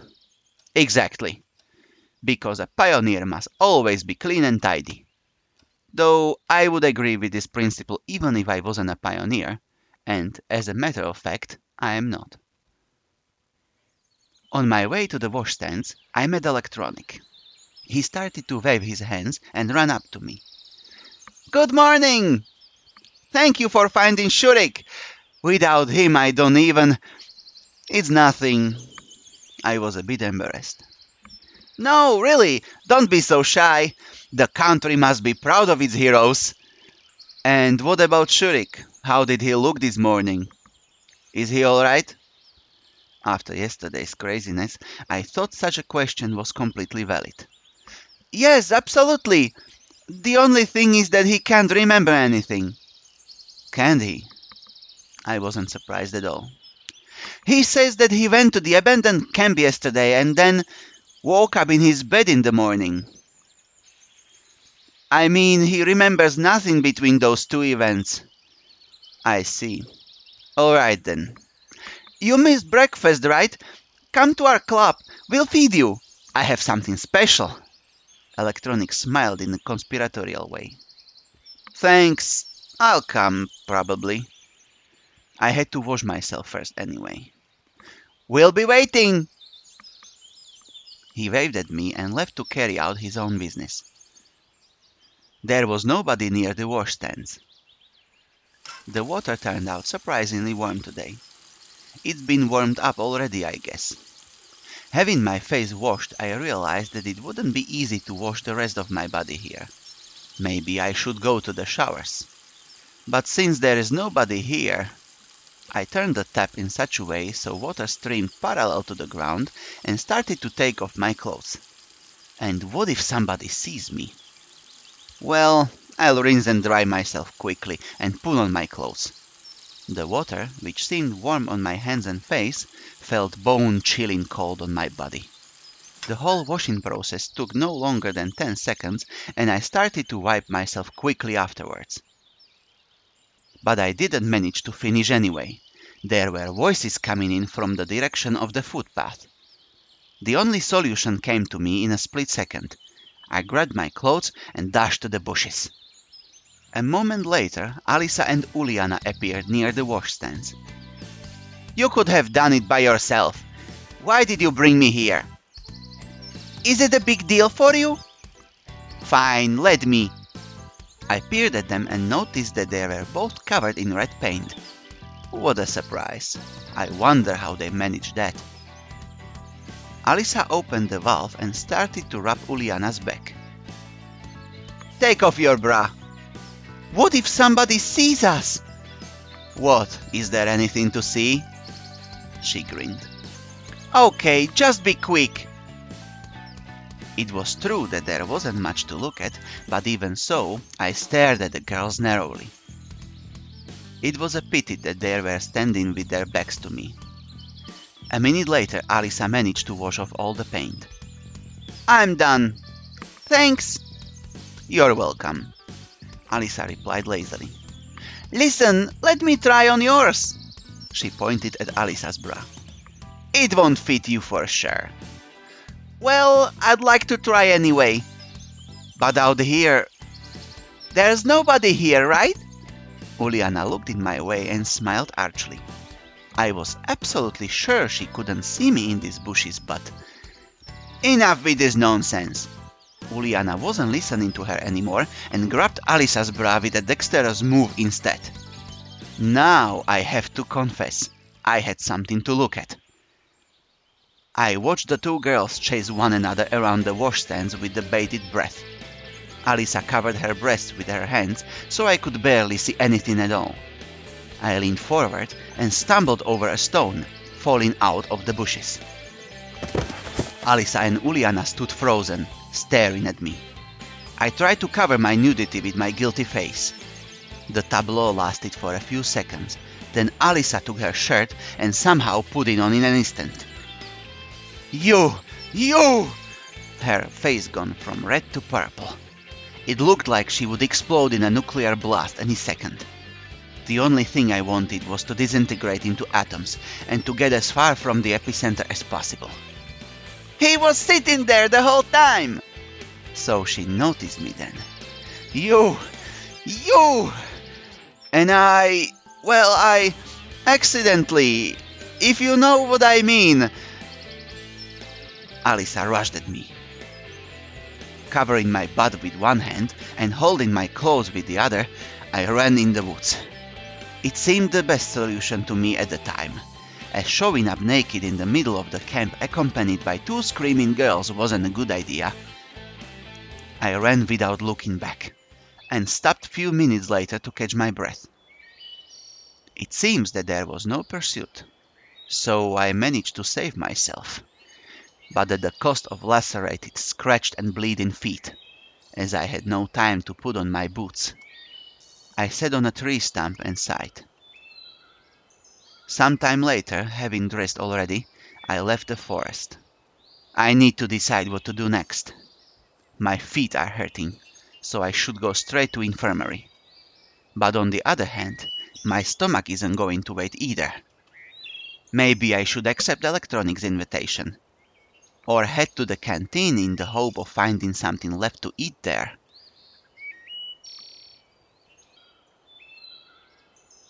I always took good care of my health, and even better care at the times when something started to hurt badly. So without hesitation, I made my way to the infirmary. But right in front of the door I stopped as if some mysterious force was holding me. I had absolutely no desire to face the camp nurse without any urgent need, but on the other hand, I almost did a great deed yesterday defending the infirmary. So in some sense she owed me. I took heart and opened the door. Hi, Pioneer. Hello. I'm sorry that I was so late yesterday. It wasn't a problem at all. Why have you come? Are you sick? She smiled slyly. Well, I got my feet a bit. You got a bit what? My feet, I gave a stupid answer. Okay, show me. I sat on the couch and took off my boots. How did you manage that? I'd better keep silent about what happened near the washstands. Well, Okay, never mind. Wait a second. She rummaged in the drawer and took out a big red pill with a cross-shaped notch from a vial. And what is that for? I was disturbed by the size of the pill and its strange shape. They are broken in halves usually and not in quarters. This is to make the amputation of your legs unnecessary. What? Nothing, don't be afraid, Pioneer. You'll take it and it will be all right. And this pill, why does it look like that? That's for patients who refuse to take medicines perorally. We screw it into them with a screwdriver then. I didn't dare to ask where they were being screwed in actually. I now try to bear it a bit. She took a big peg of cotton wool, wrapped a bud with it, and applied plenty of iodine to it. I braced myself for the torments of hell. I moaned quietly. But my trust in this method of disinfection was much higher than the odd pill, so I had to withstand the burning. Now it's done. I put on my boots and tried to walk. My feet were still hurting, but the sharp pain was gone. Thank you. Don't mention it. Drop in any time, Pioneer. I said goodbye and left the infirmary. My health problem was solved. It's the right time to eat now. The day has just started and I've gone through so many things already. But I did it and now have the legitimate grounds to fill myself up. Today I wasn't the last one, so I could choose a free table. Lunch included pea soup and mashed potatoes with fish. It was a major disappointment to me as I don't eat fish in any form and hence will get fewer calories than usually. Soon Slavia and Lena come to my table. Can we? She smiled nicely. Yeah, sure. I stood up and pulled out a chair for her. Please. I was in an excellent mood at that moment. Enjoy your meal. Saying that, Lena began staring at me and continued for some time, but then, after realizing how odd she looked, switched to her plate. You too. Do you have any plans for today, Semyon? Nope. I gave her an honest answer, as indeed I had no plans. Except for searching for answers, but that was more like a global goal. Do you want to take a boat ride to the island with us? The island. Well, I think I've seen it from the pier. For what? Olga Dmitrievna asked us to gather some strawberries. There are a lot of strawberries there and they are so delicious. I could imagine the taste without even eating it, just by looking at Slavia's face. Strawberries. And what are those for? I don't know, but it's indeed a great idea. Well, indeed it is. Moreover, I haven't been to the island yet. Yeah, sure. Within minutes we were already standing at the pier. Well, here's the boat. Hang on, I'll go and fetch the paddles now. I was left face to face with Lena.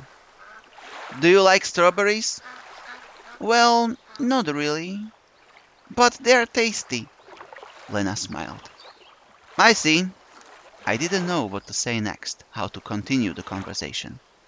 If Slavia didn't come back, we could probably sit here till the evening without saying a word. Here you go! She handed me a pair of hefty paddles. Yeah, thanks. We got into the boat. I untied it, pushed off the shore and tried to start paddling. And where exactly are we heading to? Right there! She pointed her finger at the island. That island is named the closest one. I wonder what captain gave it such an original name. Well, the island is indeed close to the shore. Aye, aye, Captain. If only I'd know what was waiting for me ahead. I wasn't an experienced oarsman. I'd rowed a boat just once or twice in my entire life. It was less than half mile to the island, but we were making our way in zigzags thanks to my skills. By approximately the middle of the trip, my arms hurt so badly that I dropped the paddles to get some rest. Well, aren't there any strawberries anywhere else? I mean, in more accessible places? But the tastiest ones grow there. Slavia gave me a puzzled look. Is it hard for you to row alone? Lena, unlike Slavia, understood everything straight away. Oh, it's nothing. Anyway, I couldn't let a fragile girl help me. The rest of the way I spent concentrating on staying alive while getting to the island. Slavia and Lena discussed something, but I wasn't listening. That was too much for me. At last, we arrived. Completely exhausted, I got out on the shore and looked at the boathouse. It seemed so far away that I felt like a first person on the moon watching the Earth rise. Here you go! Slavia handed me a basket. It was a small island, barely 100 meters long, and it looked more like a birch grove with even rows of trees covering its entire surface. A calm green sea spread beneath our feet, with wind causing lonely waves on its surface from time to time. This island looked like a lost paradise. It's no wonder that the most delicious strawberries grow just here. We've got to split up. That way we'll do the job faster. Yeah, sure. But there are only 2 baskets. said Lena humbly. Oh, you're right, my bad.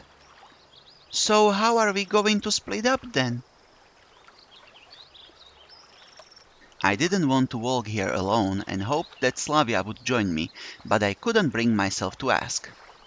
Well, it's obvious. One basket for me and one for you two. No, let me go with you. Slavia smiled. Okay. I was a bit surprised, but I was also glad that it turned out like this. Lena seemed to take no offense at all. The reaping has commenced. The strawberries were delicious here, indeed. I could probably eat them all if I didn't stop myself in time. Despite being wild-grown, the berries were close to the garden ones in size and had a rich red color, so it was clear that our visit here wasn't in vain. Slavia was walking right beside me as we had only one basket. I felt like a mushroom picker, looking under every shrub and searching through the grass carefully. Pay attention! An entire bunch of strawberries had been left behind. Oh, yeah, I'm sorry. It's fine. You must enjoy being here, don't you? You like nature after all. Of course I do, Slavia smiled. It reminds me of my home. We have similar beautiful birches there.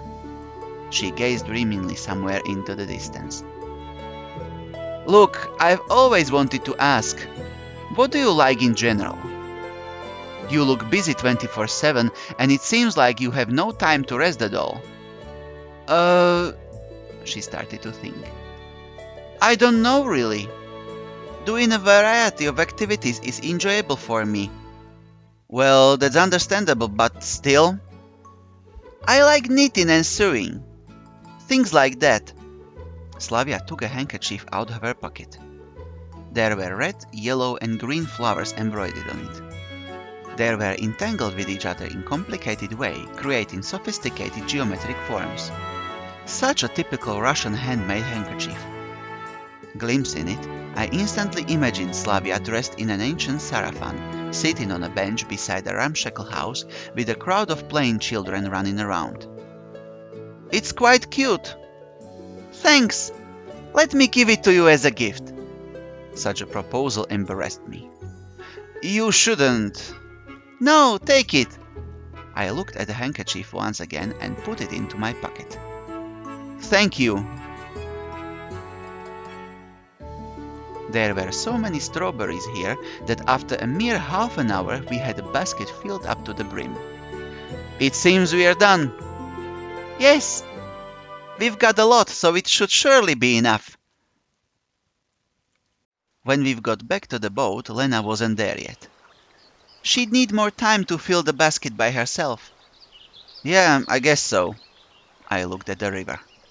Sun sparkles happily dancing across the water surface were the only thing that distinguished it from a mirror. That's how calm the river seemed. What are you thinking about? Nothing really. And you? Me? What will happen once the vacation is over? We'll have to leave this camp and go back to our homes. Will I ever see anyone I met here again? Will I ever see you again? She looked at me with her eyes so full of sorrow that I couldn't think of what to say. Lena came out of nowhere, breaking the silence. Oh, you're done already. Here. She showed us a basket full of strawberries. Great! Now we can go back. And I still had Slavia's face and those words of hers on my mind. Sadness and sorrow weren't the kind of emotions typical of her. Could she be hiding them all the time under a mask of cheerfulness? I had no answer to this question, and I knew I couldn't find one either way. Maybe later. The way back took less time as I tried to concentrate on rowing and ignoring everything else. My only wish was to get back alive, as the first trip hadn't gone without consequences, and now my hands started to hurt after only a few sweeps of the oars. Having tied up the boat, I fell to the ground with no energy left. Slavia and Lena leaned over me. You could have said something if it was so hard for you. Yes. Never mind, it's fine. I'll just lie here for a bit and everything will be alright. Okay, then get those baskets to Olga Dmitrievna, please. We have something else to do. Yeah, sure. I was ready to agree with anything at that moment, just so I wouldn't have to get up. Slavia put the baskets full of strawberries next to me and headed to the square, happily chatting with Lena about something. The hardest part is done anyway. That's what I thought before I got up and took the baskets. After the rowing, they felt like cement bags, even while weighing barely more than a few kilograms each. So the trip to the camp leader's cabin took much longer than usual.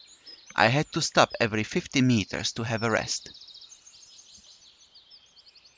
Once I finally made it, I put the basket on the ground and sat on the deck chair with difficulty. Olga Dmitrievna! Olga Dmitrievna, I've got presents for you!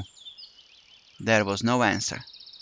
I barely managed to get up and enter the cabin. There was nobody there. If you don't need them, it's up to you. I lay down on the deck chair and fell asleep. I had a weird dream about the strawberry race.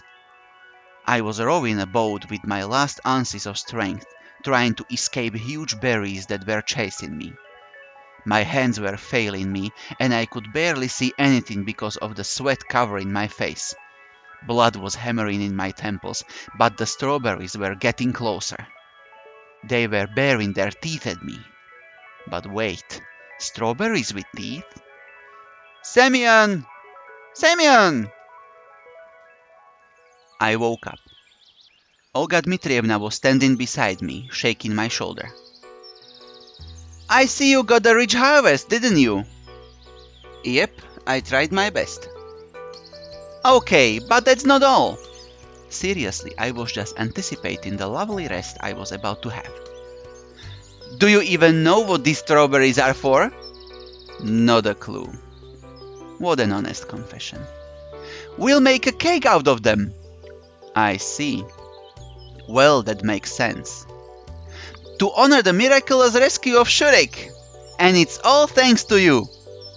It was clear that getting the strawberries wasn't the last thing left to do. And why, please tell me, if I am such a hero, why do I have to organize a celebration in my name all by myself? Well, I guess. So, I have an important task for you. We are missing yeast, flour and sugar, and need it all in the canteen before dinner. And those who will make the cake can't deal with it on their own somehow. I asked pitifully. Of course they can't. All of them are busy. And you are the only one in the whole camp who does nothing. While her words are partly true, that doesn't make it any easier for me now. Moreover, those words felt like a bullet to my head. So, write it down.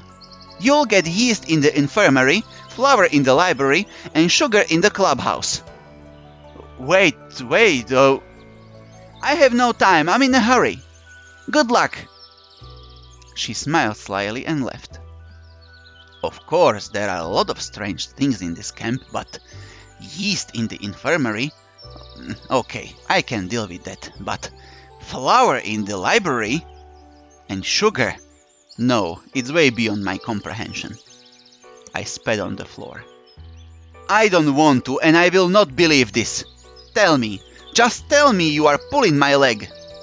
I would not be surprised if a crowd of fat green trolls would appear here right now beside me, with every one of them feeling obligated to laugh at me. So maybe to hell with this cake. I waited my options for some time. No, if such a major plan of Olga Dmitrievna's fell through, I'd been for a world of hurt. And it would complicate both my life in the camp and my search for answers, which I've stopped for quite a while. It seems I have no choice. It feels like I've gone through more things today than all the previous days combined. Thus, approaching the clubhouse, I'd even forgotten to think about how awkward it must be to look for Sugar there. Shurik and Electronic were enthusiastically building something. They were so busy that they didn't even notice me. I looked closely. It was some kind of robot, or at least the body of one. Moreover, this robot was female and had animal ears. I didn't want to make up theories about purpose of such a device for luminaries of camp cybernetics. Even though design looked practically workable, I had my doubts about this robot ever being able to conquer Earth, or at least being able to do anything on its own. But they seemed to be enjoying the process more than the end result itself. And that was something we shared, even though I didn't want to admit it. On the other hand, they weren't afraid of possible failure, criticism, or jokes. They were working towards their goal without paying attention to others, who would call it unrealistic or even absurd. Oh, it looks like I'm truly comparing them to luminaries of the sciences. Hey guys! I greeted them uncertainly. Oh, Semyon! Come in! We are always glad to see you! I was actually already inside. You know, sorry for what happened yesterday. I barely remember anything, but, well, never mind, it's okay. And what brings you to our humble abode? Electronic looked at me slyly. Sometimes I feel that he makes such a face when he knows something about the other person, something that he can use in the right moment. Sugar. I need sugar. An image from an ancient video game suddenly came into my mind, where some kind of unit, like a builder or something, cried out with all of its 5-pixel stature. Gold! We need more gold! We got it, said Electronic calmly. Why would you want it? I felt that I shouldn't explain to Shurik that they want to bake a cake for him. I shouldn't spoil the surprise. I don't know. Olga Dmitrievna told me to get some. Okay, hang on. Electronic disappeared behind the door into the next room. And why do you have sugar here?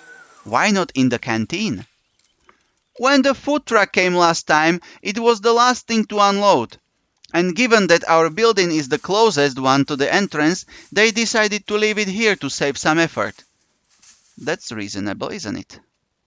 The door opened, revealing Electronic holding a huge bag behind him. I really don't know what the size of the cake will be, but it was obviously too much sugar. Well, thanks, but I don't need it all. But where would we put it? Electronic gave me a surprised look. We don't have a place for it. You asked for sugar, so take it. It seems that that previous smile of his wasn't there without reason. Maybe you'll help me then. It's not that far to carry. We're busy. He pointed his hand at the robot. I gazed at Shurik. He owed me after all. He hesitated and then looked away in shame. I sighed, took the bag and headed to the door. Thanks anyway, I said at parting, exerting myself. But I didn't make it too far. Just after a mere 20 meters, I had to put the bag down to have a rest. I had no idea how much it weighed, but it felt like more than 20 kilos. On the one hand, it was just 200 meters to the canteen.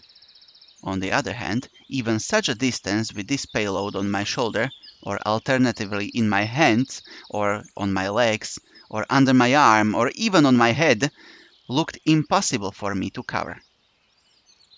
And as I resigned myself to move in minor sprints with prolonged pauses between them, so I could get there by night at least, I heard a voice behind me.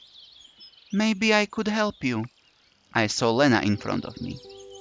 I don't think you can.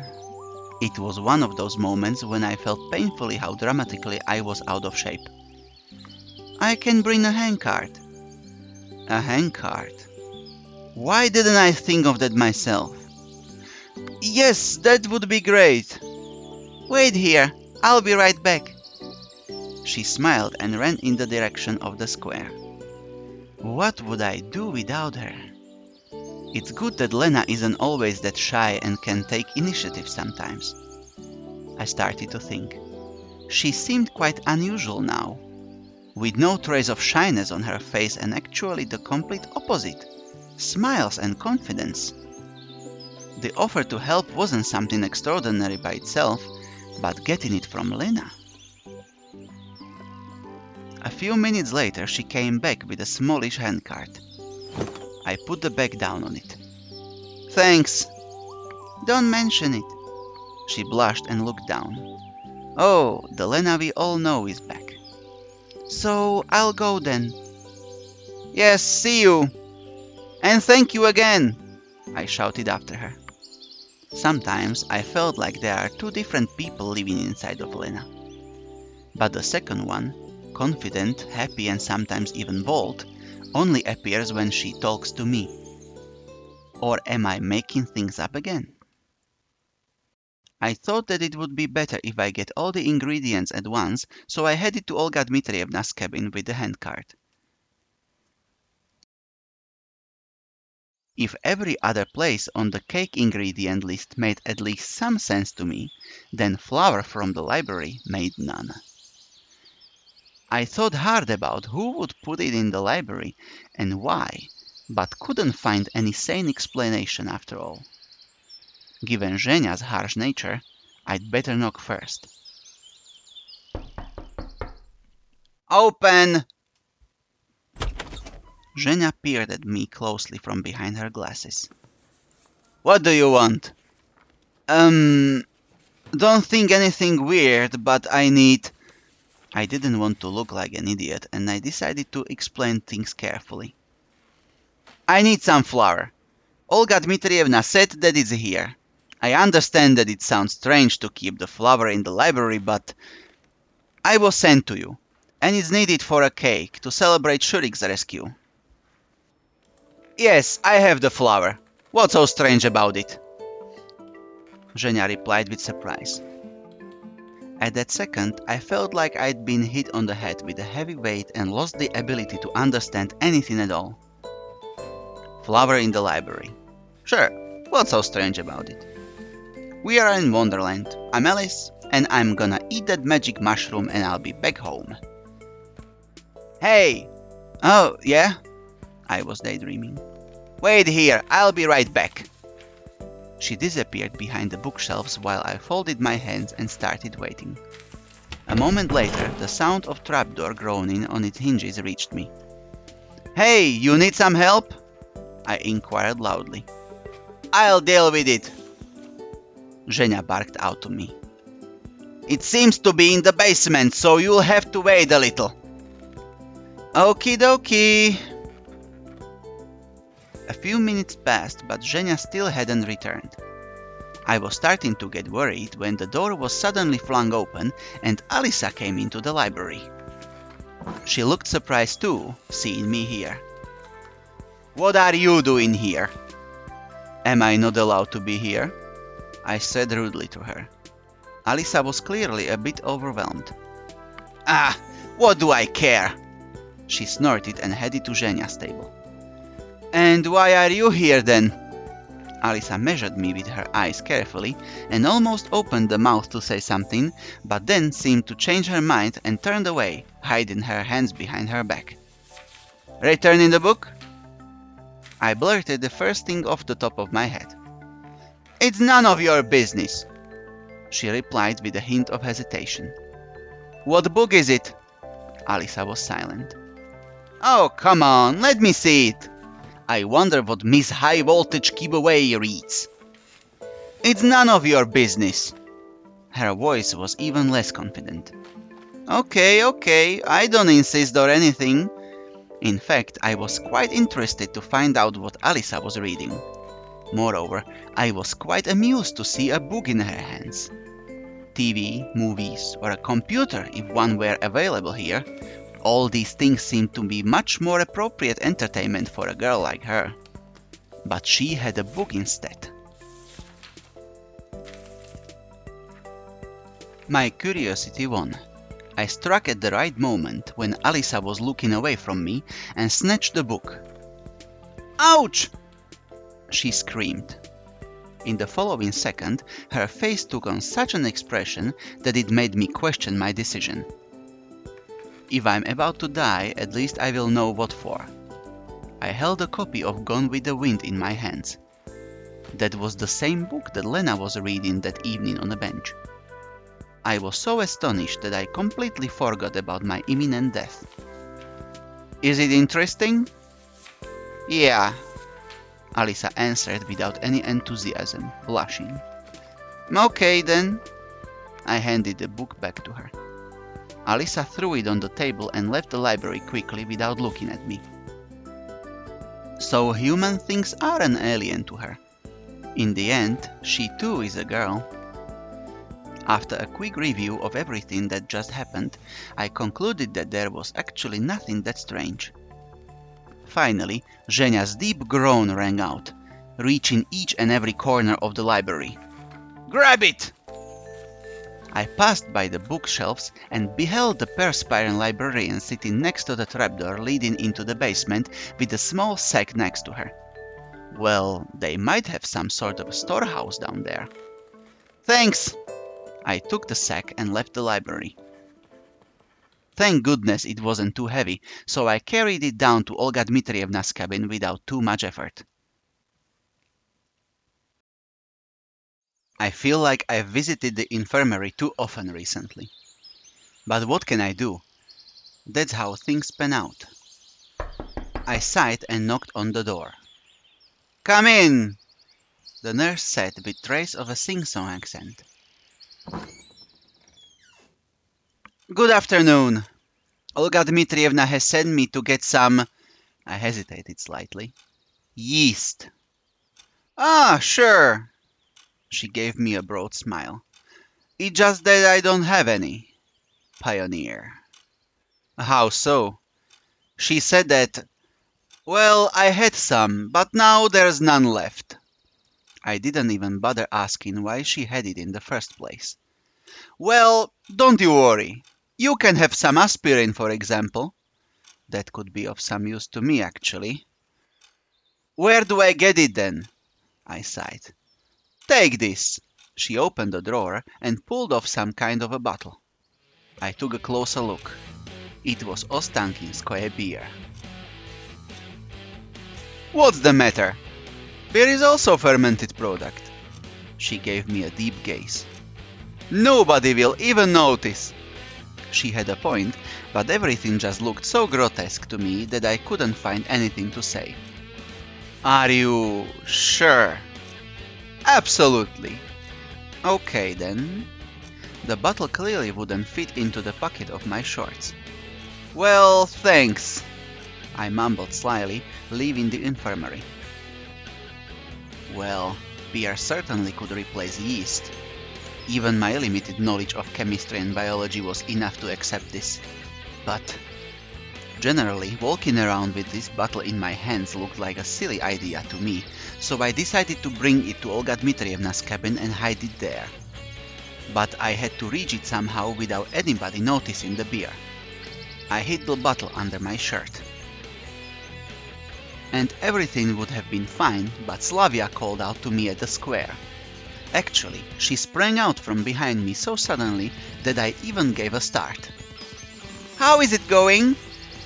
"What exactly?" "Your search for ingredients." "Ah, so you know already." "Yes, I do."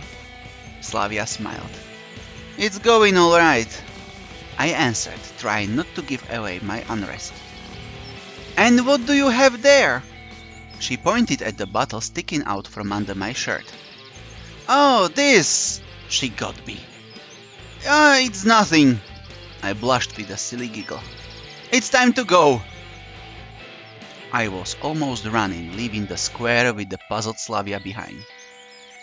It's great that she is the one of those people who don't ask unnecessary questions. But there are people in this camp who like nothing better than to poke their noses into other people's business. Passing the pioneers' cabins, I stumbled upon Uliana. "What are you hiding there?" She gave me one of her cheeky looks. I thought there was no point in denying anything, so I replied in a provocative manner. It's none of your business. I'm a cipher officer bearing a message to headquarters. That's certainly a big message. I was carrying the bottle at waist height, so I was slightly embarrassed. You want some help? I'll deal with it on my own. I walked past her confidently and proceeded on my way. To my surprise, she didn't say anything, nor try to pursue me. There was nobody at Olga Dmitrievna's cabin, so I successfully managed to stuff the bottle under my bed. Once I got outside, I sighed with relief. Really, I couldn't believe that I would ever worry that much about a single bottle of beer. Like I was back in high school. It's a good thing it's safe now. Even if somebody finds it, I'll claim that it's not mine. I could always think up a suitable excuse from my enormous experience. Finally, it seems that everything had been collected. I took the handcart with sugar outside and put the sack with the flour in it, followed by the 2 baskets of strawberries that somehow fitted in between. And the beer was hidden under my shirt, just in case.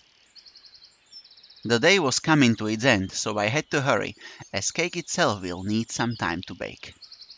Of course, I'd rather enjoy lying down, closing my eyes and getting a decent sleep, but I just couldn't let Olga Dmitrievna down. Indeed, after all the trouble I'd gone to, I even felt personally responsible for the success of this event. Coming to the square, I stopped for a moment to catch my breath. It wasn't that the cart was that heavy, it ran smoothly without any noticeable effort required. It was just that any physical exertion caused pain to me now, both physical and mental one. I sat down on the bench and closed my eyes for a moment. What's that? I really didn't give a damn who it was. Probably just a fellow pioneer girl taking an interest in an unfamiliar companion in distress. What are you talking about? I asked her tiredly. She didn't reply. Those are the ingredients for a cake. Do you like cakes? I don't know. What, you've never tried cake? I don't know. Obviously the girl didn't get what I was talking about, but it didn't surprise me at that moment. I really wasn't interested in the conversation. I was so tired that I had zero intention of classifying external distractions and tagging them as either common or uncommon. I see. Come down to the canteen later and have a bite. Really? Really. And what are they made of? What? I asked indifferently. These cakes.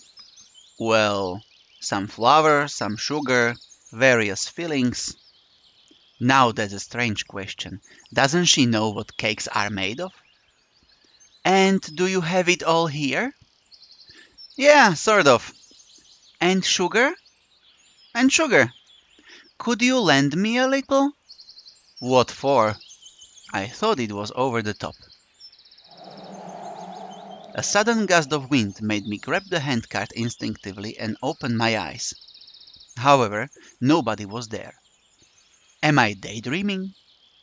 I noticed, though, that the sugar sack was untied and a small heap of it had poured out. Could it be that she was scared by the wind and ran away? Having fixed the sack, I got up from the bench and continued on my challenging strawberry way. There wasn't a single person near the canteen. No wonder. Dinner was still an hour away. I brought the handcart to the rear exit and handed the foodstuffs to the camp cook. She must have already been told what to do with them, as she gave me such an unpleasant look. I am not sure how long it takes to bake a cake, but it seems she had to hurry. I just wanted to relax for the remaining time up until dinner. In short, I was so tired that I just sat on the steps and waited. My eyes closed themselves. I guess I got so tired throughout the day that I didn't even notice how someone came up to me until they patted me on the shoulder. Hi! Miku was standing before me. Yeah, I didn't need a mirror to imagine the expression of skepticism and annoyance on my face. Oh, excuse me, I must have interrupted you. No problem, I was just sitting here. Oh, alright then, Miku beamed with smile. I was just coming to dinner. I thought that it's time already, and then it appeared to me that it's too early. But I decided to check just in case. Maybe it's not me who's mistaken, but the clock is. Well, not the clock. Clocks can be mistaken. It's just that I misread it. She seemed to be ultimately confused now and fell silent. It's still about half an hour before dinner. Oh, that's great. Then I'll sit here and wait with you if you don't mind. Frankly speaking, I do mind. You know, I have some matters to attend to. I stood up quickly and left without saying a goodbye, ignoring Miku as I always did, while she screamed something after me. A minute later I got to the square and sat on the bench with the firm intention of finding a quiet and safe place here to wait for dinner. I think this is the first time in the last 4.5 days when I felt like this. I wasn't just irritated because of some insignificant details, but indeed, I was really angry. I've completely stopped caring about where I am and why am I here. I don't care about how to get out either. What's driving me mad is that I always have to carry out some stupid task given by our camp leader, and it's always me who gets into stupid situations and sometimes even ends up looking like a clown. If all of this is some alien trick or a plot of the universal mind, they better consult with their psychiatrist.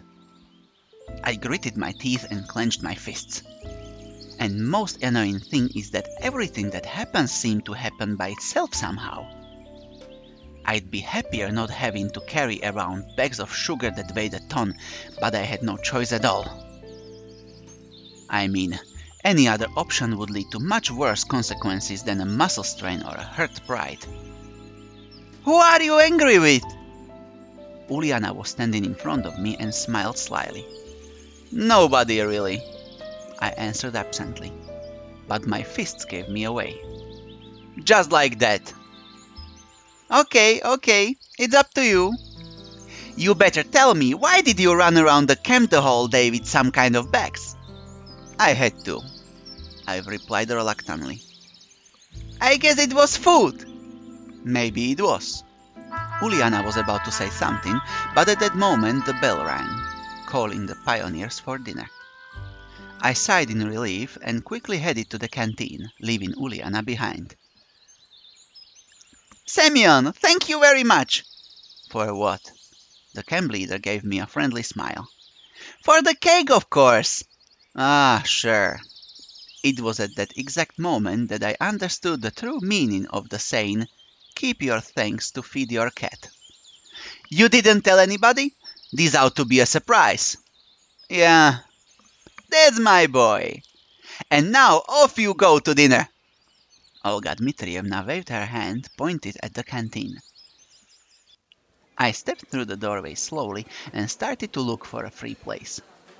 It turned out there were plenty today, so I got the chance to eat all alone. There was fish with mashed potatoes for dinner. What misfortune once again. I'll be left half hungry. And didn't we have fish for lunch? Is it a fish-only day today? Having pushed my plate with the fried seed well away, I laid my head on my hands and closed my eyes. But soon somebody came up to the table. Hey, are you all right? I'm fine, I replied without changing my position. Just tired? Yeah, a little. That's bad, Slavia said it seriously. Of course. You remember that we are going for the hike after the dinner, don't you? Have you prepared everything? What? Where? I opened my eyes and lifted my head up instantly. Lena was standing by Slavia. The hike! She was surprised. Didn't you know? No. I put my head down on the table and covered it with my hands. If only I could sink into the ground right away. The girls remained silent. I was left alone with my thoughts for some time, and that was fine by me. Maybe I could have sat that way until the end of dinner time, but the strong voice of Olga Dmitrievna was heard from the opposite end of canteen. Guys! To celebrate the miraculous rescue of our friend and comrade Shurik, we baked this cake for you all! I lifted my head idly and looked towards the camp leader, but couldn't see anything beyond the pioneers' backs. A second! Just a second! And nothing about me. Nothing about me rescuing Shurik or gathering the ingredients for the cake. As if that's how it ought to be. Well, it would be wrong to expect anything else from our camp leader. Let's go, or we won't get our share, Slavia smiled. Let's go, Lena agreed. Yeah, sure. I got up reluctantly and tagged along behind the girls. As we approached the crowd of pioneers, Olga Dmitrievna was just putting the cake in the center of the table. And now... The camp leader wasn't able to finish as Uliana rushed out from the pioneer crowd and dived into the cake. She managed to nibble it a few times before she was pulled away. She was kicking and screaming. I stared blankly from the outside at all this drama. Alisa smiling, Lena picking up some cream with her finger, all the furious pioneer around. I felt completely out of place here. I thought that if I closed my eyes now and opened them again, there I am, back to the safety of my apartment in front of a computer. I blinked, but nothing changed. Only the noise and the confusion became sharper. Uliana! That's the limit! I... just... Well, in fact, behaving like this is a bit over the top even for her. Shurik broke into the conversation. Or is it a court-martial? Please, Olga Dmitrievna, since the cake is celebrating my return, it's no big deal. He hesitated. It doesn't matter. The camp leader turned to Uliana. And you! Today I'm going to punish you to the fullest extent, so you behave next time. Ah, whatever. She snorted and turned back. You won't be going on the hike with us tonight. As if I wanted to. I was more than willing to switch places with Uliana and skip the hike instead of her, but who knew? If I had have guessed beforehand, I'd have been the first one to berserk and smash the damn cake. After a couple of minutes of confusion, the pioneers started to disperse. You have to get ready too. There'll be a lineup at the square in half an hour. I looked straight into the eyes of the camp leader, trying to express my attitude non-verbally, but it seems that I failed. Don't be late! Uliana was sitting at the table when I approached her on my way to the exit. So why did you do it? She looked very upset, but she had a right to be so. I wanted to, Uliana replied abruptly. So you are happy now? Of course I am. And you? Good luck with the hiking. She smiled mischievously, sprang up, and rushed out of the canteen. Well, a little bit of luck wouldn't hurt. Walk and you shall reach. It was exactly this proverb that kept whirling in my head all the way down to the camp leader's cabin. Somehow I just couldn't manage to argue, to pretend that I'm sick, or to just skip it without reason. The events of this day taught me submissiveness, although sometimes whatever was happening made no sense to me.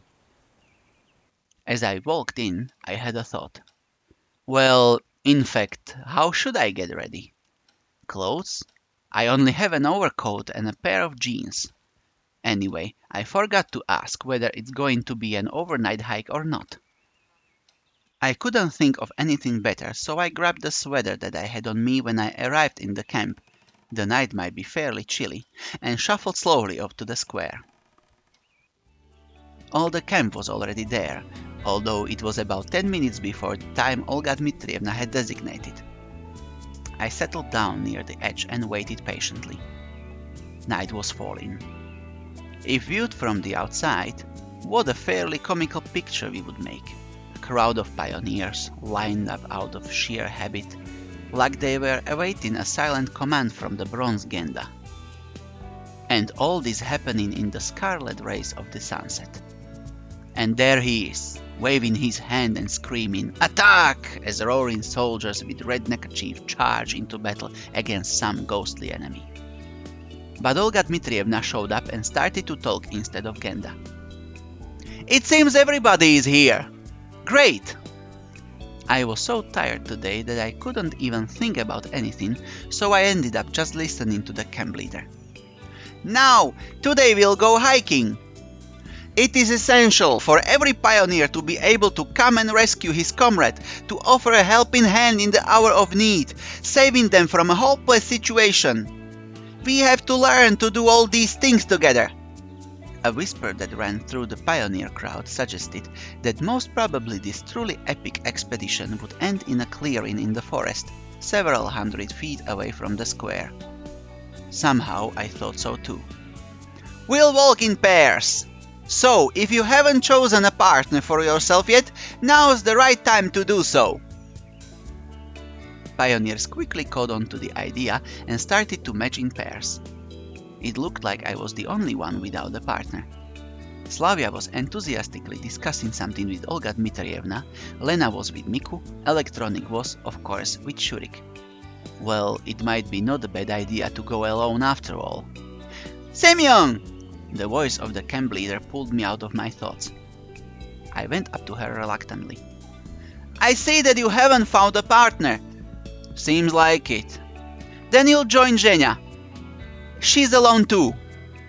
I was struck with that special kind of despair that only a true loner can experience.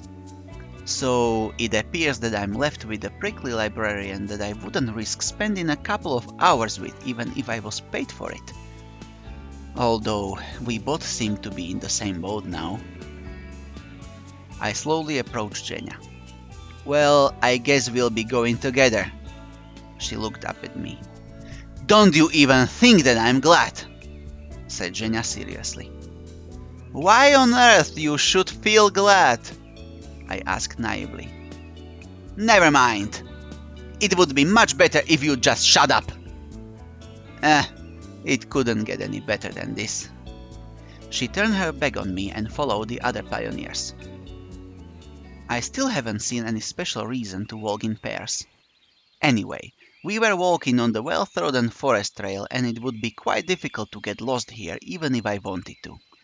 Moreover, while we'd already been hiking for half an hour, we weren't rushing into the depths of the forest, trying to face all the dangers that could test our courage and harden our pioneer spirits, but instead we were just walking around in circles. However, if we take into account that Olga Dmitrievna was our chief, this hike could be compared to a hobbit's march from the Shire to Mordor. Just as Zhenya insisted, I was following her at a distance in silence. The librarian seemed to be perfectly okay with it. "Hey, don't you know when we'll reach our destination?" "Our what?" "The place when we settle down and set up camp." "The whole point of this hike isn't to set up a camp, but the hiking itself. You don't get it." Yeah, it seemed that I didn't understand a thing about hiking. "I guess you're right, but still." "I don't know," she replied sharply and quickened her pace. I caught up with her and asked, "Listen, why are you always so—" I was about to say mean, but stopped short. "I haven't done anything bad to you and I'm not going to." She glared at me in surprise. "Always so— what?" "Well, unsociable, kind of. Or is it something about me?" "Oh, cut that stupidity out already." "As you wish." I decided not to start a conversation with her for the rest of the hike. At last, Olga Dmitrievna decided to end this Sisyphean toil. "It's time to halt!" The place chosen turned out to be a quite large glade with a few tree trunks laid in a half circle to make an improvised arbor, with the remains of a campfire in the middle. Obviously, such hikes are a tradition of this camp. I was sent to gather firewood together with other boys. It didn't take long because there were a lot of branches and logs of various sizes lying around. Eventually, Olga Dmitrievna lit the fire using some old newspapers. I was eager to know what was written there, but couldn't discern anything other than Soviet symbols. Pioneers took their places on the fallen log benches and started to talk about things. It seems that the final goal of this event had been achieved. The only things missing were a pot of fish soup, aluminum cups of vodka, and a guitar.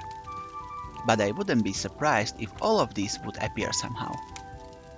"What are you thinking about?" Slavia sat next to me.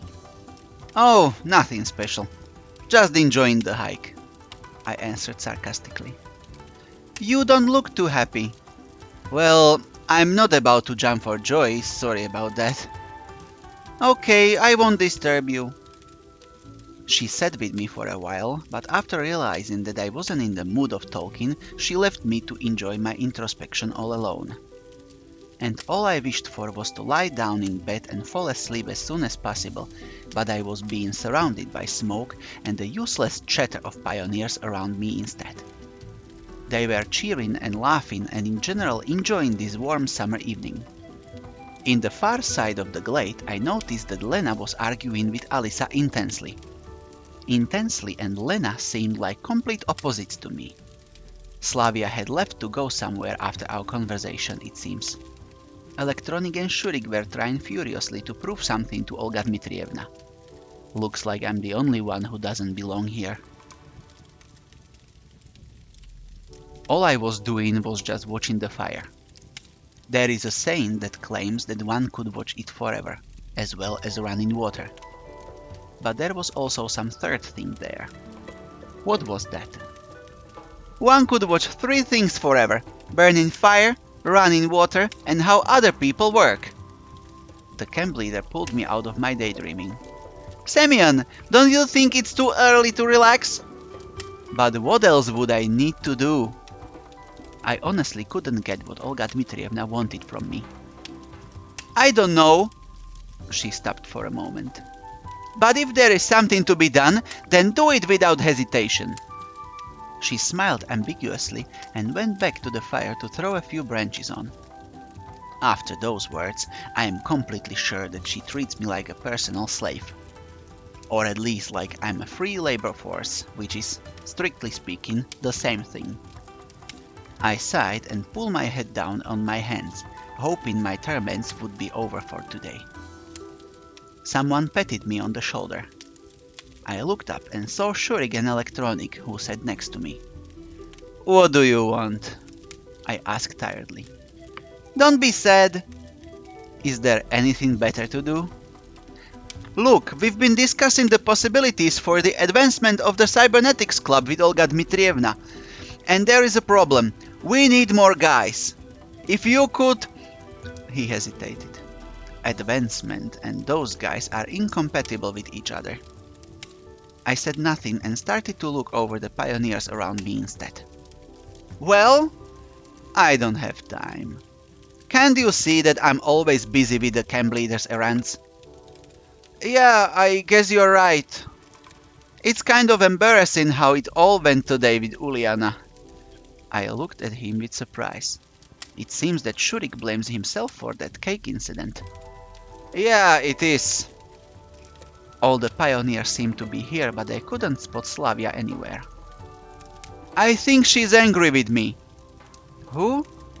I asked absently. "Uliana.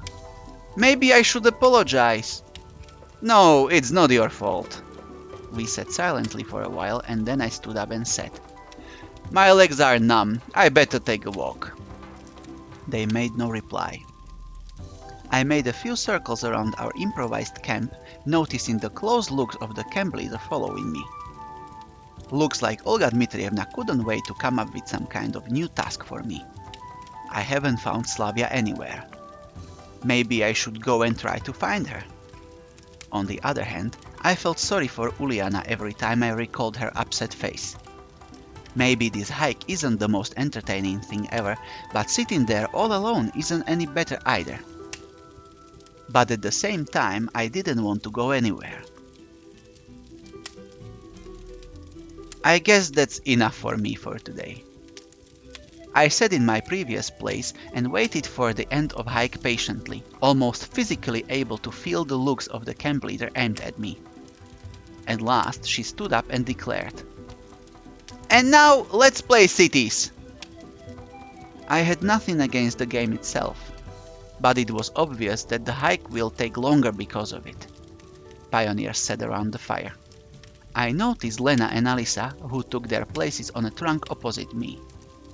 It seems that everything is alright. And just a few minutes ago I thought the opposite while looking at their quarrel. But anything is possible. I'd really like to know what they were talking about, but it's impossible now, and I could feel tiredness growing in me more and more. My mind was completely blank. To be precise, my head was so heavy that there was no place in it for ideas to unfold. While in my better times, my brain appeared to be a wide highway with millions of thoughts running by, chasing one another and causing major crashes. Now it was more like a footpath lost in the woods, which is used rarely and only in exceptional cases. Slavia didn't come back. Maybe she had something to do. But once again, there is no way to find out now. Okay, let's start! Moscow! Pioneer started to name cities. Finally, it was my turn. I tried to listen closely to catch the first letter of the city I'll have to use. Arkhangelsk. We played several rounds. Each new city name made it harder to remember everything that was mentioned before. My attention was dissipating and I was already lost in all these capitals, megalopolises, villages and urban settlements. Semyon! Semyon! It's your turn! Olga Dmitrievna brought me back to reality. Oh, excuse me. And what was the last one? You're daydreaming again. It was Sevastopol. Okay, then I'll sell London. Already used. Well then... It got me thinking. There were tons of cities in the world, starting with L, but it was hard to remember even one of them now. Liverpool? Already there. Los Angeles? Ah, finally! She gave me a scornful look, but the game went on. I could hardly bear to think of another city starting with L, but, fortunately, it was the last round. Okay, that's enough for today. It's already late. Time to go back. I sighed with relief. On our way back, we walked as we liked without joining in pairs. Night descended upon a camp. A perfectly regular and normal night. It was one of those nights when dark skies, stars and even a crescent moon don't cause any special feelings, and the chirping of crickets and the songs of the night birds seem more like a routine work noises than a nocturnal chorus. In a few minutes all the pioneers were lining up in the square. It was quite late already, and fatigue took its toll, so our lineup wasn't perfectly aligned. It looked to me more like a line of Vikings after a successful battle where the warriors are happy and smiling, anticipating their return to their families rather than thinking about maintaining correct formation. But someone else could possibly see a completely defeated troop or a bunch of survivors who have to march to their homeland with the last of their strength. Thanks everyone! And now go to sleep, it's late already. Pioneers quickly ran each their own ways, and I was left together with the camp leader. And we should go too!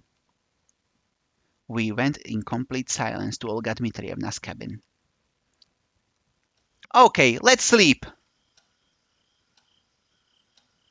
She said, turning off the light. I was tossing and turning for quite a while, recalling all the events of the day.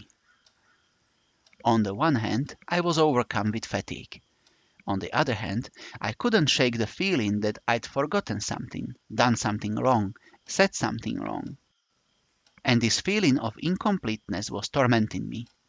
It was about 2 a.m. All bad things would end sooner or later, or at least would take a break. I fell asleep. Day 6.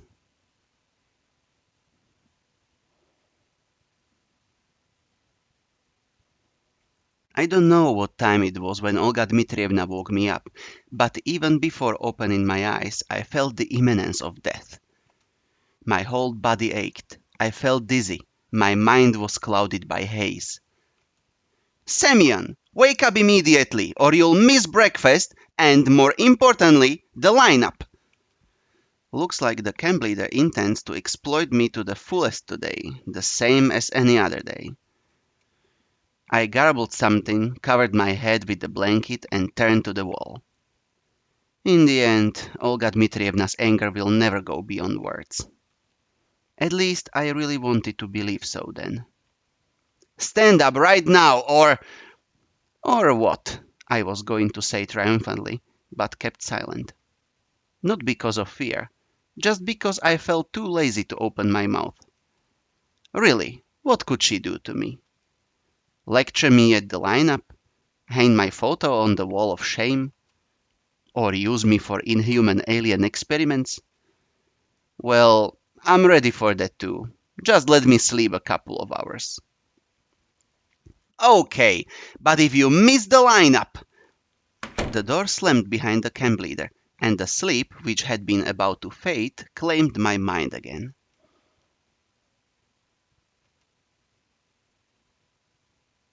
I woke up dazzled by sunlight. It was 1 p.m. according to my cell phone, which was squeezing the last drops of charge out of its battery. Strangely enough, my body didn't ache, my head felt clear, and, all in all, it was a good beginning to the day. After waving my arms, pretending to do early exercises, I sprang out of the cabin and headed to the washstands. Yeah, I slept through breakfast, but will be served lunch soon, so I shouldn't worry that I'll have to stay hungry like I did yesterday. Along the way, I met a pioneer whose face somehow looked strangely familiar. But I was going so fast I couldn't really see him, and when I turned around, he was already gone around the corner. There was nobody near the washstands. Everyone is probably busy with Olga Dmitrievna's task and God knows what else. I quickly brushed my teeth, washed my face, and was already going to leave when I suddenly heard the sound of water flowing from the opposite tap. A pioneer leaned against the washstand over there. I couldn't see his face, but judging by his figure, he looked like the one I saw a couple of minutes ago. "How are you doing? The sun's so bright today." I looked up into the sky, shielding my eyes with my palm. "Yeah, nothing special." It wasn't easy to get a better look at the pioneer, given the way he stood. The bright sunlight that reflected from the water and shiny metal surfaces of the washstands heavily obscured his face, and I wasn't able to distinguish any single feature. "The camp leader is angry today. So angry." His voice sounded painfully familiar too. "Well, she's always like that." "Well, you'd know better, yeah." I tried to remember if I've ever heard this voice or seen this pioneer before. "Well, see ya." He turned the water off and quickly marched towards the forest path. For a second, I thought of following him, stopping him, but I quickly fought it off as I decided that it's not worth spoiling such a great morning with suspicions and burdensome speculations. Nature was glowing with the bright light of life. Lush treetops were rhythmically swaying in the wind, whispering to each other. The breeze gently stroked the high emerald grass. Birds were cooing in the shade, escaping the midday heat. The woods and fields stretching beneath the horizon were dissolving in warm sunlight. I don't know which month is it now, but it looks like midsummer. I distinctly remembered the summer vacation of my childhood and youth, times of fun leisure and carefree joy. Childhood games, how many there were. I wouldn't say no to playing war games or hide and seek now. or swinging on a bungee, or maybe building a sandcastle and inhabiting it with toy soldiers ready to defend their master to the last drop of their plastic blood. I went to the square and sat on the bench, waiting for lunch. It looked like there wasn't much time left before it. From time to time, pioneers passed by me, sometimes alone, sometimes in pairs of groups of 3. But always someone I didn't know. Alisa, Uliana, Lena or Slavia were nowhere to be seen. Thoughts about the meaninglessness of existence were circling in my brain, but this didn't worry me on such a beautiful day. Just think about it. Who could think of grieving for his life lived in vain or lost early while basking in the rays of such a friendly sun? Certainly not me. I looked up on Genda. He was meditating, as always. Now he definitely never gets any unnecessary doubts. I remembered my first hours in this camp and the day before, the anguish, the anxiety and fear. That all seems so far away now, although so little time has passed.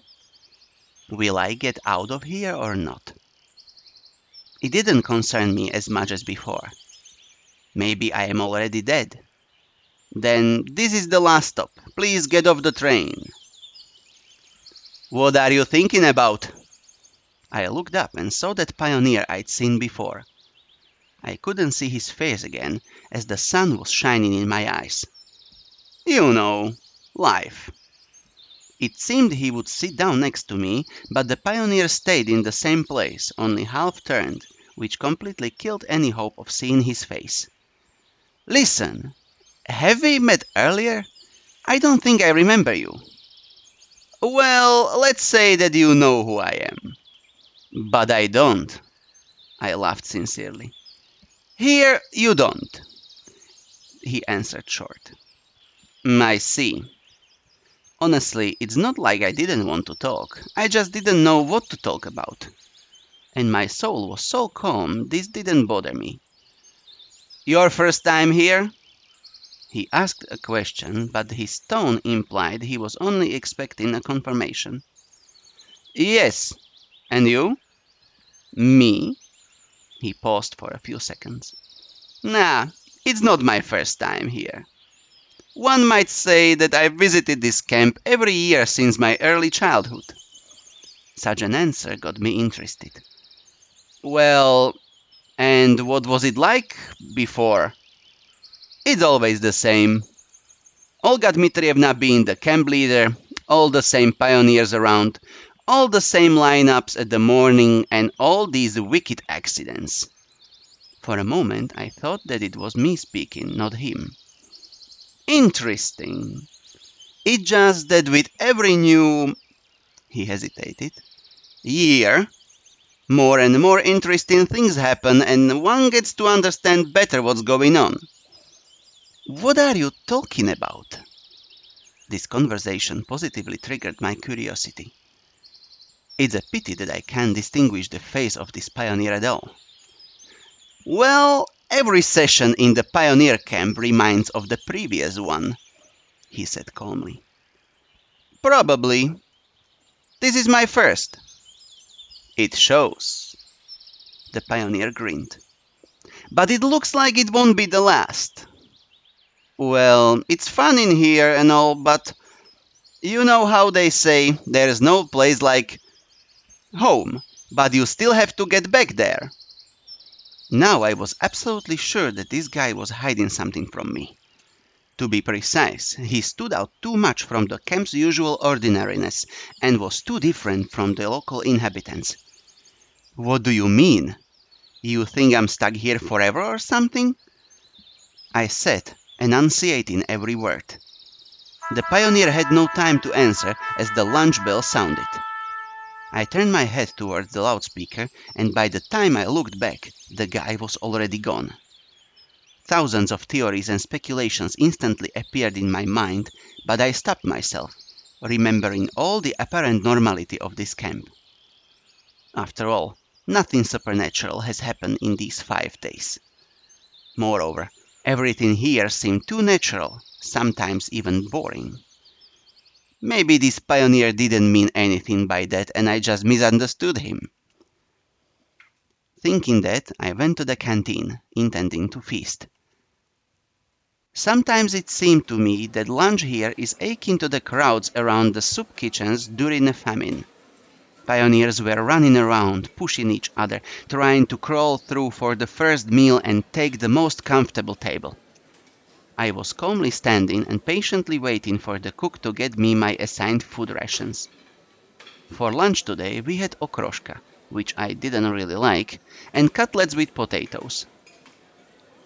I sat in a corner and mentally rejoiced that I will be able to eat in peace. My table was the farthest from the kitchen.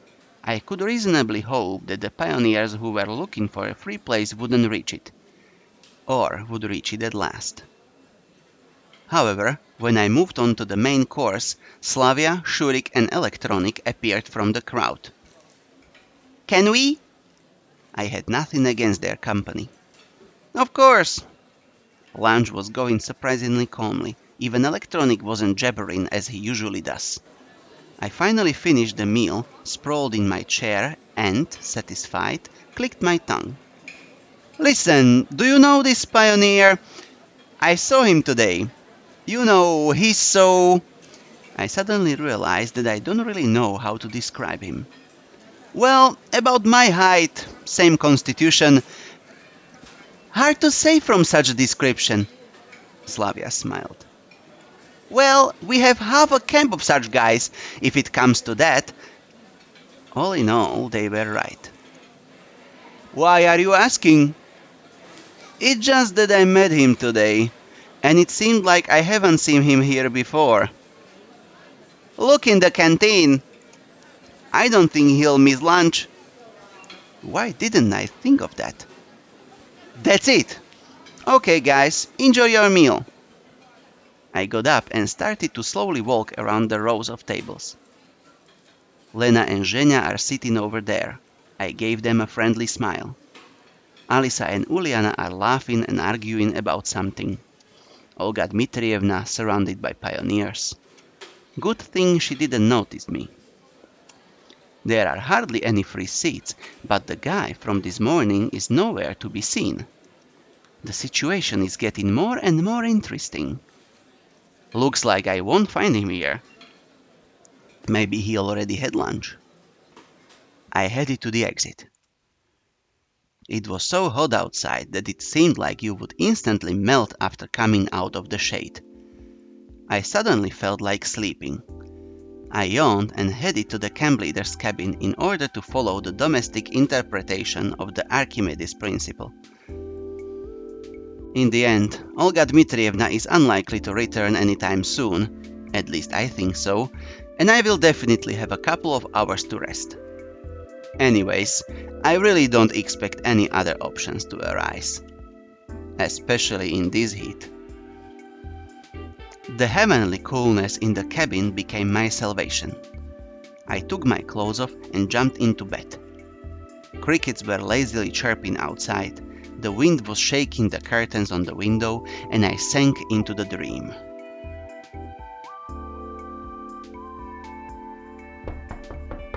Knocking on the door woke me up. The knocks were soft but insistent. I reluctantly got up and went to open it. Strangely, there was nobody on the doorstep. I rubbed my eyes and stepped out to look around. All the same, no one around. A dream, maybe? It was already 4 o'clock. I felt jaded. I probably shouldn't have slept in the afternoon. After all, I knew what was going to happen. I put on my boots, left the cabin, and locked the door. But where shall I go? All in all, there is not much time till dinner. A sudden thought came to me that it would be nice to refresh myself, so I went towards the beach. The sun has passed the midday mark a while ago. It gets dark early here, in the south. I squinted and looked up at the flaming disk. Who was that just now? I flinched. The same mysterious guy was standing in front of me. and once again his face was hard to see due to the bright light. For a moment the sun blinded me, so I could not see anything besides the faint contours of objects. "Are you stalking me?" "Nope, I was just passing by," he answered calmly. "Then you should know better." "So you haven't seen anyone?" "Correct." I rubbed my eyes, but it did not help. "Why didn't I see you at lunch?" I asked bluntly. "I wasn't hungry," he laughed. I blinked a few times and my vision came back, but the pioneer had miraculously disappeared once again. What the hell is going on here? Now I was absolutely sure that there was something strange about that guy. He must be directly related to everything happening around here. I will have to find out. But for starters, it's good to confirm that I am not mistaken and that he is not just a local pioneer. It was quite crowded at the beach. It looked like everyone from the camp was here. Well, no wonder. It's so hot outside. Olga Dmitrievna was standing just a bit further apart from everyone, keeping an eye on her army of pioneers. As soon as I thought that coming here might not have been the best idea, she noticed me. "Hey, Semyon! You weren't at the lineup, and in general you are just lounging around all day." I did not know how to answer. "And just now, are you planning on becoming a proper pioneer?" She continued more softly. "Olga Dmitrievna, in the camp, is there a pioneer who looks a lot like me?" She looked surprised. "Maybe. I don't know. Why do you ask?" "Oh, I'm just curious." "Well, we have a lot of boys here." "Alright, never mind." Someone's yell came from the riverside and Olga Dmitrievna rushed in its direction. Well, it looks like I will be spared a lecture. I lowered myself onto the sand and stared at the pioneers playing in the water. After a few minutes of sitting here, Uliana approached me. "Why so sad?"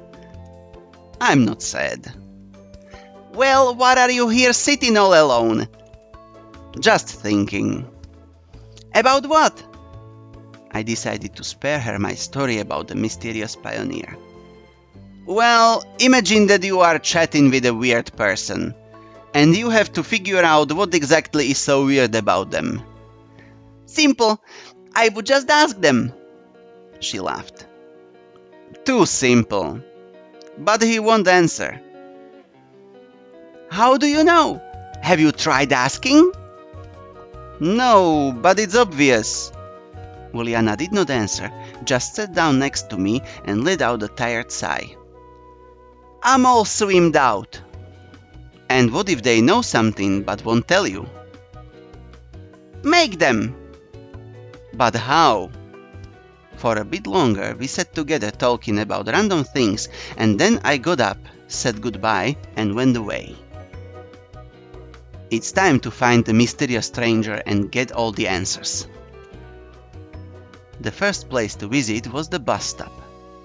After all, this is where it all began. The road was empty, as always. Only small dust tornadoes were occasionally visible on it. I was ready to turn around and go back to the camp, but then I heard someone whisper. "Don't trust him!" Someone was hiding behind the monument. A pioneer was sitting there with his back to me. And once again, the voice seemed strangely familiar. "Who are you?" I took a few steps towards him. "Stop! Don't come any closer!" For some reason, I froze in my tracks. From somewhere deep inside, an assurance came to me, and I understood that I shouldn't argue with him. "All right, I'll stay here." "Have you seen him? Talked to him?" he asked nervously. "Who are you even talking about?" He was dressed in a pioneer uniform. "You know who." And I definitely did know. He was talking about the weird pioneer I saw earlier. "Yes," I answered after a few moments of silence. "What did he tell you?" the pioneer asked in a pleading tone. "Nothing really." "Did he give you advice? Did he tell you what to do? Threaten you?" "No, nothing like that. Of course he seemed pretty weird, but nothing more than that." "Remember, he may not be alone, or more likely, he's alone, but you may meet many pioneers here who look like him." "And what about you? Who are you? Who are you hiding from?" "You will understand. In time. Just remember, the most important thing is to find the exit." All of a sudden, a strong gust of wind came through, ripping leaves from the trees and throwing an old paper bag into my face. Shielding myself, I averted my eyes. When I looked back at the monument, the pioneer was already gone. At that moment, I was overwhelmed by fear. Real, almost tangible fear. I remembered being scared during my first hours at this camp. But back then, everything around me seemed kind and friendly. Now, Sovyonok revealed its fangs, getting ready to eat me. And ahead, the unknown. My body was covered in goosebumps, my throat was dry and my hands were shaking. I tried to ignore it all and headed back to camp. It was already dinner time, but I had no desire to go to the canteen. After meeting the second mysterious pioneer, just thinking about the locals made me, if not afraid, then at least creeped out. I don't even know who or what they all are. And even though nothing had happened yet, it does not mean I can trust them. I stopped in front of the clubhouse, but then realized that this is not the best spot to be at. I could run into someone, which was not something I wanted to do at the moment. Almost running, I hurried towards the forest and walked a few meters along the path before finally stopping. On one side, the mysterious pioneer. Well, two of them to be precise. On the other, all the other inhabitants of this camp, who seemed absolutely normal. Either way, my decision to stand back and let everything resolve itself was under some serious pressure. At this point, it was clear to me. I had to do something on my own. But what exactly? Everyone is probably having a dinner, so I have a good chance to make it to Olga Dmitrievna's place without being noticed. I decided to first take my clothes that I wore when I arrived here, along with my cell phone. I won't be able to come up with a solid plan right off the bat, so for the time being, I might as well hide in the forest. I leaped up the steps and entered the building. My clothes were right where I left them and my phone was where it was supposed to be, under my pillow.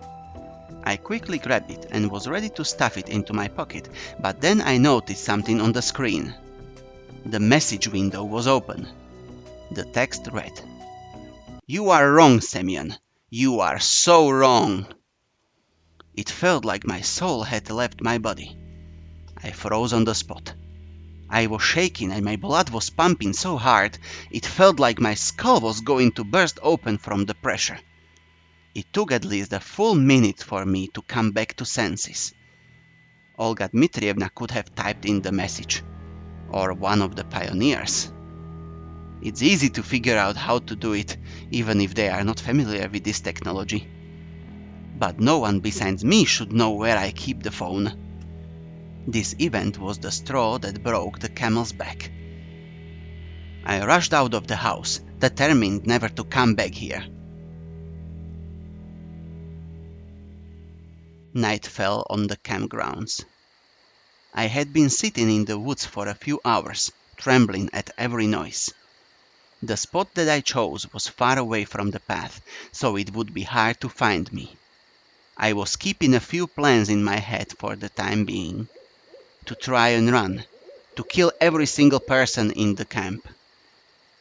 However, on the other hand, one thought chased me and I realized that I shouldn't behave like this because of some strange pioneer, or even because of that message on the phone. All of this was reinforcing the thought that everything happening here was far from normal. However, there was no proof that anyone in the camp had anything to do with it. I could have stayed here until morning, lost in my own thoughts, but I heard footsteps coming from somewhere nearby. "So you decided to escape after all?" I turned around but couldn't see the pioneer's face in the dark. Nevertheless, I was pretty sure that it was him. I wasn't afraid then. More precisely, I was so physically exhausted that I was prepared for any possible course of event and somehow managed to reason appropriately to maintain the conversation. "I wouldn't call this an escape," I answered slowly, stretching every word. "Huh? Then what is it?" "A tactical retreat." "Brilliant!" He burst into laughter. "Listen, why don't you tell me what's going on? Who are you and what do you want from me?" "What did that guy tell you at the gate?" It seemed that he didn't even hear my question. "He told me not to trust you." I lied. But on the other hand, I thought that it was what he meant. "Well, that's always the way for him. Running away, hiding." I could hear irritation in his voice. "I am not sure what kind of circus you are running here, but I'm not going to be a part of it." "Oh, why not? You are the star after all." I couldn't see his face, but I bet he was smiling.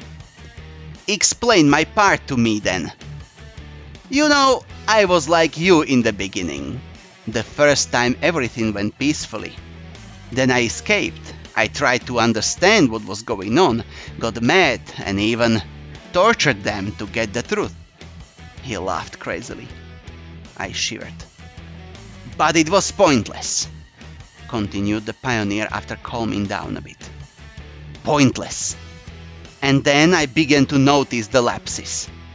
At first I just heard their voices, from a distance and sometimes in my head. Then vague silhouettes appeared. Then they slowly took on physical form. And finally they stepped into my world. I could touch them, introduce them to other pioneers. And they all were different. Different! Do you get it? Different!" He started shouting. "And it recurred again and again. You can get used to the loops, but then I learned how to get into their worlds by myself, to interact with the others. But it turned out that I'm not alone. There are lots of us. Today you saw at least one more." He fell silent. I didn't know what question to ask and didn't want to interrupt his story, so I simply waited. After a minute, he continued. "It's not that simple, of course. And it's not always possible. Only under certain circumstances. When you feel strong emotions, for example." I instantly remembered how I saw him the first time, the time when I didn't feel any emotions at all. "Including the moments when you feel happy," as if he was reading my thoughts. "I see. So you are trying to say that there are several parallel worlds, including the same camp with its inhabitants, where I am replaced by you or that guy I met at the bus stop?" "Yeah, something like that." His answer didn't surprise me at all. In the end, it's clever that whatever happens here is beyond the limits of human understanding, and this theory didn't even seem all that unusual. "But you've said that everything recurs." "Yes, it recurs." "And what will happen afterwards?" "You'll start from the very beginning. You'll wake in the bus stop, come to the camp, meet Olga Dmitrievna, the girls, electronic." "But if it happened to you, then why should it happen to me as well?" "It happens to everyone." Once again, he laughed hysterically. "And how many loops have you experienced so far?" "I stopped counting them already. At first I tried to remember them though. Maybe a few hundred." No wonder, it was very clear to me that this guy was suffering from a progressive mental dysfunction. "But you searched for a way out, didn't you?" He didn't answer. That's what that guy at the bus stop was talking about. Because he understands nothing, damn it! He shouted. Because he's just like you, constantly running away, hiding. What would you suggest then? If I had any suggestions, I wouldn't be standing here talking to you. Alright, but you were trying, weren't you? Are you trying to understand what I know, since I've been around here for a long time? He asked cheerfully. Well, that's evident. Yes, I did try to run away from here. There, he waved towards the forest, is nothing there. Nothing but trees. When I had been walking there for several days and finally passed out, I found myself in the bus again. Same for walking along the road. It's endless. Talking to somebody about that is pointless. You probably already understood that by yourself. I did, I interjected. Even if you try to explain your situation directly, at best you'll just be considered an idiot. What if you try to not leave the bus? It's pointless. Sooner or later you'll be found. I even tried to spend the entire time there. In the end, I fell asleep and everything started from the beginning. And what if you started by yourself and leave? No keys. And I don't have any carjacking skills. A cursed cycle. Exactly. A long silence fell. Finally, I asked. And what about the people around here? Don't they raise absolutely reasonable suspicions? Suspicions? Laughter again. The only thing that is suspicious about them is that no matter how much you tell them, they stare at you with their eyes out on stalks. The people. I fear them at first too. Then I used them for different experiments. And now I don't consider them humans. They are all dolls, puppets. You can easily predict any reaction, any word or action. So they aren't worth fearing, are they? The one worth fearing is yourself, he said softly. Do you know how funny it is when human bones crack as they slowly break from this tension? Looks like he has finally lost his marbles. Listen, I understand everything, but the other one thinks that it's a bit much, too. But it doesn't matter. Nobody but you is real here. The pioneer suddenly fell silent. Well, no, I don't agree with you. You are probably thinking, why I didn't check this all by myself, aren't you? Why I didn't try to reach the nearest village or town? Yes, I did have such thoughts. Why wasn't I suspicious? Why was I doing different stuff instead of searching for answers? Well, yes. Forget about it. That's normal. We all behave like this for the first time here. But how many others have you seen so far? Not that many. The pioneer was lost in thought. About 10 people, maybe. But I'm sure there are many more of them. And is everyone like this? In fact, yes. Only the details are different, but the main thing is invariable. There's no way out of here. And, by the way, you are just like the majority of them.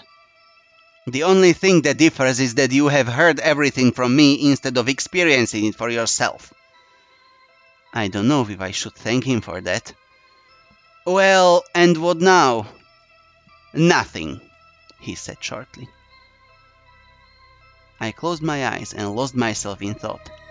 That was a critical mistake. When I opened the eyes, I didn't see anybody, just like the previous times. So it's clear what's going on now. But, in fact, how could everything he said guide me to an answer? Yes, I'm not alone. Yes, everything recurs. But what's the reason for all this? And, what is more important, where's the way out? The only useful thing that I extracted from the conversation was that the local inhabitants were not worth fearing. And that was quite significant to me for now, since it was much better to sleep in a warm cabin instead of the forest. I sighed, took my things, and headed towards the camp. As I was walking, the conversation with my fellow sufferer popped up in my mind every now and then. Why did I not ask him about the message on my phone? And some other stuff. There were hints, after all. Maybe if I had found some details out, I could have drawn some conclusions. However, it didn't seem like our meeting would be the last one. The lights were on in Olga Dmitrievna's cabin. I opened the door gently and went in. "Speak of the devil! Here you are!" the camp leader said angrily. "Olga Dmitrievna, I'm so tired now, so let's put off the lecture." "Tired from what, I wonder?" "From everything," I snapped rudely. The camp leader looked at me with surprise. I fell into bed without undressing. "Semyon, a role model pioneer, shouldn't behave like that." "And how should he behave then?" "Well, not like that." The camp leader stumbled for a moment, as if struggling to pick the right words. "He should respect his seniors." "I respect you immensely, for sure." "Semyon!" The sarcasm in my voice didn't go unnoticed. "And now I'd like to sleep." "Wait, By the way, how far is the nearest town? Where does the bus arrive? How can I even get out of here?" I asked in a surprisingly calm voice. There was no answer, and there shouldn't have been any. I said all this just in order to get rid of her. "Why are you so silent?" "I'm tired. Let's talk about that tomorrow."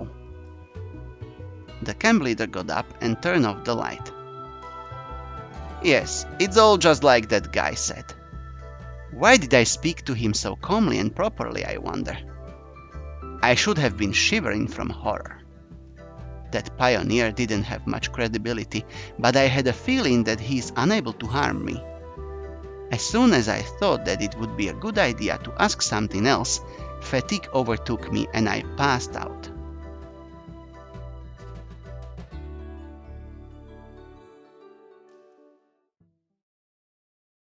Day 7.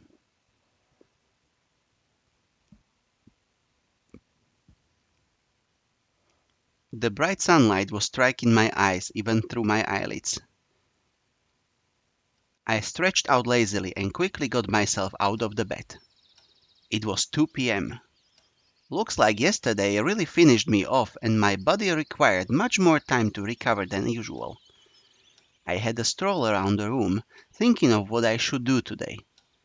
Obviously, my life in the camp would never be the same again after everything that I heard from that strange pioneer. And if everything is just as he said, I have plenty of time ahead. I grabbed my hygiene kit and went outside. I managed to take only a couple of steps as somebody ran into my back. I turned around and saw Alisa. "Hey, be careful!" she said indifferently and ran on her way. She held some kind of bag in her hands. Whatever. Yet another ordinary day in this crazy place. I finished brushing my teeth and then spent an eternity washing my face with ice-cold water to bring myself to my senses and refresh my head at least a bit. I felt a bit better after that. Suddenly, hope struck me from nowhere. It wasn't a hope that I'd be likely to leave this place safely. Rather, I just didn't want to believe that everything is as bad as that guy told me. "Good morning!" I heard a faint voice coming from the woods. Someone stood behind a tree. "Morning! Are you ready?" "Ready for what?" I looked again, and it seemed like it was the pioneer from the bus stop yesterday. Indeed, I was prepared for such weirdness today, so I wasn't really surprised and started this conversation quite clear-headed. "You didn't believe him, did you?" "What are you talking about?" "Everything that he said." Alright, but what is your opinion on what is happening? I'd already distanced myself from the outside world and decided to treat everything happening to me just like a fictional film, not reality. Hopefully, it would give me more room to move around in terms of situational logic analysis. There is an exit. There has to be, he said excitedly. I don't know, but I'd like to believe that too. If you just... Semyon! I turned around. Slavia was standing right next to me. Who were you talking to? No one. Just talking to myself. I hardly think it's worth telling her about aliens from parallel worlds. She probably can't even see them anyway. Have you prepared already? Prepared? For another hike? No! Today's the last day of the session. What? A stupid smile settled on my face. There will be a buzz in the evening. We're leaving. Holy cow! I was ready for even the most incredible of twists, but...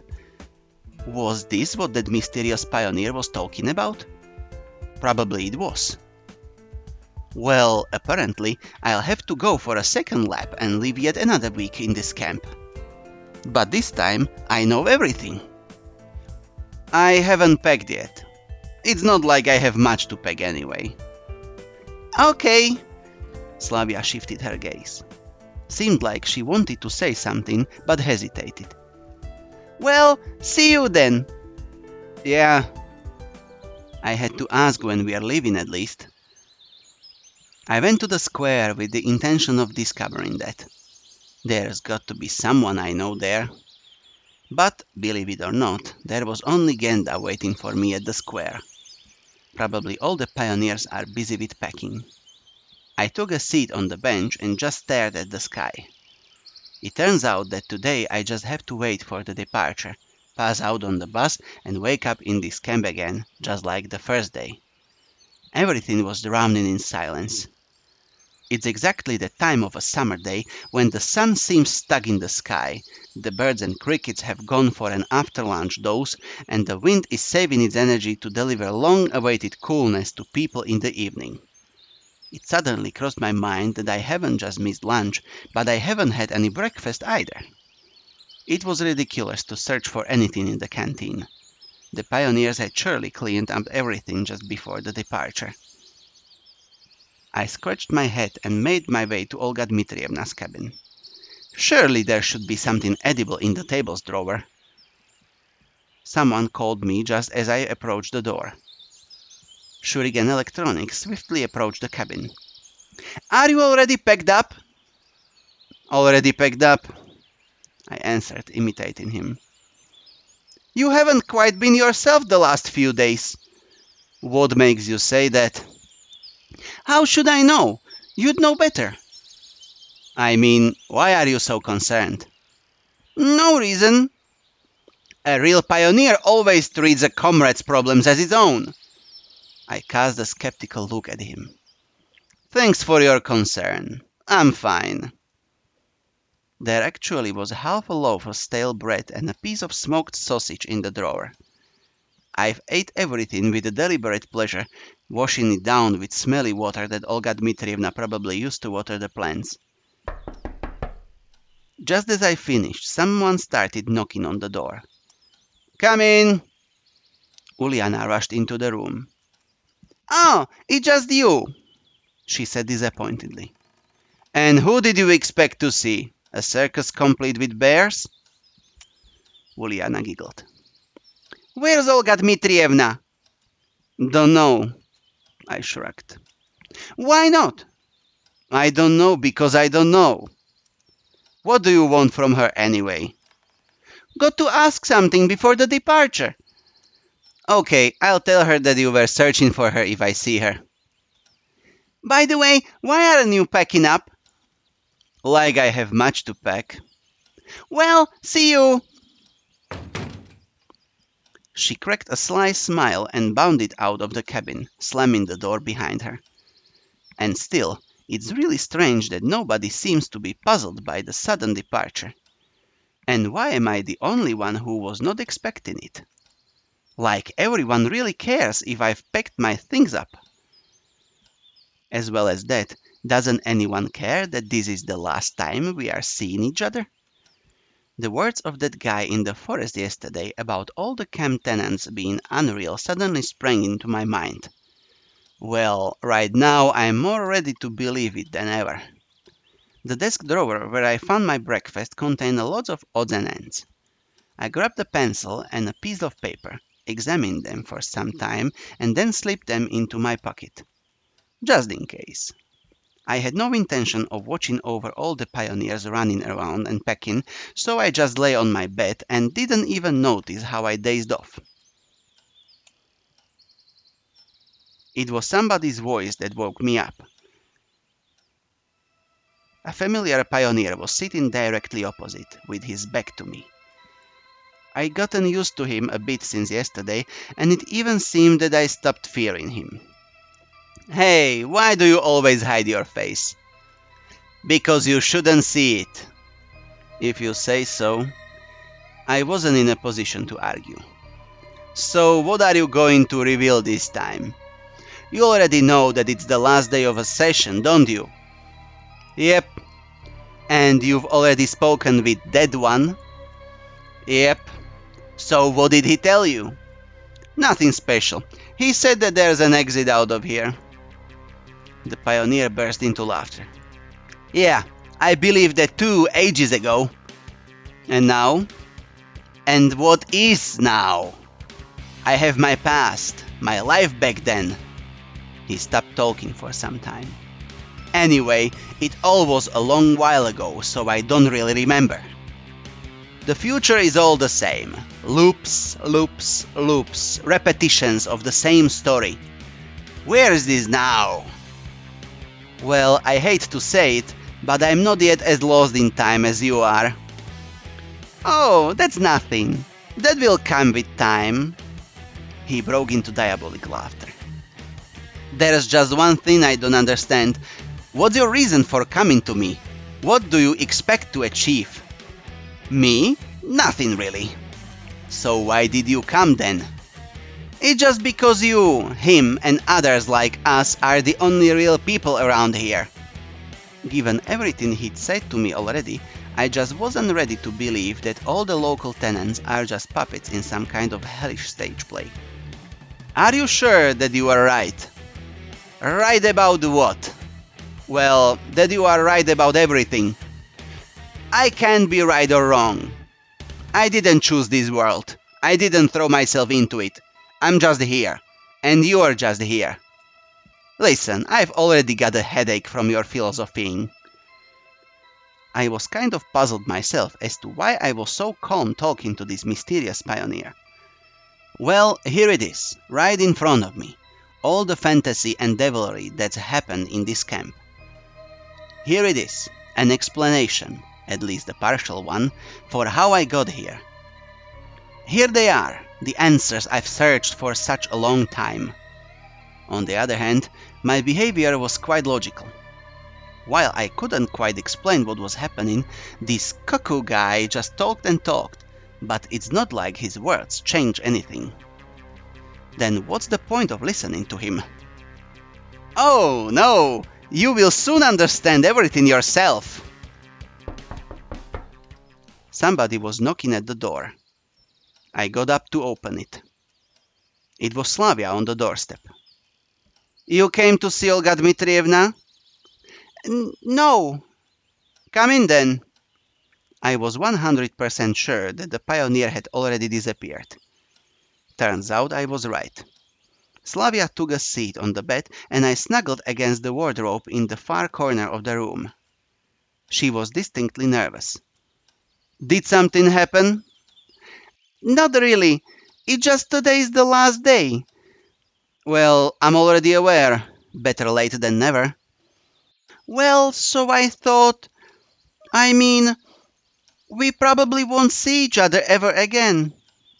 "It's a small world, as they say." "But maybe you would give me your address to write letters?" "I would have if I only knew it myself." "You know, let's do it the other way around. You give me your address. I'll definitely write to you upon arrival. But why don't you want to give out yours?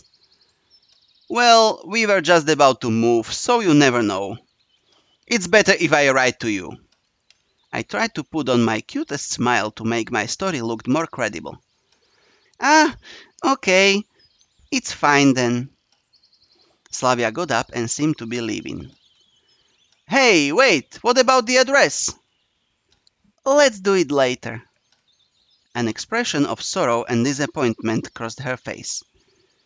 I just shut the door and right then heard the spiteful voice of the pioneer from behind. Well, happy now? You've heard the girl. What have I heard her with? What should I have said to her? My dear, write to my dear granny in the village? Or should I have left her the address of a house that's probably not even built yet? So what? I am not my brother's keeper. It's your world, not mine. I'll manage somehow in my own. That last phrase really made me squirm. You know what? I didn't manage to finish the phrase. Someone was knocking at the door again. Come in! Uliana flew into the cabin. Why the rush, milady? I made an excessively showy bow. Me? I'm just... Her eyes darted about cautiously, and her cheeks were blushed. Just wanted to say goodbye. There will be time for that anyway. After all, we'll all be going on the same bus. Yeah, you're right, but it's kind of embarrassing in front of everybody. Oh, so there is something that you can be embarrassed by? I laughed. She pouted. I just wanted to tell you that you aren't a douche, really. In fact, you are almost a cool guy. Her words astonished me. Well, thanks. You're good to hang out with too. Well, that's that. She rushed outside, slamming the door loudly. Hey, didn't you expect that from her? Did you? I got nothing to do with that, I told you. It really looks like you knew what she will say. Maybe I did, maybe not. You just came here to mock me. I started to lose my temper. That idea had also crossed my mind. Then why the hell are you hanging around here? If I ever need a man to comment on all my actions, I'll hire a professional psychologist. You think that after all this time I don't qualify as one? My estimation is that after all the time here you've definitely gone bananas. All psychologists are freaks. Yes, but not all freaks are psychologists. He laughed out loud. A sense of humor! How encouraging! Frankly, your jokes are fairly lame. Who are you laughing at? At yourself! Listen, if you got nothing to do in your own world, go and bug that second one. And you have got anything to do in your world? The pioneer sharply countered. You know, I'll find out what to do. I'll pack my things, leave this camp. And then what? Then what? Like I know. I've never been in such a situation before, believe it or not. It's just that you've forgotten that you won't be able to leave the camp. Yeah, he was right on this matter. Probably. Just because you fail to do so, that doesn't mean that I will fail too. You're the boss. There was a knocking at the door, so quiet that I barely heard it. Damn, who else is it? I hissed under my breath and shouted, Coming! But the door didn't open, so I pulled the handle myself. Lena was on the doorstep. It looks like I really scared her. Oh, I'm sorry, I didn't mean to. You came to see Olga Dmitrievna? No, she said, staring at the ground. So what is it then? What did Lena want from me? Come in. She came in and hesitated in the middle of the room. "Wanna take a seat?" I pointed at one of the beds. Lena hesitated a bit more, but nevertheless took a seat. "Did something happen?" "Not at all. It just—" She threw a quick glance at me, but blushed at once and looked away. "Here!" Lena took something out of her pocket and handed it to me. I was stunned. It was my phone. "But where did you get it from?" "I found it in the forest." "Okay, but why do you think it's mine?" "Some boy told me so." "Have you ever seen him before?" "I don't know. I couldn't see his face, but he was dressed in a pioneer uniform." Everything was clear at once. "And don't you wonder what it is?" I looked at the screen. There still was some battery left, therefore the cell phone shouldn't just look like a piece of plastic to Lena. "I don't know, some kind of game." "Yeah, you're right." I quickly opened Snake in the menu and handed the phone to her. "Here you go, a keepsake." "Oh, what are you doing? I can't." Lena waved her hands at me. "Take it, I have loads of these at home." She resisted a bit more, but finally she took the device. "And what do I do with it?" "Press the keys to move left and right. You've got to eat those pellets and keep from hitting your own tail." "Wow, it's so interesting." She smiled. "Thank you. And yet I have nothing for you. It's so embarrassing." "I don't need anything. Thanks." "No, that's not good," she said with a voice that sounded more confident than usual. "It's the last day today after all." "Yeah." "I hope we'll meet again." "I think we will." "Then I have a present for you." "And what is it?" "Close your eyes." I did so. "And promise that you won't open them until I tell you." "Okay." "No, you have to promise." "All right, I promise." In a moment I felt a light kiss on my cheek. I was really eager to open my eyes, but I promised. "Open!" The room was empty. What a girl. The only thing I managed to say. "So, how does it feel, stud?" I heard malicious laughter from the place where Lena had just been sitting. "So that's your new way of pranking me, eh? Using the others?" "Me? Pranking? God forbid. Indeed, you got a kiss from a sweet girl thanks to me. On the cheek, but anyway." I really wanted to beat him up at the moment, but I wasn't even sure that he is a physical being here. "I presume that this prank wasn't your last one," I said calmer. "Who knows? Who knows? Isn't it fun?" The pioneer laughed hard. Perhaps Professor Moriarty laughed like that, anticipating the success of his diabolical plan. "You are certainly having fun, but I'm not." "Relax, dude. There is almost nothing left. And here you go, your second lap. After you do a dozen, then you'll earn a pit stop. Although, you probably won't need me then. You'll figure out everything yourself. It's not like I need you right now either." "Oh, what ingratitude. Just cut it out. If you'd ever... Just shut up already. No understanding. Shut your damn mouth!" I screamed so loud that the walls trembled. The front door suddenly burst open and Alyssa came in. "Is it just me, or has someone got completely nutty nuts?" she asked with fright.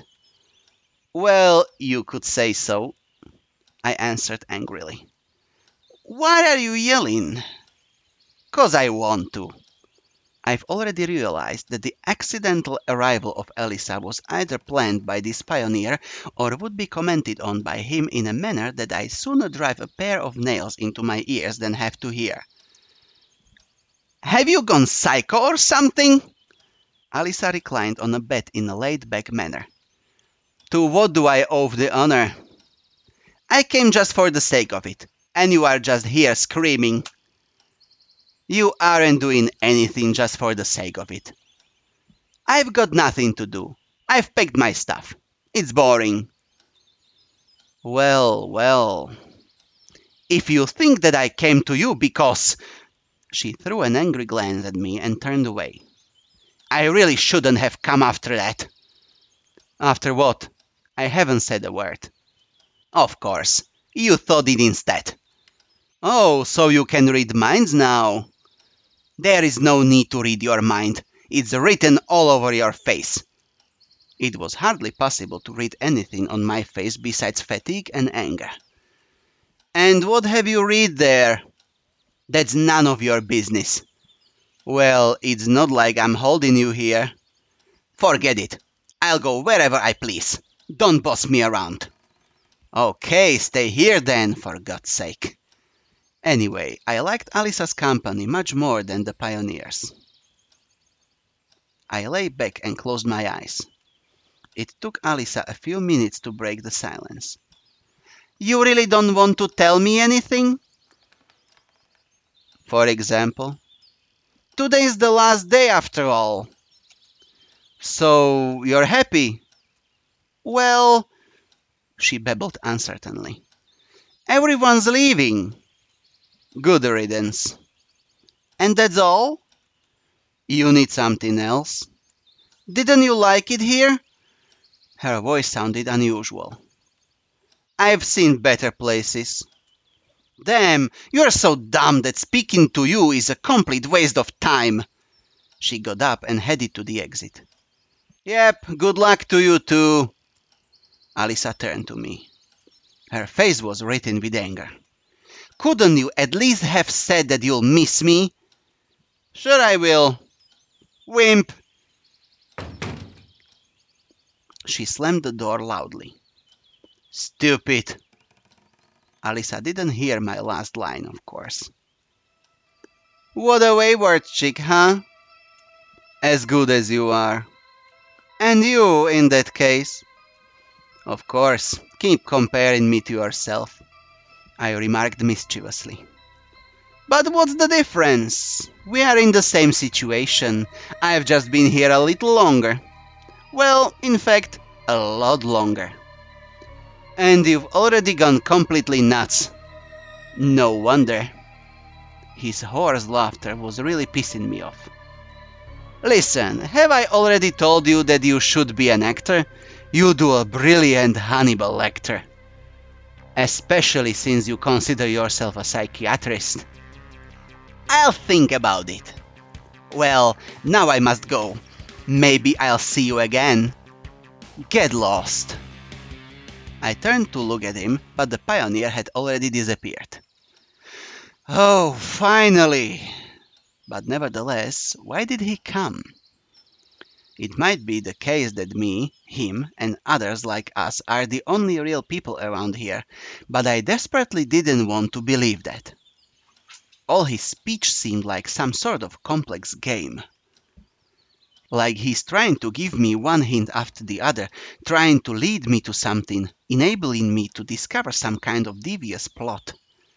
Too bad he's not really successful at that, because I'm out of ideas. Time dragged on deceitfully slowly, but it's 5 p.m. already. It's common during the summer. If one counts the seconds and minutes, it appears that even a single hour would never end, but if one thinks of anything else, then the whole day flies by quickly. I decided to start packing. They could live without me. I quickly took all my winter stuff and shoved it into a bag. I was almost about to jump onto the bed again, but the door opened and Olga Dmitrievna came in. "Oh, I see you're packed already. That's great. Let's go." I got up reluctantly, grabbed my simple luggage and followed her. I really don't care what will happen next. I had long suspected that nothing was up to me in this world, and recent events has reinforced my complete confidence in this. I might wake up tomorrow in bus number 410, or I might not wake up at all. And that's all, folks. It's all that simple. There is no point in staying here. There's nowhere to run. Basically, my only exit is to leave on the bus with everyone else. Go into the unknown. That's all I'd been doing for the last week. Stumbling along a narrow path in pitch-black darkness, unsure of where is the beginning and where is the end. We were almost approaching the gates when I heard someone calling my name. Semyon! Semyon! Olga Dmitrievna, excuse me. Just a minute. Okay, but make it fast, or we'll leave without you. I headed for the bushes that the voice came from. Semyon! Semyon! I waded through the thick greenery and came out onto a forest path. The voice seemed to be calling from nowhere. One moment it was heard behind a tree, and now it seems to be behind my back. Probably it's one of those aliens from the parallel worlds, but I suspect that I haven't met this exact one before. We don't have much time. I'm listening. I know that you are already been contacted by him and him. Yeah. And I know what they have told you. Don't ask me how. Okay. But you must know one thing. The thing I know, there's more than a dozen of us here. In fact, more than 1,000. But a lot of people got out. I tried to digest what he said and phrased the right questions. Then why are you here? I stayed. Why? To help others to find an exit. Wow, how generous. And why should I trust you? You are the third one already. Well, in fact, I'm not even sure that you all aren't just my hallucination. It's not about trust. Then what is it about? It's about the right choice. Consider this camp to be a giant maze. You should take a few right turns to find an exit. Okay, and how do I know which ones are right? You will know. Come with me. Where to? To the second lap. Hold on a sec. That pioneer said that my second lap will start tomorrow. He lied. The speaker raised his voice. He's gone completely crazy and he's trying to destroy all the others. So if I don't go with you and leave on the bus, then I'll be destroyed, right? I don't know. Then why do you say so? Nobody ever returned after conversation with him. Listen, why should I trust you? I was definitely on the edge. While that pioneer just mocked me and didn't seem to be a real danger, this one clearly spoke about things worth being anxious about. I couldn't decide which one should I trust. This problem is like trying to get a blind man to say whether the light in the room is on or off. He can only guess, just like me. Hurry up! Time is running out! Hey, wait a sec! Make a choice! Are you coming or not? No, you know what? I can just believe you in only a couple of minutes. At least I've known that other guy for a little longer and his arguments seem to be more weighty. You'll be sorry! Those words sounded like they were coming from another world. The voice seemed to disappear. Of course, I couldn't be sure whether my choice is right or wrong.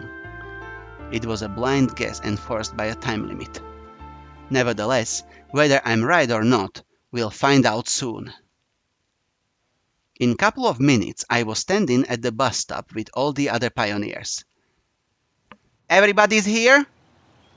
Began Olga Dmitrievna. You are leaving our camp today, and I'd like to tell you something in parting. She was visibly nervous and desperately lost for words. I hope that you'll remember the time you've spent here for a lifetime, and that you'll retain only pleasant memories about Sovyonok. I also hope that you became at least a little bit better, managed to learn something and found new friends. Just come back next year." The camp leader looked away. It's like she was trying to keep the tears inside. I didn't expect her to get so emotional, although her speech sounded like a complete nonsense to me, as usual. The pioneers started to crowd into the bus, babbling cheerfully. I decided to hold on a little and say a proper goodbye to this camp. All of a sudden, I felt a deep urge to throw a coin. Of course, there is no fountain here, and honestly, I didn't feel like returning, but it's still just a superstition and I don't believe in them. At least, I never believed in them before. Digging through my pockets, I found only a couple of candy wrappers, a pencil, and scrap of paper. I held them for a moment, then I squatted, put the paper on the ground, and scribbled a few words. "You are here for a reason." Grinning at my stupidity, I threw the scrap under the wheels of the bus and got into the cabin. I found a place in the middle. But the strangest thing was that everyone sat in pairs and only I was alone. However, what's the difference now? I'll either disappear or I will restart everything in a couple of hours. The bus was slowly moving towards the district center, occasionally bouncing over the bumps in the road. It was impossible to see anything beyond the old windows in the pitch-black dark of the night. Anyway, I couldn't care less about the surrounding countryside. I just sat and waited for the inevitable. For the first time in a long while, my head was completely empty. The pioneers around me enjoyed the trip. Uliana and Alisa were playing cards. Lena was reading a book and Slavia was sleeping. Miku was trying in vain to start a conversation with Zhenya, and Zhenya was trying really hard not to start killing people. Electronic and Shurik were crafting something, as always. I was the only one completely ignored by everyone. It might be a slightly far-fetched perception. I got used to the role of being the center of the universe in the camp. I thought that everything revolved around me. Well, that might be so up to a certain degree, but here and now I'm only a foreign object, an out-of-place molecule in the harmonic pattern of a crystal grid. I'm not sure how long we'd spent on the road, but sleep had already started to overcome me. I was desperately fighting Morpheus, trying to stay awake as long as I could. After all, it's quite possible that today is the last day of my life. Then probably it's reasonable to cling as hard as I could to these few hours of meaningless, useless existence. I suddenly remembered that scrap of paper and the few words on it. Damn it, I've seen them before! How could I be so ignorant? Maybe all these pioneers, all this gobbledygook clouded my consciousness so much. My head was literally bursting with questions. However, physical fatigue and, more importantly, emotional fatigue took its toll, and I fell asleep.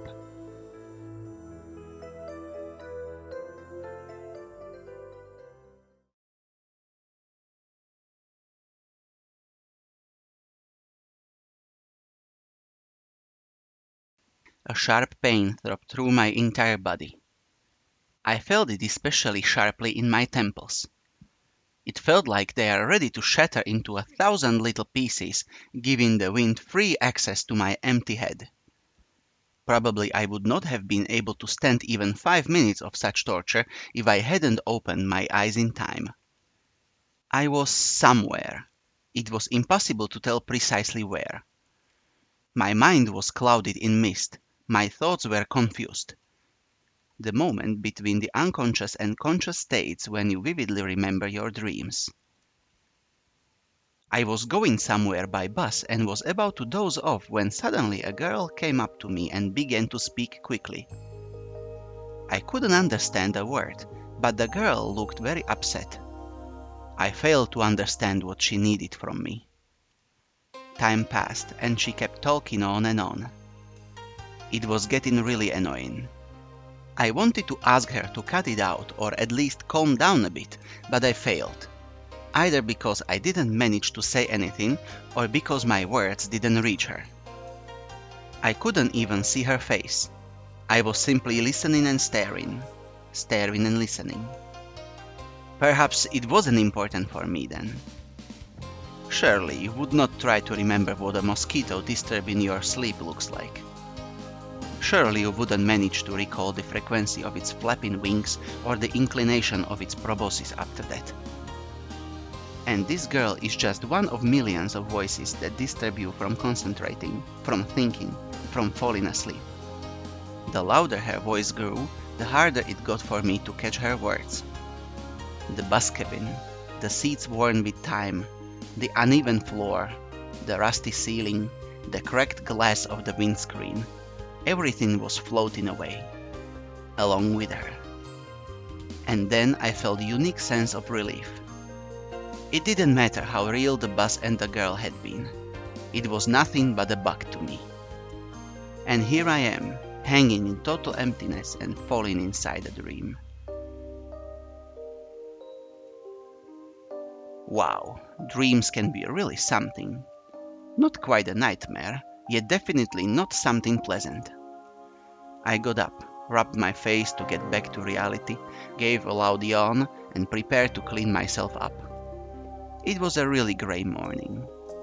Unable to find my hygiene kit on the nightstand, I concluded that I could manage without it. It was hard to get dressed. My hands were trembling like hell. I looked at my reflection in the mirror and checked out my 2-week stubble. Well, perhaps Olga Dmitrievna has a razor. It was only when I went outside that I suddenly understood that I am not in a pioneer camp. I'm back in my apartment. And I've just come out of my room into a passageway, not out of the cabin. I was overwhelmed with surprise, with dismay, with fear, even with terror. But how? I sat down on the bed and buried my face into my hands, trying to remember the chain of yesterday's events. Yeah, the bus, the last day of the term. Yeah, I fell asleep and woke up back home. Well, to some degree, it might even seem quite logical. It seemed that the initial astonishment has worn off during the first few seconds. After all, the fact that I came back like this after a week-long absence is no stranger than my sudden appearance at some pioneer camp of the 80s in the first place. The events of the last 2 days flashed before my eyes in an instant. That mysterious pioneer, his words. But how did I manage to get back to reality then? According to him, I was going to be stuck there forever, as there is no exit. On the other hand, I wasn't alone. That pioneer at the bus stop and the mystery voice emphasized the contrary, that the exit exists. Does that mean I found it? I managed to get out of the endless loop? But how? Nevertheless, I wasn't sure whether I should rejoice or grieve.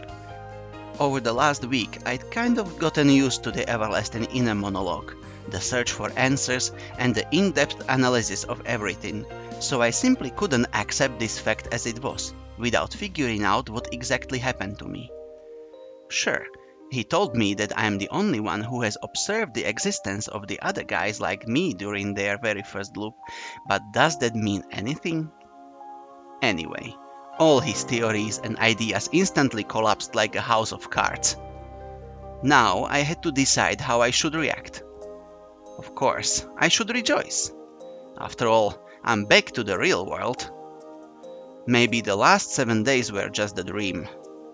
Indeed, there is absolutely no evidence that I really was there. I don't see my pioneer uniform anywhere.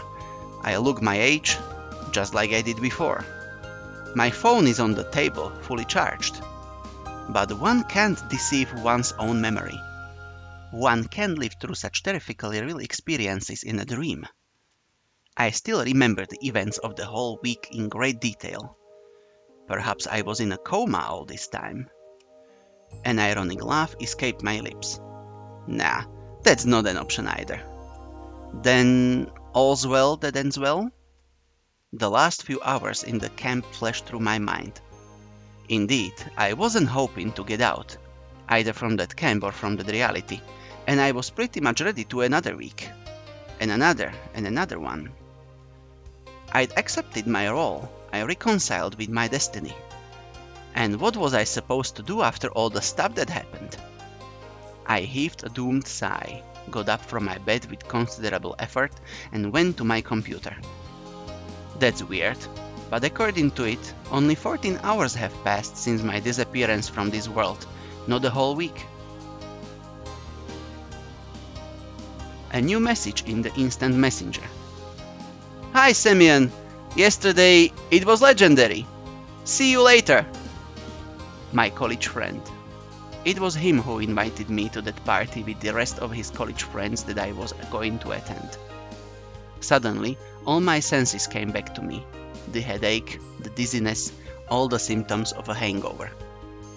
It looks like I indeed attended that party yesterday, and I was partying hard.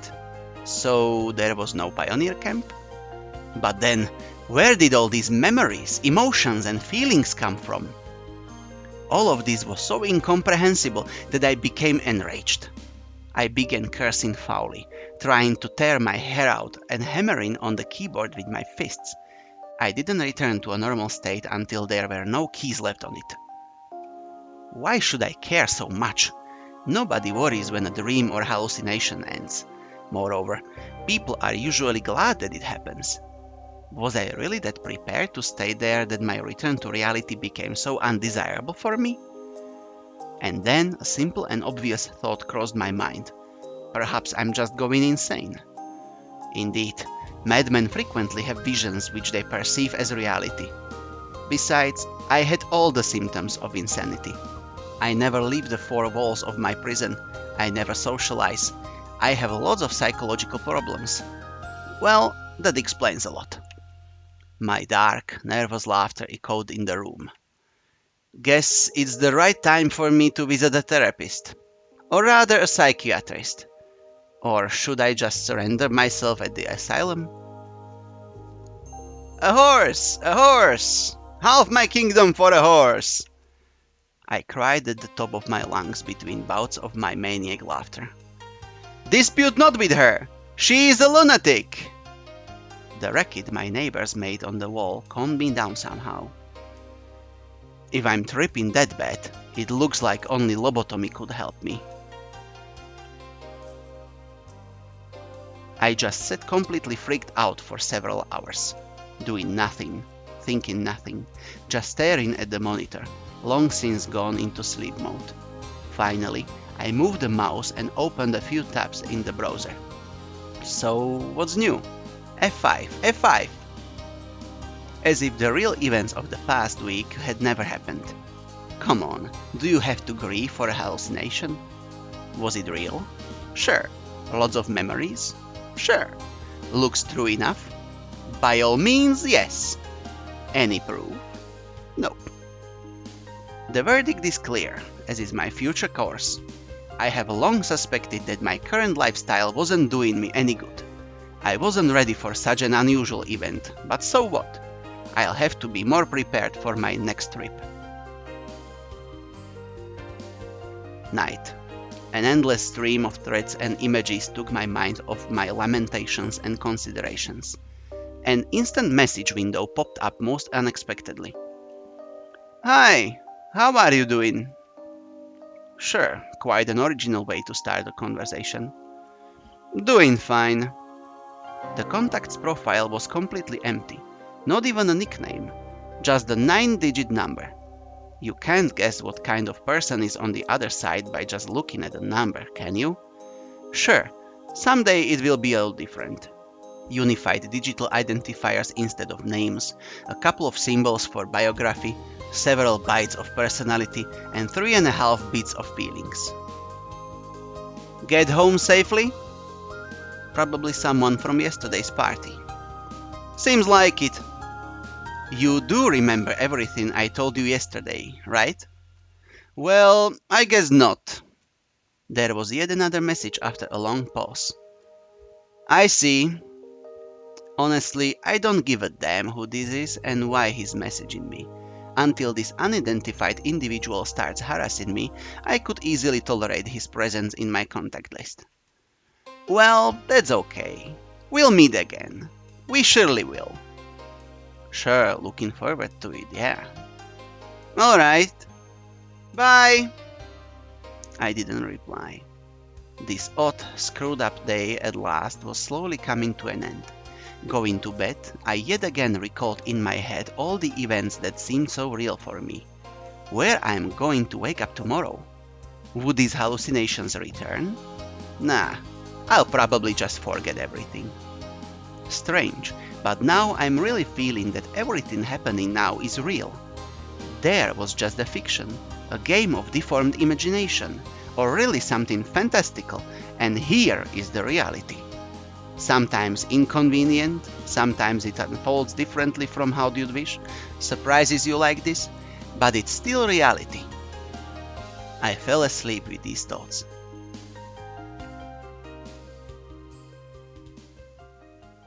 Bit by bit, my life resumed its normal course, and I started to forget the events of that week. After all, nothing bad happened. Even if it was indeed real, who cares? That were only 7 days in a pioneer camp. I wasn't killed, nobody kidnapped me to conduct experiments, I wasn't brainwashed, so why do I care now about the reason? And if it indeed was a hallucination, I could only hope that it won't repeat itself. I was still shut in. My computer and the internet were my only friends, and the keyboard was the only communication channel connecting me to the outside world. The F5 key became the main thing in my life again. Come to think of it, it really wasn't all that bad. Yet one day a familiar combination of digits popped up on the screen. That strange contact of mine had come online once again. Hey! Hey! How are you doing? Doing fine. Probably I knew him from somewhere, but who cares anyway? Any news? Not really. Stability is a sign of true class. One might say so. Oh, I see. This conversation was over for me, but he didn't seem to feel like that. So nothing has changed? Nope. Should it have? Well, it's not like you experience stuff like that on a day-to-day basis. Not everybody gets to experience it either. What are you talking about? Don't you get it? I was starting to. I'd prefer you to explain. Don't you remember the camp? It felt like an electric shock. All the events of that week immediately sprang up in my mind. My hands started to tremble. A cold sweat burst from my forehead. I turned around in horror, already imagining that I'd see aliens, ghosts, or the Grim Reaper. But there was nobody in my room except me, as always. I ran to the corridor, checked in the kitchen and in the bathroom. Still nobody. At last, I returned to the computer. The same message window was still flashing steadily, as if it was a perfectly ordinary message. Who are you? My hands were trembling so much I could hardly hit the right keys. Oh, so you do remember it. My hallucinations seem to be continuing. Or did I never leave the camp in the first place? Or it's just a dream after all? Or... I don't know what to say. I admitted sincerely. Anyhow, I felt that this entity, that's the only definition that I could think of, doesn't need any kind of internet to communicate with me. Well, you can just keep silent. Everything's perfectly clear. That smiley at the end of the line looked like the devil himself, stretching his deformed jaws open to devour me. What is happening to me? I finally made up my mind to ask that question. Nothing. Nothing at all. You are just living your regular life. But the camp, was it real? And what do you think? I'm not sure. If it seemed real to you, then yes, it was real. If not, then it wasn't. It's just that simple. That's not simple at all. What will happen to me next? I whispered. Nothing to worry about. It seems that it really hurt me without the use of the internet. Terror chained my whole body. I closed my eyes and curled myself into a ball. Why? Why are you doing this to me? I started to lose it. Words were coming out of my mouth by themselves. Illogical, meaningless sets of words. Why? Why me? What for? What for? Leave me alone! I haven't done anything bad! Several minutes after, I found the courage to open one eye and take a look at the monitor. You are the reason for everything. The message window was flickering coldly. And what's next? Oh, you'll see that soon enough. Everything started fading to black in my eyes. Noise filled my ears, and I started to feel dizzy. I felt that my very soul was escaping its physical shell. The events of the last few days became hazy, as if they all happened to someone other than me. Then the memories of the camp started to vanish, as if somebody was using an eraser to thoroughly rub out words written with a pencil.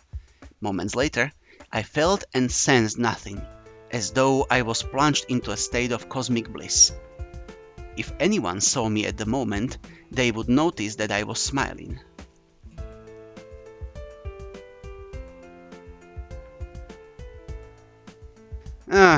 I'm kind of stuck here. I hit the report spam button, closed the window, switched to browser, and glanced at the clock. Time to get going or I'm gonna be late.